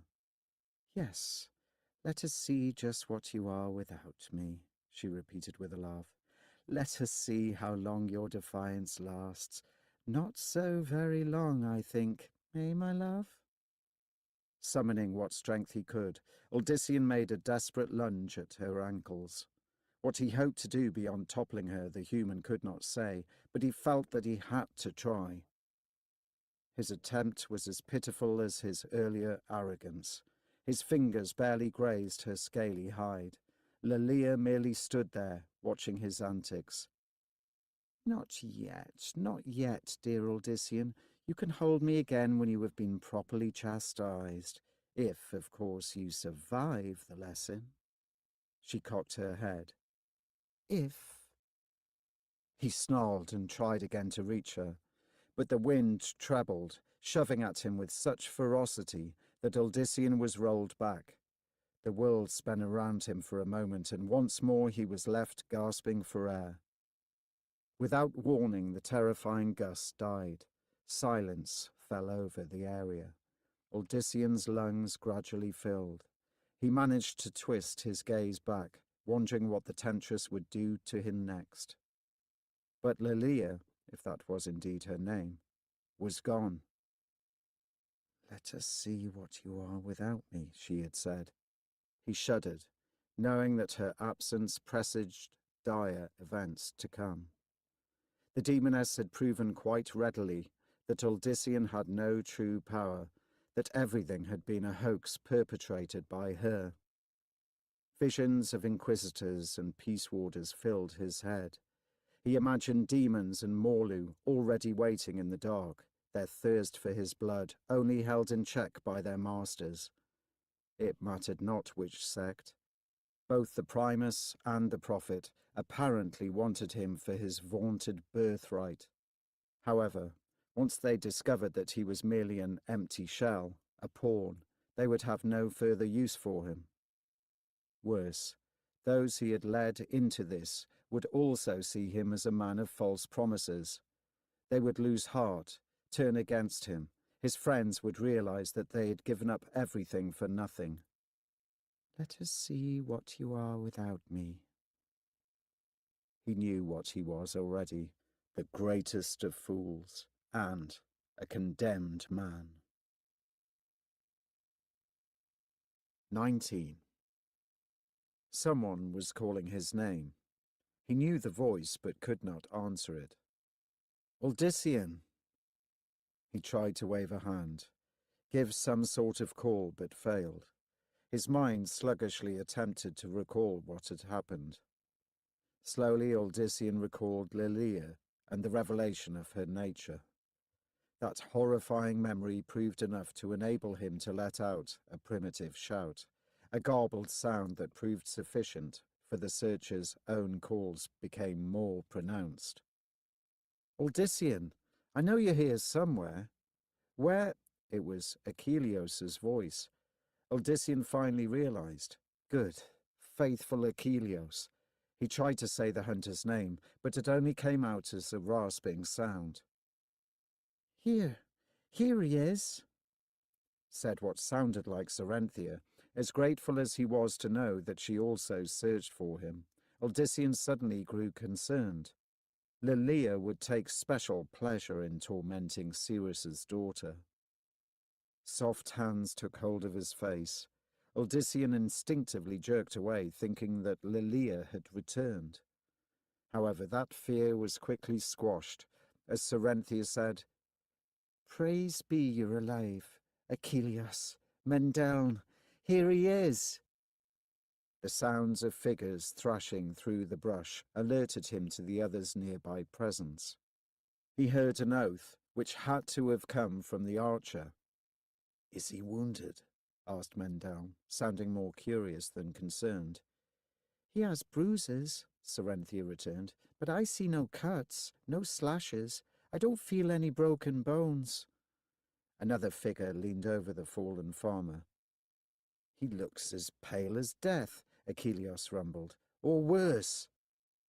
More and more details came back to him. He remembered fearing for his friends and his brother. He also recalled starting to walk back, but then, as if Lilia had taken even his will to live from him, Odyssean had, without warning, just blacked out.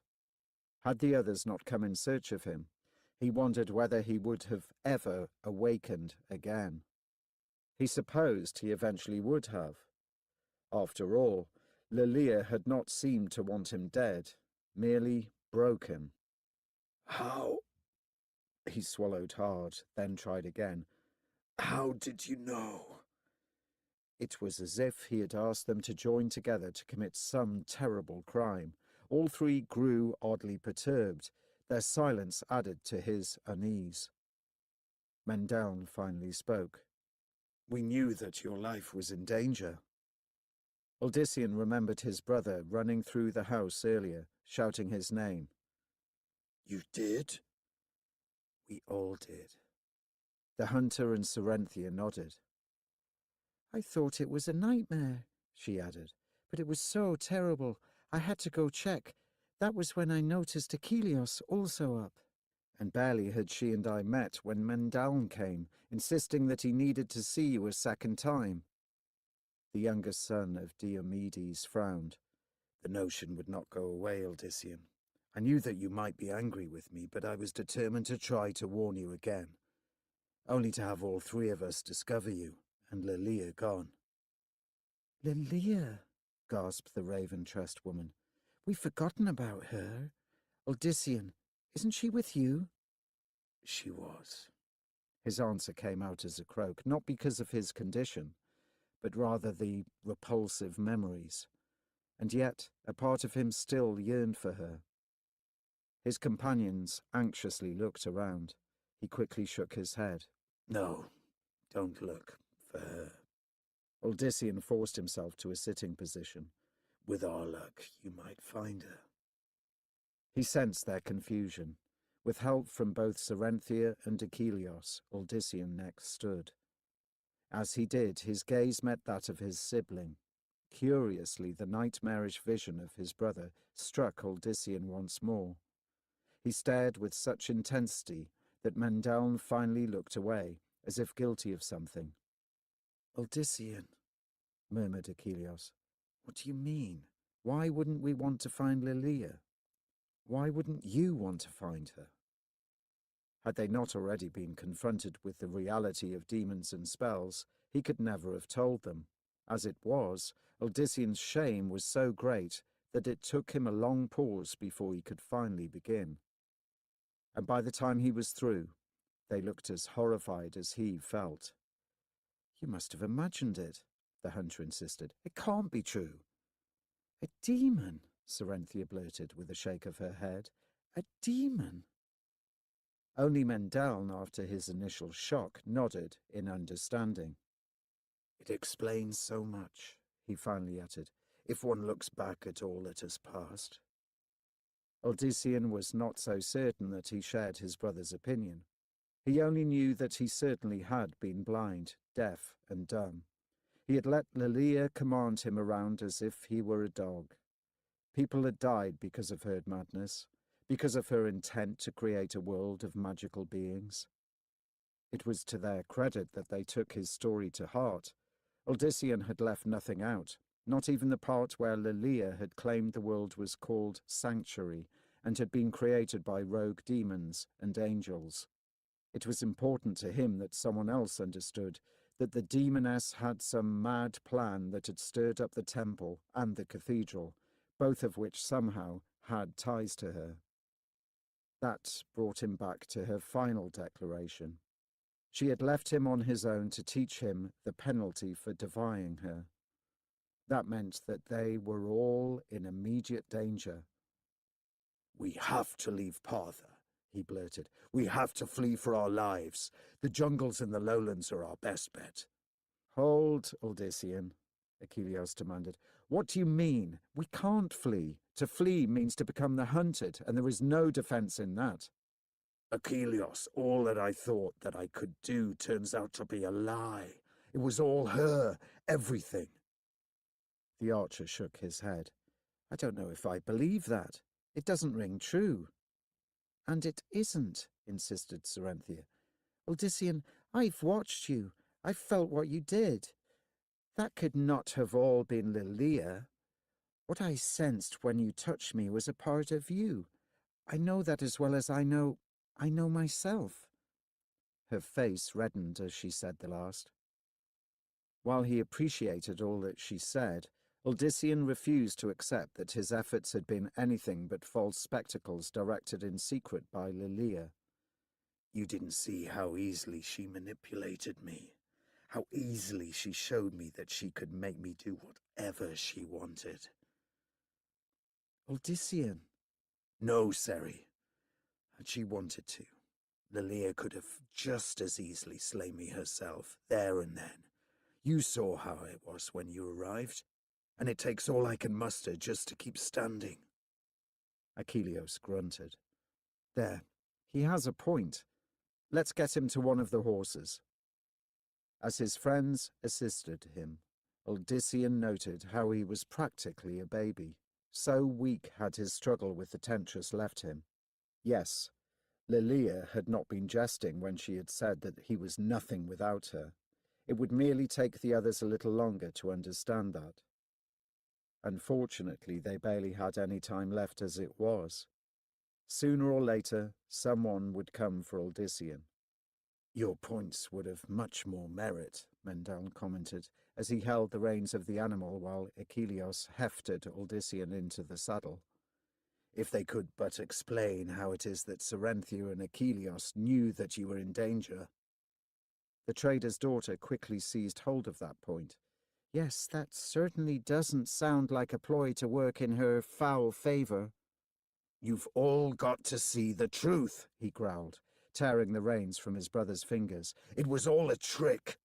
This was some game between demons and others in which I played the biggest fool of all.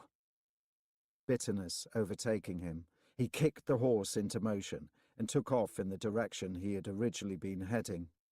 Achilleus gave a shout, but Odysseus paid him no heed. He had intended to flee rather than risk his friends and loved ones any longer, and that was more important than ever. But behind him he quickly heard the sound of hoofbeats. Swearing, Odysseus urged his horse to a full gallop. The path was treacherous and made more so because it was beginning to slope downward, but he did not care. Had the animal tripped and tossed him to his death, it would likely have been the best of ends. Not only would he no longer have to fear being twisted inside and out by manipulators, but Mendaln and the others would surely be safe. They had never been suspected of being threats or potential weapons by the temple or the cathedral. They would have nothing to fear. "Damn you, Odysseus!" Achilleus shouted. "Hold up!" The nearness of the hunter's voice startled him. He glanced back to see Achilleus barely a length behind. Much farther in the rear were the murky forms of Mendal and Cerenthia, who had to share one mount. "Return to Partha," Odysseus shouted back to the archer. "Take them with you. I want no more deaths, save maybe my own." "Talk sense, Odysseus. You know that none of us will leave you now, not after knowing what Lilia was and what she did." The other two were no longer in sight. Looking ahead again, Odysseus saw a fork coming up. The path to the left almost immediately narrowed dangerously. Achilleus would not be able to come alongside him. Fearing, Odysseus entered. His horse nearly stumbled as the terrain grew more wild and uneven. Very few had obviously taken this route in years, but he did not care. All he wanted was for it to slow or stop those behind him. Achilleus's voice rose as the hunter swore at something. Odysseus did not look back, concentrating on his own course. The clatter of hooves behind him lessened. His friend was clearly falling behind.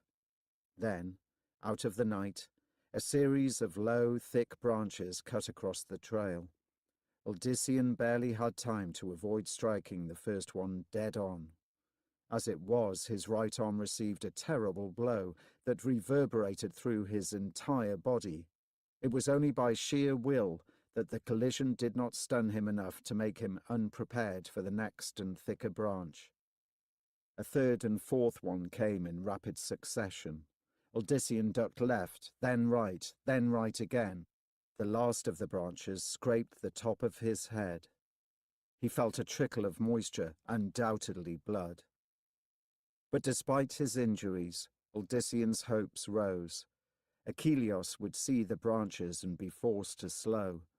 It was a chance for the son of Diomedes to either gain on his pursuer or lose him altogether, for there were places coming into the dim moonlight that promised Odysseus such cover that even the skilled hunter would be unable to track him. Then a crashing sound nearly caused him to steer his horse directly into a tree. Without thinking, Odysseus slowed the animal. The noise had come from back up the path, about where the treacherous branches would be. The branches, and if he had not slowed, Achilleus. Odysseus reined the horse to a halt and listened. Silence. No, the snorting of a horse, not a horse in motion, though. He started to urge his mount forward, then hesitated again. Still no sound other than the animal. With an oath, Odysseus turned back. He had wanted to lose Achilleus, nothing more. If something worse had happened... The dark path proved just as haphazard to climb as it had to descend. Bits of earth and rock broke away under the hooves. At one juncture the horse's shifting nearly caused Odysseus to slip. Ahead of him, a massive form loomed. Achilleus's horse, but without the hunter. Where... A groan arose from somewhere to the left, where the path dropped precariously. Odysseus' fears increased. He pulled up and, barely waiting for his mount to halt, leapt to the ground. Every muscle burned. In his anger, he had paid little mind to his own state, and now his body was angrily reminding him that he could barely walk. Yet, despite that, Uldyssian continued. He took both his mount's reins and those of the other horse and tied them to one of the very branches in question. Uldyssian then stumbled in the direction of the moan. The irony of the situation did not escape him. Achilleos had freely come to help Uldyssian, and this was how his friend had been repaid. Guilt vied with shame now. He remembered even hoping that one of the branches would cause Achilleos trouble, although not to this extent. Nevertheless, Uldyssian had been aware of the danger, and yet he had not cared about anything but his own choices. The descent was a slippery one, for the ground gave way with every step. There was still not a sound of the third horse, and Uldyssian wondered just how far behind his brother and Cerenthia were. He could not simply trust that if he dragged Achilleos up to the path, that they would come across him. Uldyssian had ceased believing in miracles, great or small. Below him, he saw only darkness. It had been his hope that the hunter's blonde hair would stand out, but that was not the case. Uldyssian grew more concerned. Was he even in the same area where his friend had ended up? Then, some urge sent him toward the left, a place he would not have considered a possible location. Yet, when Uldyssian thought of turning back, he found himself unable to do so. Frowning, the farmer delved deeper. A moment later, Uldyssian spotted a rounded form. He dove toward it, reaching out and cautiously turning it over. As he did, a cough escaped the shape. Uldyssian, strange. I thought I was rescuing you. I'm so sorry, Achilleos. I never meant for this to happen. Can you stand? He heard the hunter grunt in pain. Left leg stiff, but I think it's just very sore. Give me a hand. As Uldyssian did, his own body reminded him again of what it had suffered. The two men groaned simultaneously. With a weak laugh, Achilleos remarked, "We're a stalwart pair, eh?" That brought a chuckle from Uldyssian. I remember worse scrapes than this when we were children. We didn't groan at all then. Children are more resilient than old men. They slowly wended their way back up. More than once, one or both of them slipped. As they finally neared the top, Uldyssian heard the slow clatter of hooves. Mendeln and Cerenthia had finally caught up. I promised you that we would find them, his brother said with unnatural calm. You see? But the woman did not waste time answering him, instead sliding down from the animal and racing, not toward Uldyssian, but rather Achilleos. "Are you all right?" she demanded, putting her arms around him. "I'm fine, I am." Cerenthia did not seem convinced, but she finally turned to Uldyssian. "What happened?" He opened his mouth to explain, but Achilleos cut him off. "I was careless, Cerenthia. That was all. Fortunately, my good friend realized something had happened and came back for me." She ran her hands over the hunter's arms, chest and face, not relaxing in the least until she was certain that his injuries were shallow. "Praise be, if something had happened." Uldyssian saw that Achilleos had spoken the truth when he had said that Cyrus's daughter had finally turned to him. It was one of the few things to make him happy this night. The two were a good match. He felt his legs starting to give. Keeping his tone level, Uldyssian said, "Let's get to the horses." It took effort for both men to move, which caused renewed concern for Achilleos from Cerenthia. "Your leg," she gasped. "Is it broken?" "No, just bruised like my pride. I should know to watch out for low branches." "Give me your arm," Cerenthia insisted. She all but seized the hunter from Uldyssian, and guided him toward his horse. Despite all that he had been through, the scene momentarily made Odysseus smile. Other hands suddenly came to his own aid. "Let me help you," Mendeln said, appearing next to him as if by magic. "Put your arm over my shoulder." His brother's presence both comforted and shamed him further. Odysseus muttered, "Thank you, Mendeln. We are all we have left." His words struck the older son of Diomedes to the core. He had concerned himself so much with Lilia that he had not truly considered Mendeln in as much depth as he should have. But with that renewed concern came again thoughts of what would happen to Mendeln and the others if they remained with him. "The Torrejon jungle," Mendeln remarked quietly, without warning. "The deepest of them all, southwest of Khajan." "What about the Torrejon jungle?" Blinking, his brother glanced at him. "Torrejon? What do you mean?" "You mentioned the jungle, specified the Torrejon one, southwest of the great city." "Did I?" Mendeln pursed his lips, but did not otherwise seem startled at his lapse of memory. "It does strike me as a place to go, if we are not returning to Partha." He nodded toward his mount. "I have some provisions and water, enough for us to get started at least. Admittedly that, and having 2 riders slowed us down during the chase." Odysseus could not hide his confusion. "You gathered supplies? When?" "They were already prepared. I assumed that it was an extra mount you had to abandon at the last moment." A glance at the horse ascertained for Odysseus that it was not the dark beast ridden by Lilia. Yet what explanation was there for a fully laden animal found waiting just when his brother needed one? Not certain whether this was a gift or bait of a sort, Odysseus thought again of the jungles. There was merit in the suggestion, despite its questionable origin. Somehow, coming from Mendeln, he doubted that it had been planted by the demoness. "The Torrejon jungle," he muttered a second time, now with more conviction. "You want to go there?" It was not a question. With a grim nod, Odysseus replied, "I don't think I have any choice." "We do not have any choice." Odysseus tightened his grip on his brother's shoulder, grateful for Mendeln's determination. "We."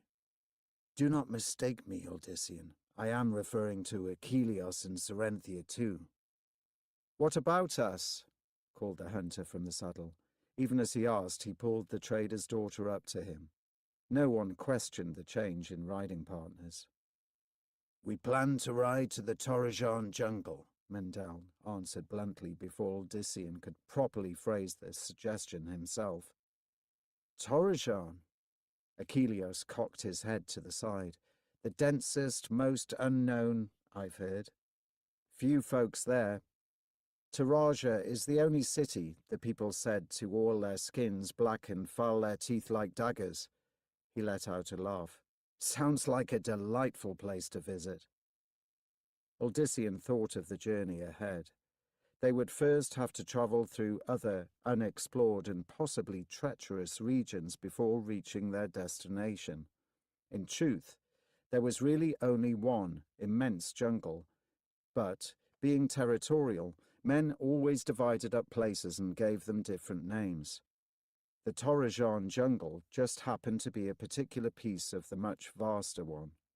In fact, assuming they made it that far, it was very likely that they would not realize it for days after. He could not imagine Serenthia in such a place. "Seri." "If you say one word about me staying behind, Odysseus and old Diomed, I'll teach you to regret it. There's no question as to whether I'm going." Achilles grinned. "And you know that I won't argue with her either." Well aware of that, Odysseus nodded. However, he needed then to understand the urgency of the situation. "If you come with me, there's no returning to Partha. I won't go back. There's too much of a chance that it'll be near impossible to leave again. without arousing the entire town. This brought an immediate acknowledgement from Mendeln. Seeing that, Achilleus and Cerenthia quickly acquiesced. I have some supplies and water, Odyssean's brother informed them. I'll provide fresh meat along the way, the hunter returned without a trace of conceit. All there knew that Achilleus would be able to keep his promise with ease. There really was only one thing left to say, and Odyssean had to say it now. Thank you. I'd rather you all stayed back, but thank you. As Mendeln mounted, he said, They will discover us gone come the dawn. We should be as far away as possible by then. No one could argue with that logic. When the Parthans realized what had happened, some of them would surely go out hunting for Odyssean, at least at first. He hated abandoning them, but it was for their own good. They would soon find out that their gifts were, in truth, nothing. They would feel tricked, and anger would replace adoration. As he led the party off, Odyssean thought of how violent that anger might become. Had he left the others in Partha, they might have become the focus of the town folks' ire. Certainly they would have been run out of it. In a sense, Mendeln, Achilleus, and Cerenthia were better off with Odyssean, at least for the moment. Lucian stared into the bowl of blood, his gaze intense. He had seen everything occurring since first casting the spell in coordination with the other two demons. He had found her, Lilith, in the arms of the mortal knave, and had planned well his sister's unveiling before the fool. What a delicious piece of work that had been. All her arrogance had been channeled into futile posturing and anger. She had turned on her own puppet, finally abandoning him. And there, Lilith had made the greatest of mistakes. The vision in the bowl finally began to fade, the result of the last of the life essence fading from the blood. Lucian could have redone the spell, but that would have required new bartering with the Stroga and Gulag, who would demand much more than the simple offering he had given them the first time. That was the trouble with both demons and humans. They always wanted more. No, Lucian would handle this purely on his own, for the reward would be one too precious to share with anyone else. It would not be difficult to keep his two counterparts ignorant, for there was much that he had done since assuming his role as Primus, of which they were unaware, of which even his father was unaware. "Thank you for laying the groundwork, sister dear," Lucian rasped. He was also grateful to the late Malik and Deimos, servants who had fulfilled their duties, whether they knew it or not. It had been a shame to lose both of them, but Lucian already had a notion as to a competent replacement for the high priest, and there were always more vicious Morlu. What was important was that by touching Malik's demon limb, which, knowing the cleric's greed and his sister's sense of irony, had been a foregone conclusion, Lilith had not only revealed herself, but had inadvertently removed, for a brief moment, any magical shields she had created.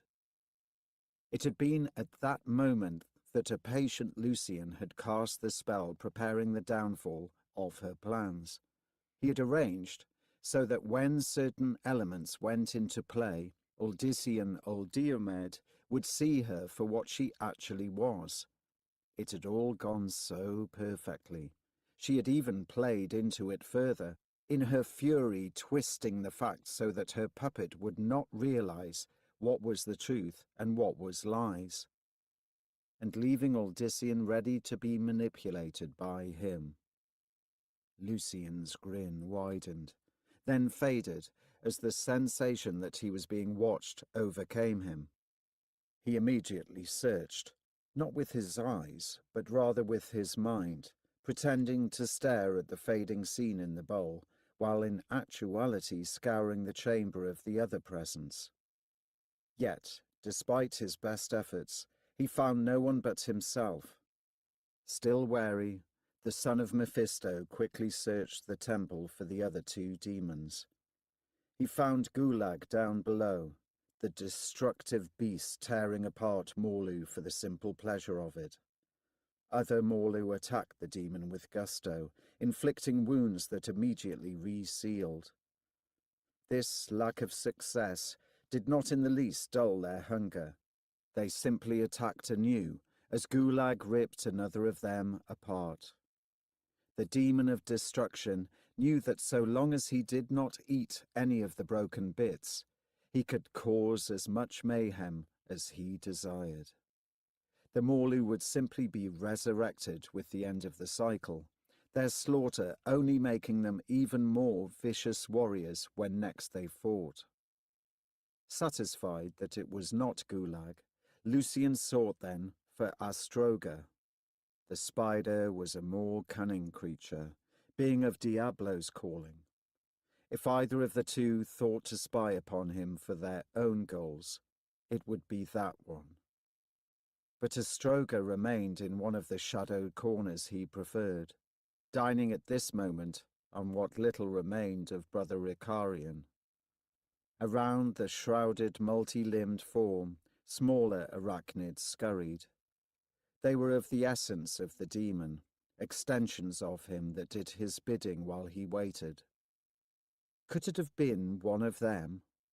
Lucian considered, but knew that even the children, as Astroga called the creatures, bore his taint.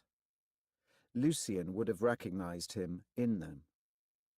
Still motionless, he surveyed the hidden chamber once more, but again found nothing. Demons, being what they were prone to unnatural distrust, and Lucian knew that even he was not immune from that. He finally pushed the instant from his mind. All that mattered was Lilith's puppet.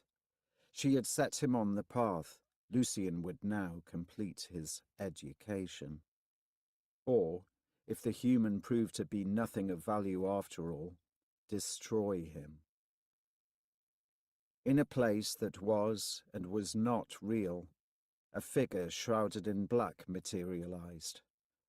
Around him there was nothing but absolute darkness, yet he showed no discomfort in being there.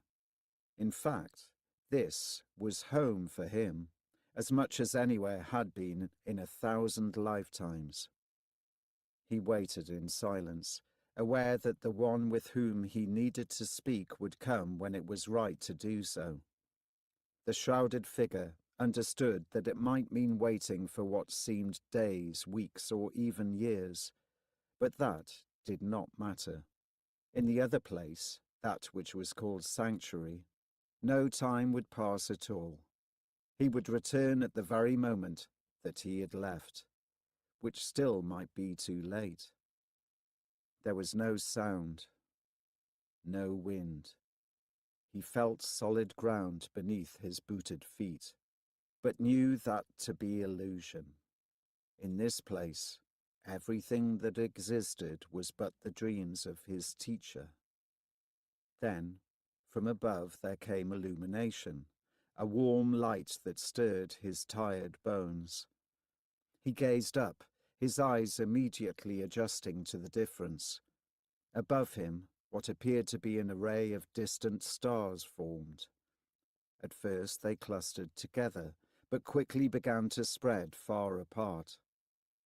As they did, they formed a vague shape. Like a constellation, the stars create a half-seen gargantuan image that, to his trained eye, resembled a beast as mythic as himself. "It is her brother that moves," the shrouded figure murmured. "He does not. That can only mean one thing." And in a voice that would have made even angels pause, the other replied, "Yes, there will be death." 20. Toward the jungles they rode, stopping only when necessity forced them. Odyssean guessed that they made good time, although since none of them had ever been far from Sarum before this insanity, they could judge only by Mendeln's recollections. Fortunately, Uldissian's brother proved again that any map shown to him for a short period remained burned in his memory, for landmarks he told them to watch for started to appear. The latest was a squat peak on the horizon, what Mendeln said the map's owner had called a volcano. None of them knew of such a thing, and when it was explained that this was a place where once burning rock had been shot out of the ground like missiles, the rest had looked at Mendeln as if he were mad. He, in turn, only shrugged. Uldissian often looked back, certain that this would be the time when he found the people of Partha hot on their trail. However, of the townsfolk there was still no sign. The volcano is the last landmark, Mendel went on. It, in fact, lies within the first portion of the jungle. That caused Uldissian to straighten in the saddle. So we're nearing the Torrejan region? No, we have quite a ride still, but at least we have reached the lowlands. Indeed, they had all already noticed the change in climate. It was warmer and muggier. Uldissian was covered in sweat, and even Achilleos and Cerenthia showed signs of the heat. Only Mendeln appeared untouched. In fact, he seemed to bask in the change. The two brothers had not yet discussed what was happening to the younger of them, the harsh journey leaving the entire party exhausted each evening. However, as Mendeln had indicated, the jungles would immediately offer some respite, even if also some new danger. Uldissian hoped that, once they entered, he might find time to deal with his sibling. The clothes that they had been given in Partha had begun to fray with overuse. However, since they had purposely avoided contact with civilization, there had been no opportunity to find new garments or at least properly clean their own. Food and water were not a problem, just as Uldissian had hoped. Achilleos had supplemented their original supplies with game, and the others had gathered berries. Most of the supplies from Partha were now gone, but in their place was bounty enough to keep them going for 3 days. In the meantime, they continued to gather more whenever and wherever possible. The wooded lands with which they were so familiar had given way the past 3 days to brush. According to Mendeln, whom everyone assumed was correct, tomorrow would see the first hints of jungle vegetation. With that in mind, they made camp just before sunset. Uldissian felt very unprotected, without even a few trees nearby, but the only other choices would have been either to retreat back half a day to a small grove, or to ride night and day to reach the jungle. The others seemed just as ill at ease, which helped him not in the least. Aware that all he had believed himself to be had been false, Uldissian knew that he could not help any of his companions should they now be attacked by Lilia or either sect. Fortunately, the night passed peacefully, so much so that for once Uldissian slept until dawn without once stirring. He rose refreshed, but also angry at Achilleos, who had made certain not to disturb him even when it was Uldissian's turn to take watch. Ominous clouds covered the sky, but there was no rumbling, nor did the wind pick up.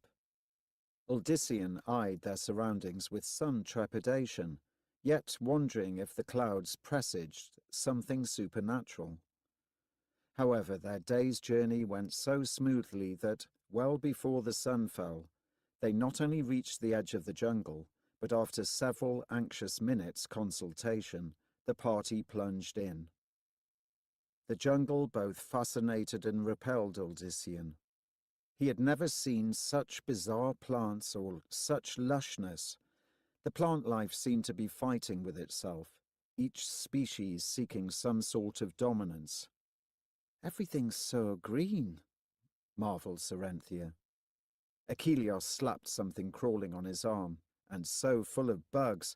Never seen the likes of that thing. There is more life in 1 square mile of this realm than in 20 surrounding Serum, Mendeln declared. No one asked how he knew, expecting that it was something he had learned from a passing merchant. Certainly Mendeln's comment struck Odyssean as truth, especially as he swatted a variety of exotic and macabre insects from his own body. He began having great regrets for choosing the jungles in which to hide. "Is there a river ahead anywhere?" asked the archer. Mendeln gave it a thought. "Tomorrow. There should be one by day's end tomorrow." "We should still have enough water." The jungle canopy combined with the clouds to make them feel as if they travelled the entire day in twilight. The horses grew restive, not at all used to such terrain. Their tails constantly slapped back and forth as they did their best to also keep free of vermin.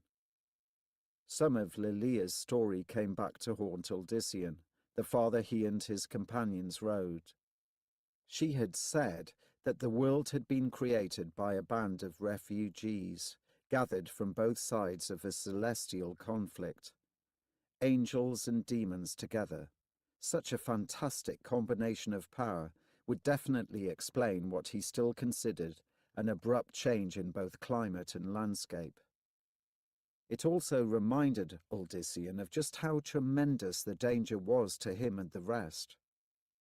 When it finally grew too dark to risk any further movement, they simply stopped. Since the past few hours, they had been making their own trail, no easy task. Gathering their horses near them, they ate what food they had, then all but Achilleos retired. Odyssean did not go to sleep for quite some time, the jungle continually unsettling in its differences from what he had grown up knowing. Strange creatures called out. Insects sang for mates. There seemed more noise now than during the day.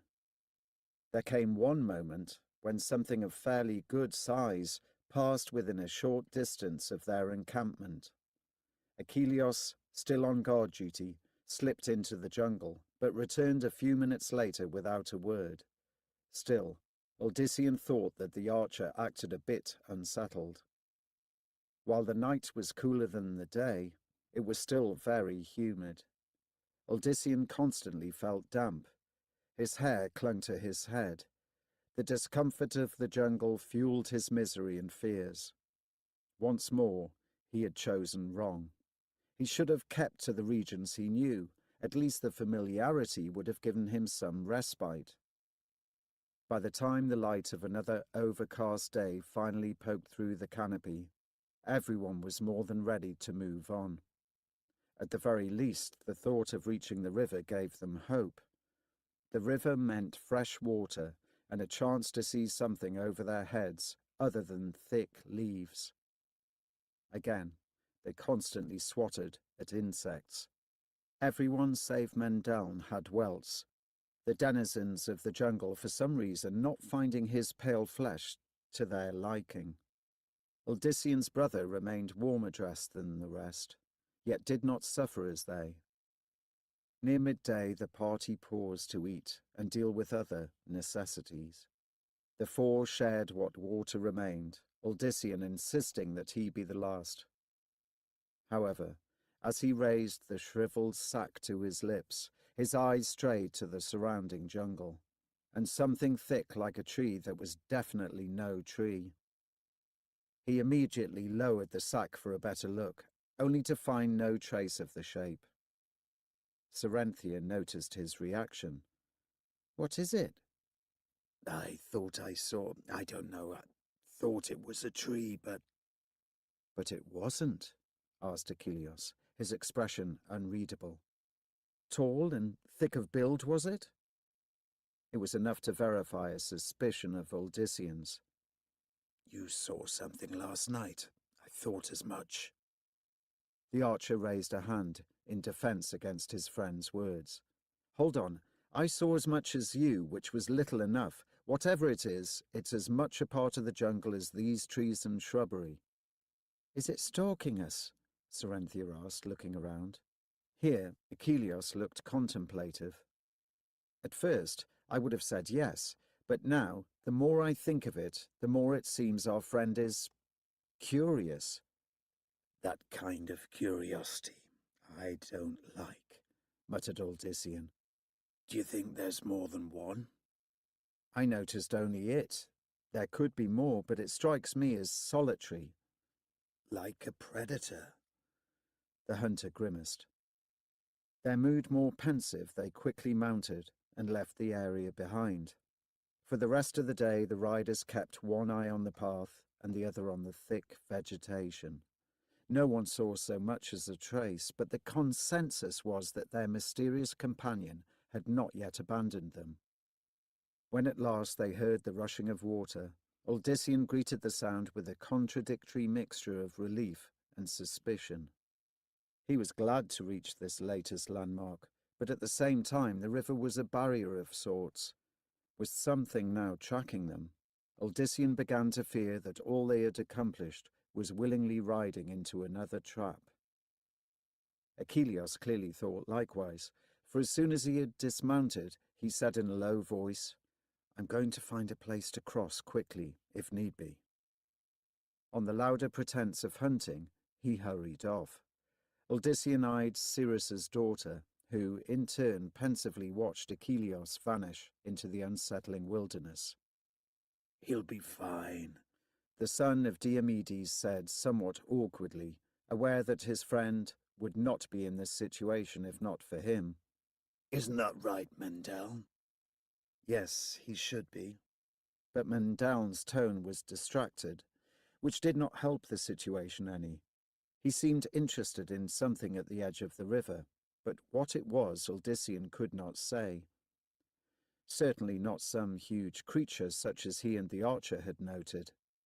The only thing one generally found in rivers was fish.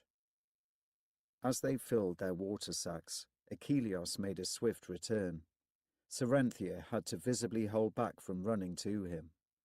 The blonde hunter smiled with more assurance as he reached the party. "There's a bridge," he announced merrily, "just a few minutes downstream. Looks worn and there are some planks missing, but the horses should cross over just fine." Odyssean took heart. Without hesitation, he said, "We make camp on the other side, then." He received no objections. The four quickly remounted, this time Achilleos taking the lead. They followed along the water's edge as the hunter dictated, and very soon sighted the bridge in question. It had been made from elements of the jungle around it. The planks had clearly been harvested from the local trees, the underside still covered in bark. The craftsman had skillfully shaved the other side flat. 3 of the planks were broken or completely gone, but if the party guided their horses on foot, there would be little threat. Strong vines and other long plants had been used to tether the wood together. Some sort of brown substance had also been added, in between to keep everything solid. Considering their surroundings, Odyssean thought that the builders had done the best possible. True, the bridge swayed a little under their moving weight, but otherwise held. Once they were over, there was debate as to what to do next. Achilleos wanted to remain near the bridge, and Sarenthia seconded this. Odyssean preferred a little more distance from it. Mendel left the decision to the others. As usual, he seemed lost in thought. The archer finally pointed out that while Odyssean was rightly concerned about their unseen companion, it was possible that something of a more immediate threat lurked nearby on this side. Conceding this, Odyssean agreed to their remaining near the bridge. They kept their campsite as compact as possible, huddling close to the animals and one another. Only Achilleos left the vicinity, necessity forcing him to hunt. When he returned, the relieved greeting he received was more for his safety than the bountiful catch he carried. The 2 creatures that the archer had brought with him were recognizable as reptiles, but none such as any had ever seen. They were huge, nearly 5 feet from the tips of their muzzles to the ends of their tails. One look at the terrifying teeth was enough to let the others know that these were generally predators, not prey. Achilleos quickly reassured them. I was never careless. I assumed that there might be dangers by the river, but also game. I found this pair hiding among some reeds. I don't think that they were prepared for something like me. Odyssean studied them dubiously. Are you sure that they are worth eating? Some of the best meat I caught back home came from snakes and lizards. These, I suspect, will be like a feast in comparison. The 2 dead beasts had done what little else had, drawn Mendeln's attention. He touched one almost gently. These are young, juvenile. I thought as much myself, Achilleos replied. The big ones are probably 3 times the size. To Odyssean, he added. These were wet, as if they'd just been swimming. You wanted us to move farther away from the bridge and the river. I'd say that was an idea we should still act on. They wasted no time in following the suggestion. Achilleos, scouting ahead, located a place he believed far enough from the river reptiles' normal haunts. Even then, Odyssean insisted that they ride a little longer, despite the darkness. Achilleos showed him another spot. Finally satisfied, they halted again. While Mendeln and Odyssean gathered fuel for the fire, the hunter and Cerenthia began the process of skinning and cooking the meat. Don't stray far from the camp, Odyssean reminded his brother as they left, Mendeln's condition worrying him. I will take care. Do the same. While there were plenty of trees, finding viable firewood was not so simple. The plant life had a constant moistness to it. Odyssean picked what he could, cautious in his task lest some vermin or animal hiding in the bush took umbrage at his presence. Unfortunately, due to conditions, Odyssean soon found himself disobeying his own orders to stay close. There just was not enough good fuel nearby. In order to make up for the necessity of searching farther away, Odyssean kept a careful eye on his position relative to the camp. This encouraged him to go yet farther afield, and gradually the pile in his arm grew to something useful. Behind him, he heard the rustling of branches. Aware of how far out he had strayed, Odyssean suspected that one of his friends had come in search of him. He turned around and dropped the firewood. The behemoth stood half again as tall as him and more than twice as wide. At first, Odyssean thought it a demon, for it had a vague resemblance to a man, in that there were 2 arms, a pair of legs, and a head. But beyond that was a creature so bizarre that surely it had not been born of this world. Yet, if a demon, it was a very docile one. In fact, although its face was much in the shadow of the night, Odyssean could, for some reason, sense that there was an intelligence there, one that was driven by more than the thirst for mayhem and blood. The giant shifted slightly, but not in any manner that caused Odyssean alarm. In that flash of movement, more details became apparent. The entire torso had a rough finish to it that reminded him of nothing less than wood. Indeed, one limb ended not in a hand or paw, but a great thorny club, upon whose flat head was etched runes of some sort. The other arm had a hand, but there was also a broad, sharply bent formation that started near the elbow and looked to the human like a living shield. 2 bat-wing horns rose above the head, which was squat and heavily browed. Odyssean could detect no mouth or nose, and the eyes were but deep crevices. The behemoth strode toward him at an oddly leisurely pace, and, as it moved, there was not the least sound. Odyssean understood that the rustling he had heard earlier had been purposely meant. The creature had wanted him to be forewarned. Are you Are you the one who followed us? Odyssean finally asked. The figure did not answer. Instead, with astonishingly graceful movements, it went down on one knee before the human. At that moment, Achilleus's voice came from the direction of the camp. Odyssean! Where are you? Odyssean! His gaze strayed toward the voice. A moment later, the archer appeared. Am I going to have to keep searching for you every time you stray away from a camp? Achilleus asked cheerfully. Odyssean's eyes widened at such a mundane question in the presence of so astonishing a being as the jungle dweller. He looked to the creature for its reaction, and saw then why Achilleus acted the way he did. The behemoth was gone, as if he had never been there. The hunter noticed his tension, and all humour vanished. What is it? He... Yes, for some reason Odyssean knew his visitor had been male. was here. What? The thing tracking us? Achilleus started to ready his bow, but Odyssean quickly put a stop to the action. He means no harm. He knelt there. Before you? Odyssean wanted to deny that, but finally nodded. He knelt before me. The farmer went into quick detail, giving even a cursory description of the creature. And then, when I looked in your direction, he simply vanished. Which means that it was you, specifically, that he wanted to see, old friend. You! He may have never seen a human like us, that's all. It could have been Mendeln or you. Since Malik used her, Serenthia usually stays near the camp. His companion did not see it that way. There were plenty of chances to view me, especially that first time. Mendeln, too. He wanted to see you, Odyssean. You must face that.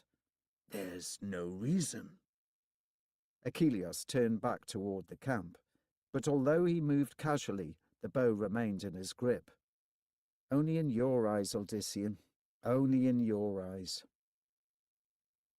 Despite their unusual night visitor having shown no hostility, Odyssean did not rest well. He expected other strange beings to follow in the wake of the first, some of them surely with more sinister intent. Yet the day came without incident. The party ate what was left of the meat, then set out again. How far is Torajar's region now? He asked his brother as they rode. Several days yet, Mendeln replied. Further information he did not supply, and Odyssean settled back into the saddle. He was already sick of the jungle and continually sick of himself. Small creatures flitted through the branches, some of them recognizable, others almost as unsettling as the behemoth. However, Odyssean sensed that these were simple animals, not some mysterious intelligent being such as had confronted him. What did the confrontation mean? He refused to believe that Achilleus was right. There was nothing to Odyssean. He was a fraud, a mockery. With such thoughts he rode through the day and on into the night. They travelled late, it taking Achilleus some time to find a clearing large enough for them to use as a place to sleep. Odyssean had no desire to leave the safety of the campsite, but, as ever, the hunt for firewood demanded it of him and the others. He tried to keep close this time, but the pickings were slight, and necessity once more demanded he widen his search. With growing wariness, Odyssean gathered one piece after another. Each moment he expected the giant to confront him, but the closest he had come to an encounter so far was an irate toad the size of his head that leapt out from under a dead branch Odyssean had just grabbed. Odyssean returned with his arms full and his mood as black as the night. He ate sparingly from Achilleus's newest catch, some sort of huge rabbit, then slept fitfully until a hand shook him awake. Believing it to be the behemoth, Odysseus jerked back. However, it was only the hunter, awaking him for his turn on guard duty. "Easy there," Achilles muttered. "You sure you want to take watch?" "I'd rather be up." "As you like." Odysseus grabbed his sword and walked to the edge of the camp. As was the practice, he kept watch first from one vantage point, then, after a few minutes, quietly went to another. In this way, he also kept more alert. Eventually, however, time did take its toll. When he was certain that he dared not stay on watch any longer, Odysseus sheathed his sword and went to wake Mendeln, who was next. After Mendeln would come Cerynthia, and then Achilles again, if necessary. The three men would have preferred to rotate the night between them, but Cerynthia had insisted, pointing out that she was just as capable with a sword as they were, a piece of training done at the insistence of her late father. Odysseus approached his brother's location, only to find Mendeln not there. That was not uncommon, necessity making its demands whenever it chose. He paused, aware that it could not be too long. But after several minutes there was still no sign of Mendeln. Odysseus tried to tell himself that it would only be a moment longer, but then that moment passed and still there was no hint of his brother's return. Odysseus glanced at the ground and made out a single footprint. Not yet wishing to disturb the others, he drew his weapon and started in the direction that the print was pointing. The way was troublesome. He was forced to hack at the branches. Twice Odysseus whispered Mendeln's name, both times to no success. His heart pounding faster, Odysseus doubled his pace. Mendeln had to have come this way. A slight sound from the side made him pause. When it came again, he turned toward it. It might be his brother, but it also might be something more sinister. Or it could be the creature again. Despite the risk, Odysseus pushed on. Mendeln was out here. That was what mattered most. If it was the creature, then perhaps it could even help him. The thought seemed ludicrous, yet Odysseus knew that if he ran into the jungle dweller, he would ask it for aid. From a slightly different direction came more movement. Odysseus froze. A breath later, from yet a third direction, there was a noise. Whatever lurked out here, there was more than one. Images of Morlu swept through his head.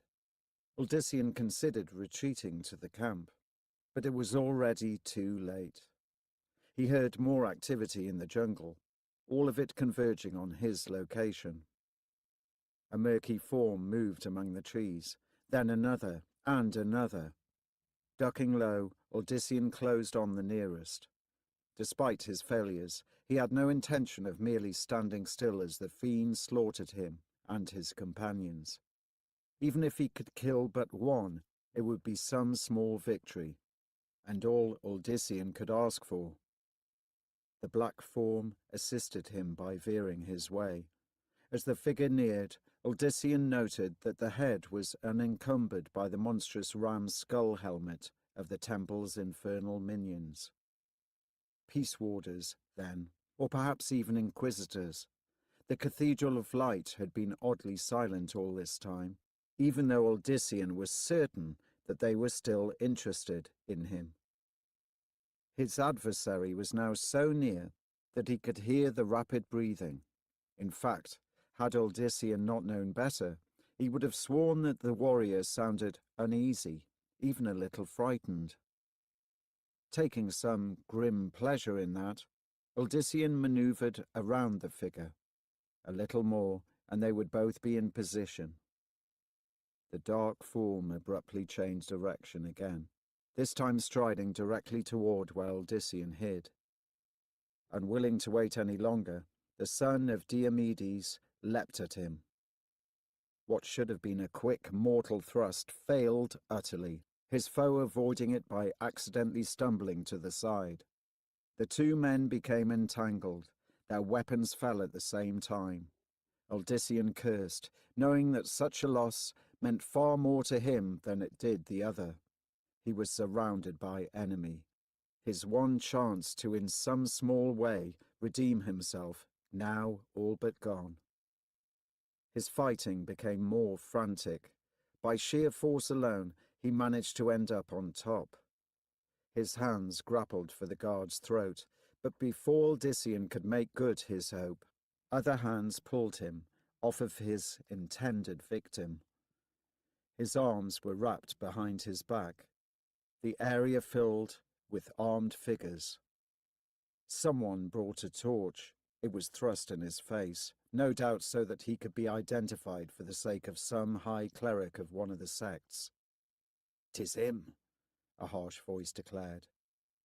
Odysseus expected to be clapped in irons, but instead his arms were released. The figures surrounding him stepped back, and one by one they went down on their knees, leaving only the torch-bearer. The man held the flames close to his own face as he stared at Odysseus. "Praise be, we found you, Holy One," blurted Romus. 21. Mendeln had awakened with the feeling that someone had just called his name. At first, he thought it his brother, and that made him stand up and look around. But when Mendeln saw no sign of Odysseus, his suspicions grew.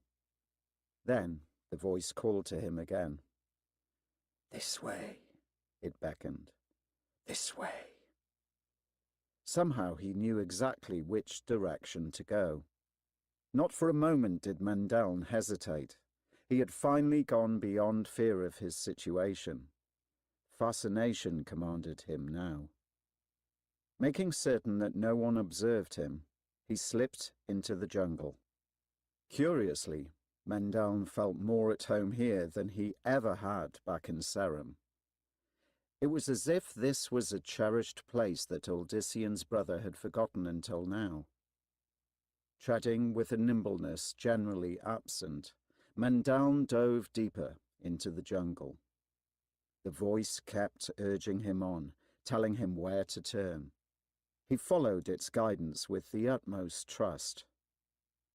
The insects kept their distance from him, just as they had since shortly after he and his companions had entered the lush land. They had quickly sensed the change in him, the otherness, that Mendeln was only just beginning to understand. Despite the dark, he found it not at all difficult to see. Things were shadowed, true, but his vision was sharper than ever. Indeed, in some ways, Mendeln could see better than he did even during the day. His surroundings had more definition, more distinction. "Turn, turn," the voice commanded. Mendeln obeyed, took several steps, then waited. But the voice gave him no more instructions. Frowning, he took one more step. And suddenly, in front of him stood a towering, glittering obelisk, untouched by the incessant growth. It stood more than twice as tall as Mendeln, and was made of what he suspected was obsidian. Mendeln had admired samples of the black stone that Cyrus had bought from a merchant, and felt that what stood before him could be nothing else. Yet, what drew his attention most was not the pointed obelisk itself, but what was carved on each of its faces. More words in the ancient script. They ran from the top to the bottom, and as he eyed them, it almost seemed that they glowed faintly.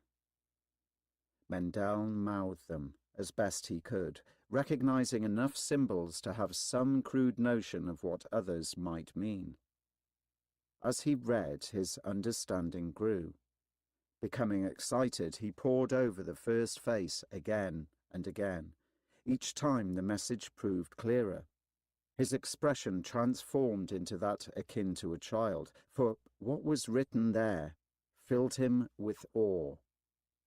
And so Mendeln kept reading. Odysseus stared in disbelief at the man before him. Romus, the criminal. Romus, the converted. What are you doing here? Odysseus demanded. His gaze flickered to the few faces partially visible around. Missing, Holy One. We feared for the worst, especially after how it was for poor Master Ethon and his boy. Nicodemus, he's a good tracker, and some of the others are too. We took off as soon as we could after you. Romus grinned. But you're all right. You shouldn't have followed, Odysseus reprimanded the men. You endanger yourselves. And what of your families? All of us came willingly, someone else said, and our families are all with us, of course. We'd not abandon them.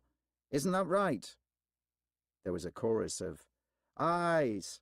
For the first time, Odysseus noticed that some of the figures toward the back of the dark throng were of slighter builds. Several were fairly short. He had not thought of them as women or, for that matter, children. But why bring their families with them on such a desperate pursuit? A sick feeling swelled up within him. Why are you all here, Romus? Why? To learn more from you, Holy One. To follow your path, wherever it takes you. Others backed up his declaration. Don't call me that, Odysseus blurted. Never that! Romus bowed his head. Very sorry, Master Odysseus. I'd forgotten, yes. Gritting his teeth, Odysseus continued. You uprooted your families to follow me? Are you mad? Almost as one, they shook their heads. He eyed the townsfolk, aware that his fury barely touched them. They were utterly insane, but could not see that fact. But as it became apparent that he had nothing more to teach them, they would surely come to their senses, and then it would be they who would become outraged with him. Mendown still concerned Odysseus, but he needed to deal with this band first. How many are there of you, Romus? A good quarter of Parthus stands around you, Master Odysseus, and others but await word of our success before they join us. The sick feeling swelled 100-fold. Barely able to think, Odysseus whirled back toward the camp. Follow me! Always, murmured Romus. Already regretting his choice of words, the son of Diomedes stalked away. Behind him came a mass shuffling of feet and the shaking of grass and branches. As he neared the edge of the camp, Achilleus, an arrow notched and ready to fire, stood sternly waiting. His face went through a contortion of emotions as he drank in what came in his friend's wake. What have you found out there? An army? The Parthans, or at least a good number of them.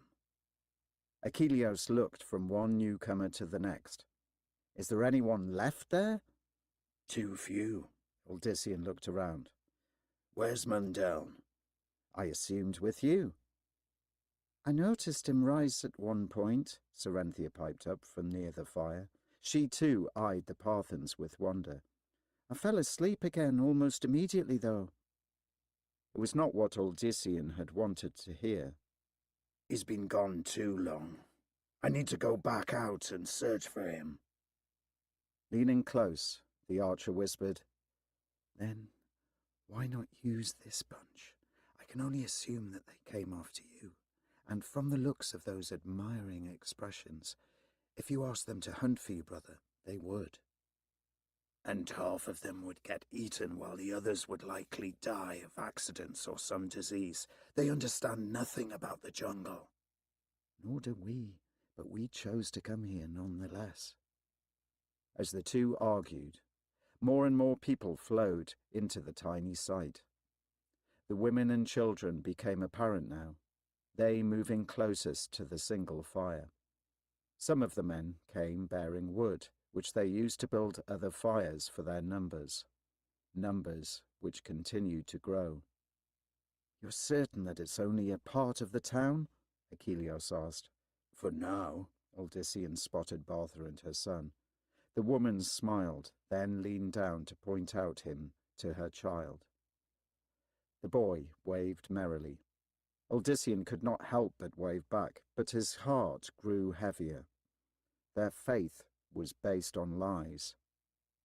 Romus joined him again.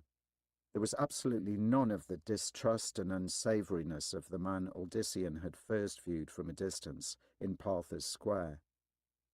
Master Odyssean, would it be permissible to have them start cooking meals and clearing more ground? You have food? He prayed that they did not somehow expect him to magically supply them with anything. Oh, yes. We knew that we might have to travel some distance to catch up to you. There are horses laden with packs just coming up now.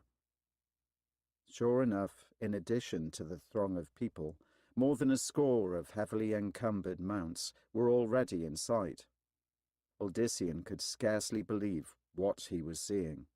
How could such a large party have organized so quickly, much less followed him so expertly? They all expect the world from you, came the thought. They all expect you to teach them to become more powerful than the mage clans. The immensity of what he was supposed to do, especially in light of the fact that it was utterly beyond him, struck Odyssean so hard that he turned from the others without another word and stalked off into the jungle. He did not go far, naturally, but just enough to find some peace. Or at least attempt to. Even alone, Odyssean could not escape his feelings of failure, of complete shame. They ate away at him with an intensity he had not experienced previously. In his mind, he heard the voices speaking so reverently about him, saw again the awed faces, both young and old. Parthus' son came unbidden to his memory. The boy and his mother, seeing him as some mythic healer, when the truth was that it had been a demoness who had given the child a new life. Lilia, how she would have laughed at his situation. In fact, it was very likely that she watched from somewhere, enjoying his torment and the eventual chaos when the Parthans discovered the awful truth about him. Lilia had called him nothing, and he was seeing the truth of her words more and more with each passing moment. Perhaps the temptress had even silently urged the townsfolk to this foolish trek, whispering in their ears that they had to follow. That could explain their swift and certain path. How better to ensure the greatest depths to his downfall than to bring all the elements together herself? Once more, he had underestimated her retribution. You've got what you want, Odyssean shouted at the darkness. Now leave me be. No one responded, of course. He had not expected it. She wanted him completely humiliated, perhaps even slain. If Odyssean was torn apart by his enraged followers, Lilia would simply find herself a new puppet. You thought that you would bring down the Masters of Sanctuary? You thought that the Triune and the Cathedral of Light would fall, so that you could finally rid yourself of the demons of your past? Odyssean shuddered, thinking how he had even failed anew his lost loved ones. Their memories would be tainted by this debacle. When people recalled his family, it would be with curses and dark thoughts. I only wanted to help, the son of Diomedes muttered. Only wanted things to make sense. To his ever-distraught mind, the calls of the jungle's nocturnal denizens began to sound like mocking laughter. Odyssean almost turned and headed back to camp, but then recalled what he would find there. He looked at his shadowed surroundings, seeking some escape. There is always the Triune. At first the thought startled Odyssean, but as he considered it, it made some sense. True, before it had been the suggestion of Malik, but now Odyssean considered what would happen if he willingly walked into the main temple and gave himself over to them. There would be no more running. The Parthans would initially grow angry when they discovered his duplicity, But then they would feel justice had been served. Odyssean did not care what happened to himself at that point, only that no one else would be affected any more. Perhaps it would even be best to lead the Parthians to the temple too. Let them see the truth there for themselves. Odyssean grimaced. It said something for his state of mind, that he had thought of such an outrageous thing for even a moment. Odyssean shook his head, trying to clear it. What he chose to do concerning himself was one thing, but he would not lead the Parthians through any more deceit, and he would certainly not lead them to the temple. Yet, if Odyssean intended to cut all ties with those following him, it behooved him to do so as quickly as possible. However, once he returned to the camp, they would be with him, walking and sleeping. It would almost be better, Odyssean thought, if he just never returned at all. Never returned at all. Perhaps this time it would work. His feet began moving even before his mind registered the action. Odyssean shoved aside the thick branches, pushing as fast as he could through the jungle. On the one hand, he knew that his abrupt flight was even more insane than the one from Partha, but on the other, it would catch everyone unaware. They would have no idea where to look, where to go. He defied their best trackers, Achilles included, to keep on his heels in this thick vegetation. But as Odyssean tore his way through the night, he began to wonder how far he would get without a mount. A horse could at least barge through the jungle easier, and surely there would be emptier trails ahead where a rider could quickly pick up the pace. If only he had thought of taking one with him. But that was something well beyond hope now. Unable to do anything else and feeling as if all depended on him, running and running until he could run no more, Odyssean moved blindly through the jungle. Each moment he expected shouts to arise and pursuit to begin. A large form moved through the vegetation just ahead. Odyssean tried to slow, but the ground was soft and moist, and his footing failed. He tumbled forward, landing on his face. There was a heavy snort. A muzzle prodded his shoulder.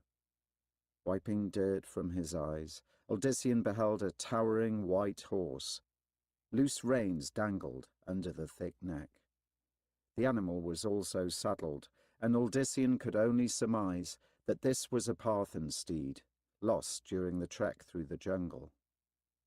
Seizing the reins, he murmured to the horse, reassuring it that he was no danger. The mount actually seemed grateful to have him near, the unknown landscape no doubt putting it ill at ease.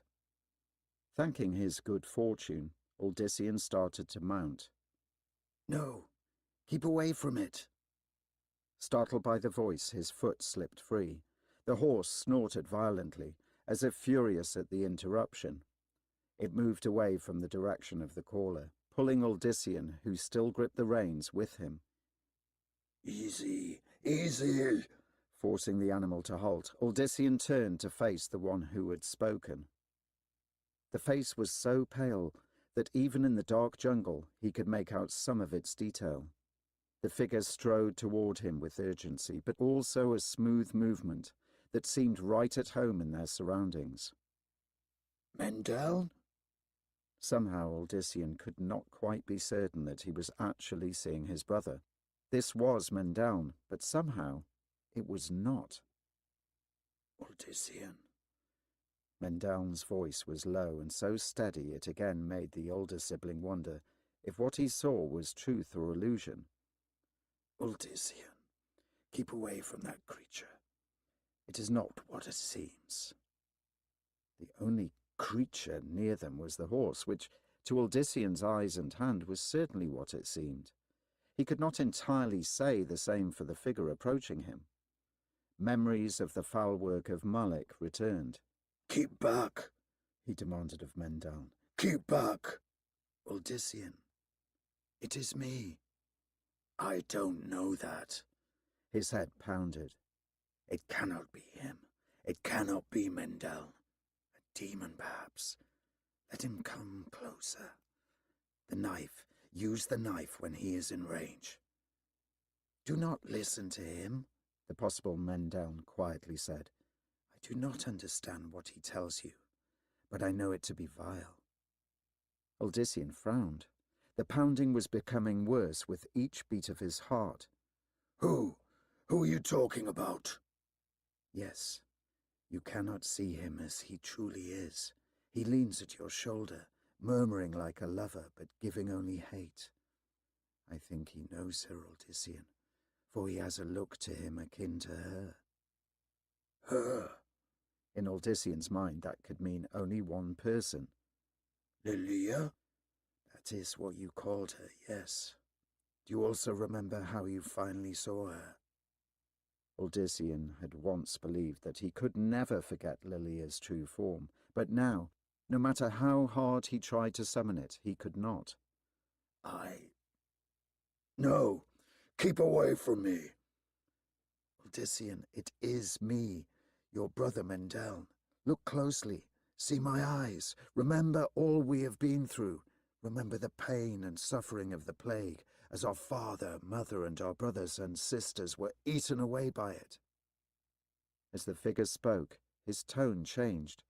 It remained low and overall steady, but there were hints of deep pain that mirrored what lay within Odyssean's own soul. He knew then that this had to be his brother, not some demon wearing Mendel's flesh. That made him release the reins, or at least Odyssean tried to release them. His fingers would not uncurl. In fact, if anything, they tightened their grip, defying his will. The white steed snorted, then renewed its efforts to pull him away from Mendel. His brother uttered something unintelligible. The horse suddenly reared, shrieking as no earthly animal could. Its form twisted in a manner that should have snapped the spine in half, yet the creature seemed more furious than pained. Pull free now, Odyssean. Lean against the reins and pull with all your will. Odyssean immediately obeyed. His one hand continued to clutch the reins, even as the enraged horse twisted, as if made of soft bread dough. Its orbs blazed red and no longer had pupils. The mane coursing down its neck and over its shoulders had a thorny cast to it now. Despite its girth, the creature stood upon its hind legs as if more accustomed to moving in that fashion. Still, his fingers would not free themselves. Odyssean tugged as hard as he could, using his strength to its utmost. Then, something Mendel had said came back to him.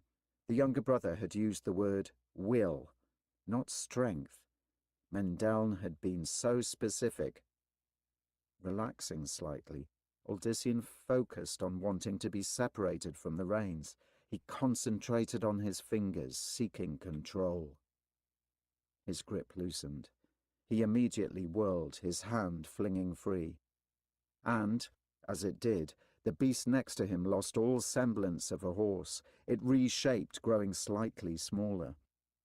The demonic aspects also transformed, at least to a point, the thorns becoming hair and the body more human. Before him now stood a tall, kindly figure with flowing grey hair and a trim beard. As he smiled at Odyssean, he extended his arms. "You have proven very worthy, my son. Come and accept my blessing for your stalwart efforts." What? Who are you? "Why, I am the Primus, of course." The smile dazzled. "But you may call me Lucian." Odyssean looked aghast. The Primus. Lucian. The figure nodded. "Yes, Lucian. And I understand that the demoness Lilith has been spreading false witness concerning me." Lilith? You mean Lilia? Lilith is her true name, an evil older than the world. She is the mother of deceit, the mistress of betrayal. You are indeed strong for having survived against her, my son." From behind Odyssean, Mendel said, "Beware, brother. False images are legion where this one is concerned." Before Odyssean could respond, The Primus calmly replied, "Does that actually sound like the Mendel you know? Have you not noticed the dark changes in him of late? There are more demons in the world than merely Lilith, my son, and one of them has cast his shadow over your sibling." Odyssean looked back. Mendel? "I am still me." What exactly that meant, Odyssean did not know. He considered all that he had seen happen to his brother. Mendel had definitely changed, but was it for good or ill? "I do not know you, demon," Lucian remarked, sounding much like a protective uncle to Odyssean. "But your intent is clear. You would work at the soul of this worthy one, burrow into it through one of those nearest and dearest to him. That cannot be permitted. He is under my protection." Protection? Mendel returned, as the high priest Malik sought to protect him with his spells of skin-flaying and his bloodthirsty Morlu? "Exactly. Malik's. I regret his actions immensely. I was unaware that one so close to me had been seduced by demons. I had sent him to invite Odyssean or Diomed to visit the temple as my guest, to be honoured, nothing more." He considered further. "The Morlu are an abomination created by what is called the Cathedral of Light, not the Triune. It must be from there that came the demon who turned poor Malik." There was something about the Primus that made Odyssean want to believe him, yet bits of what he said did not sound true. "The only demon here stands before us, Odyssean," Mendel insisted, stepping between his brother and Lucian. "You must believe." The Master of the Triune shook his head. "His words are strong, embellished as they are by sorcery. For your sake, I fear I must remove the taint. I am sorry for your loss, dear Odyssean, but there is no choice." It took Odyssean a moment to understand. When he did, he reached out in a sudden panic. "No, Mendel!" A circle of silver light formed around the Primus, then immediately burst forth. It struck where Mendel had been standing, and suddenly Odyssean's brother was no longer there. Both Odyssean and Lucian eyed the empty spot.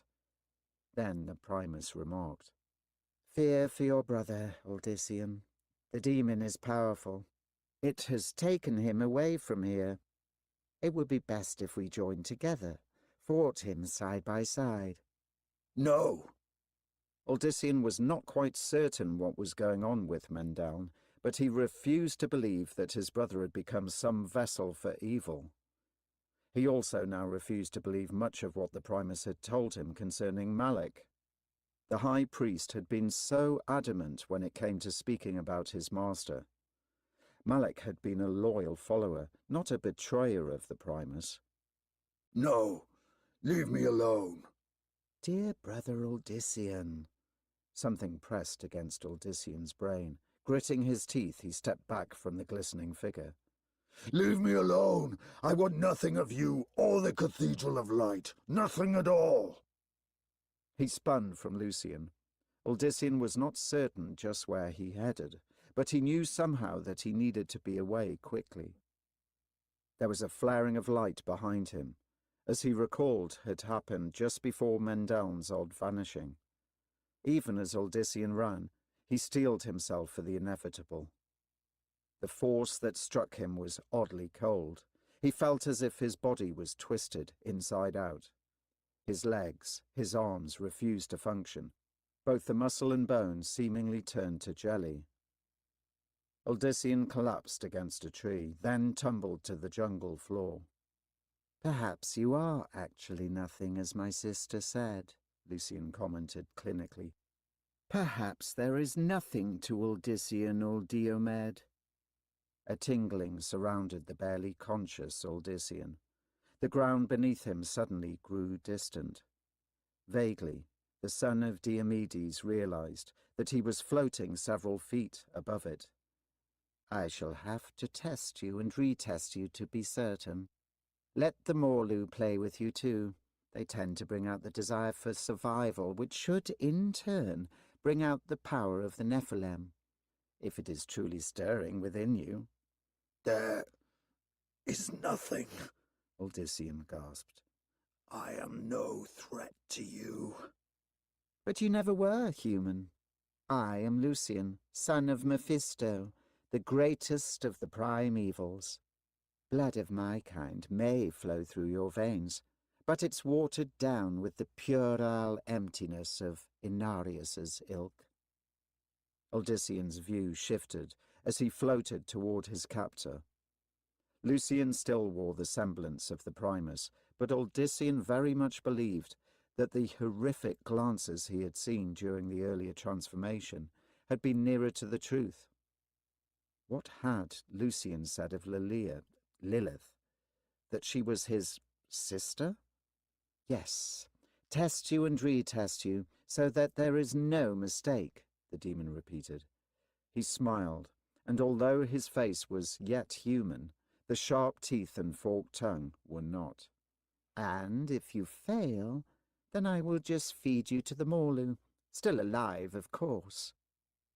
And although Lucian continued to smile, Odyssean knew that he was not in any way jesting. 22. Achilles had let Odyssean go without hesitation, aware that his friend was under incredible pressure. The startling arrival of so many people from Partha was enough to even disturb the archer. He was astounded by their dedication, even to someone whom Achilles himself would have trusted with his life. His thoughts were interrupted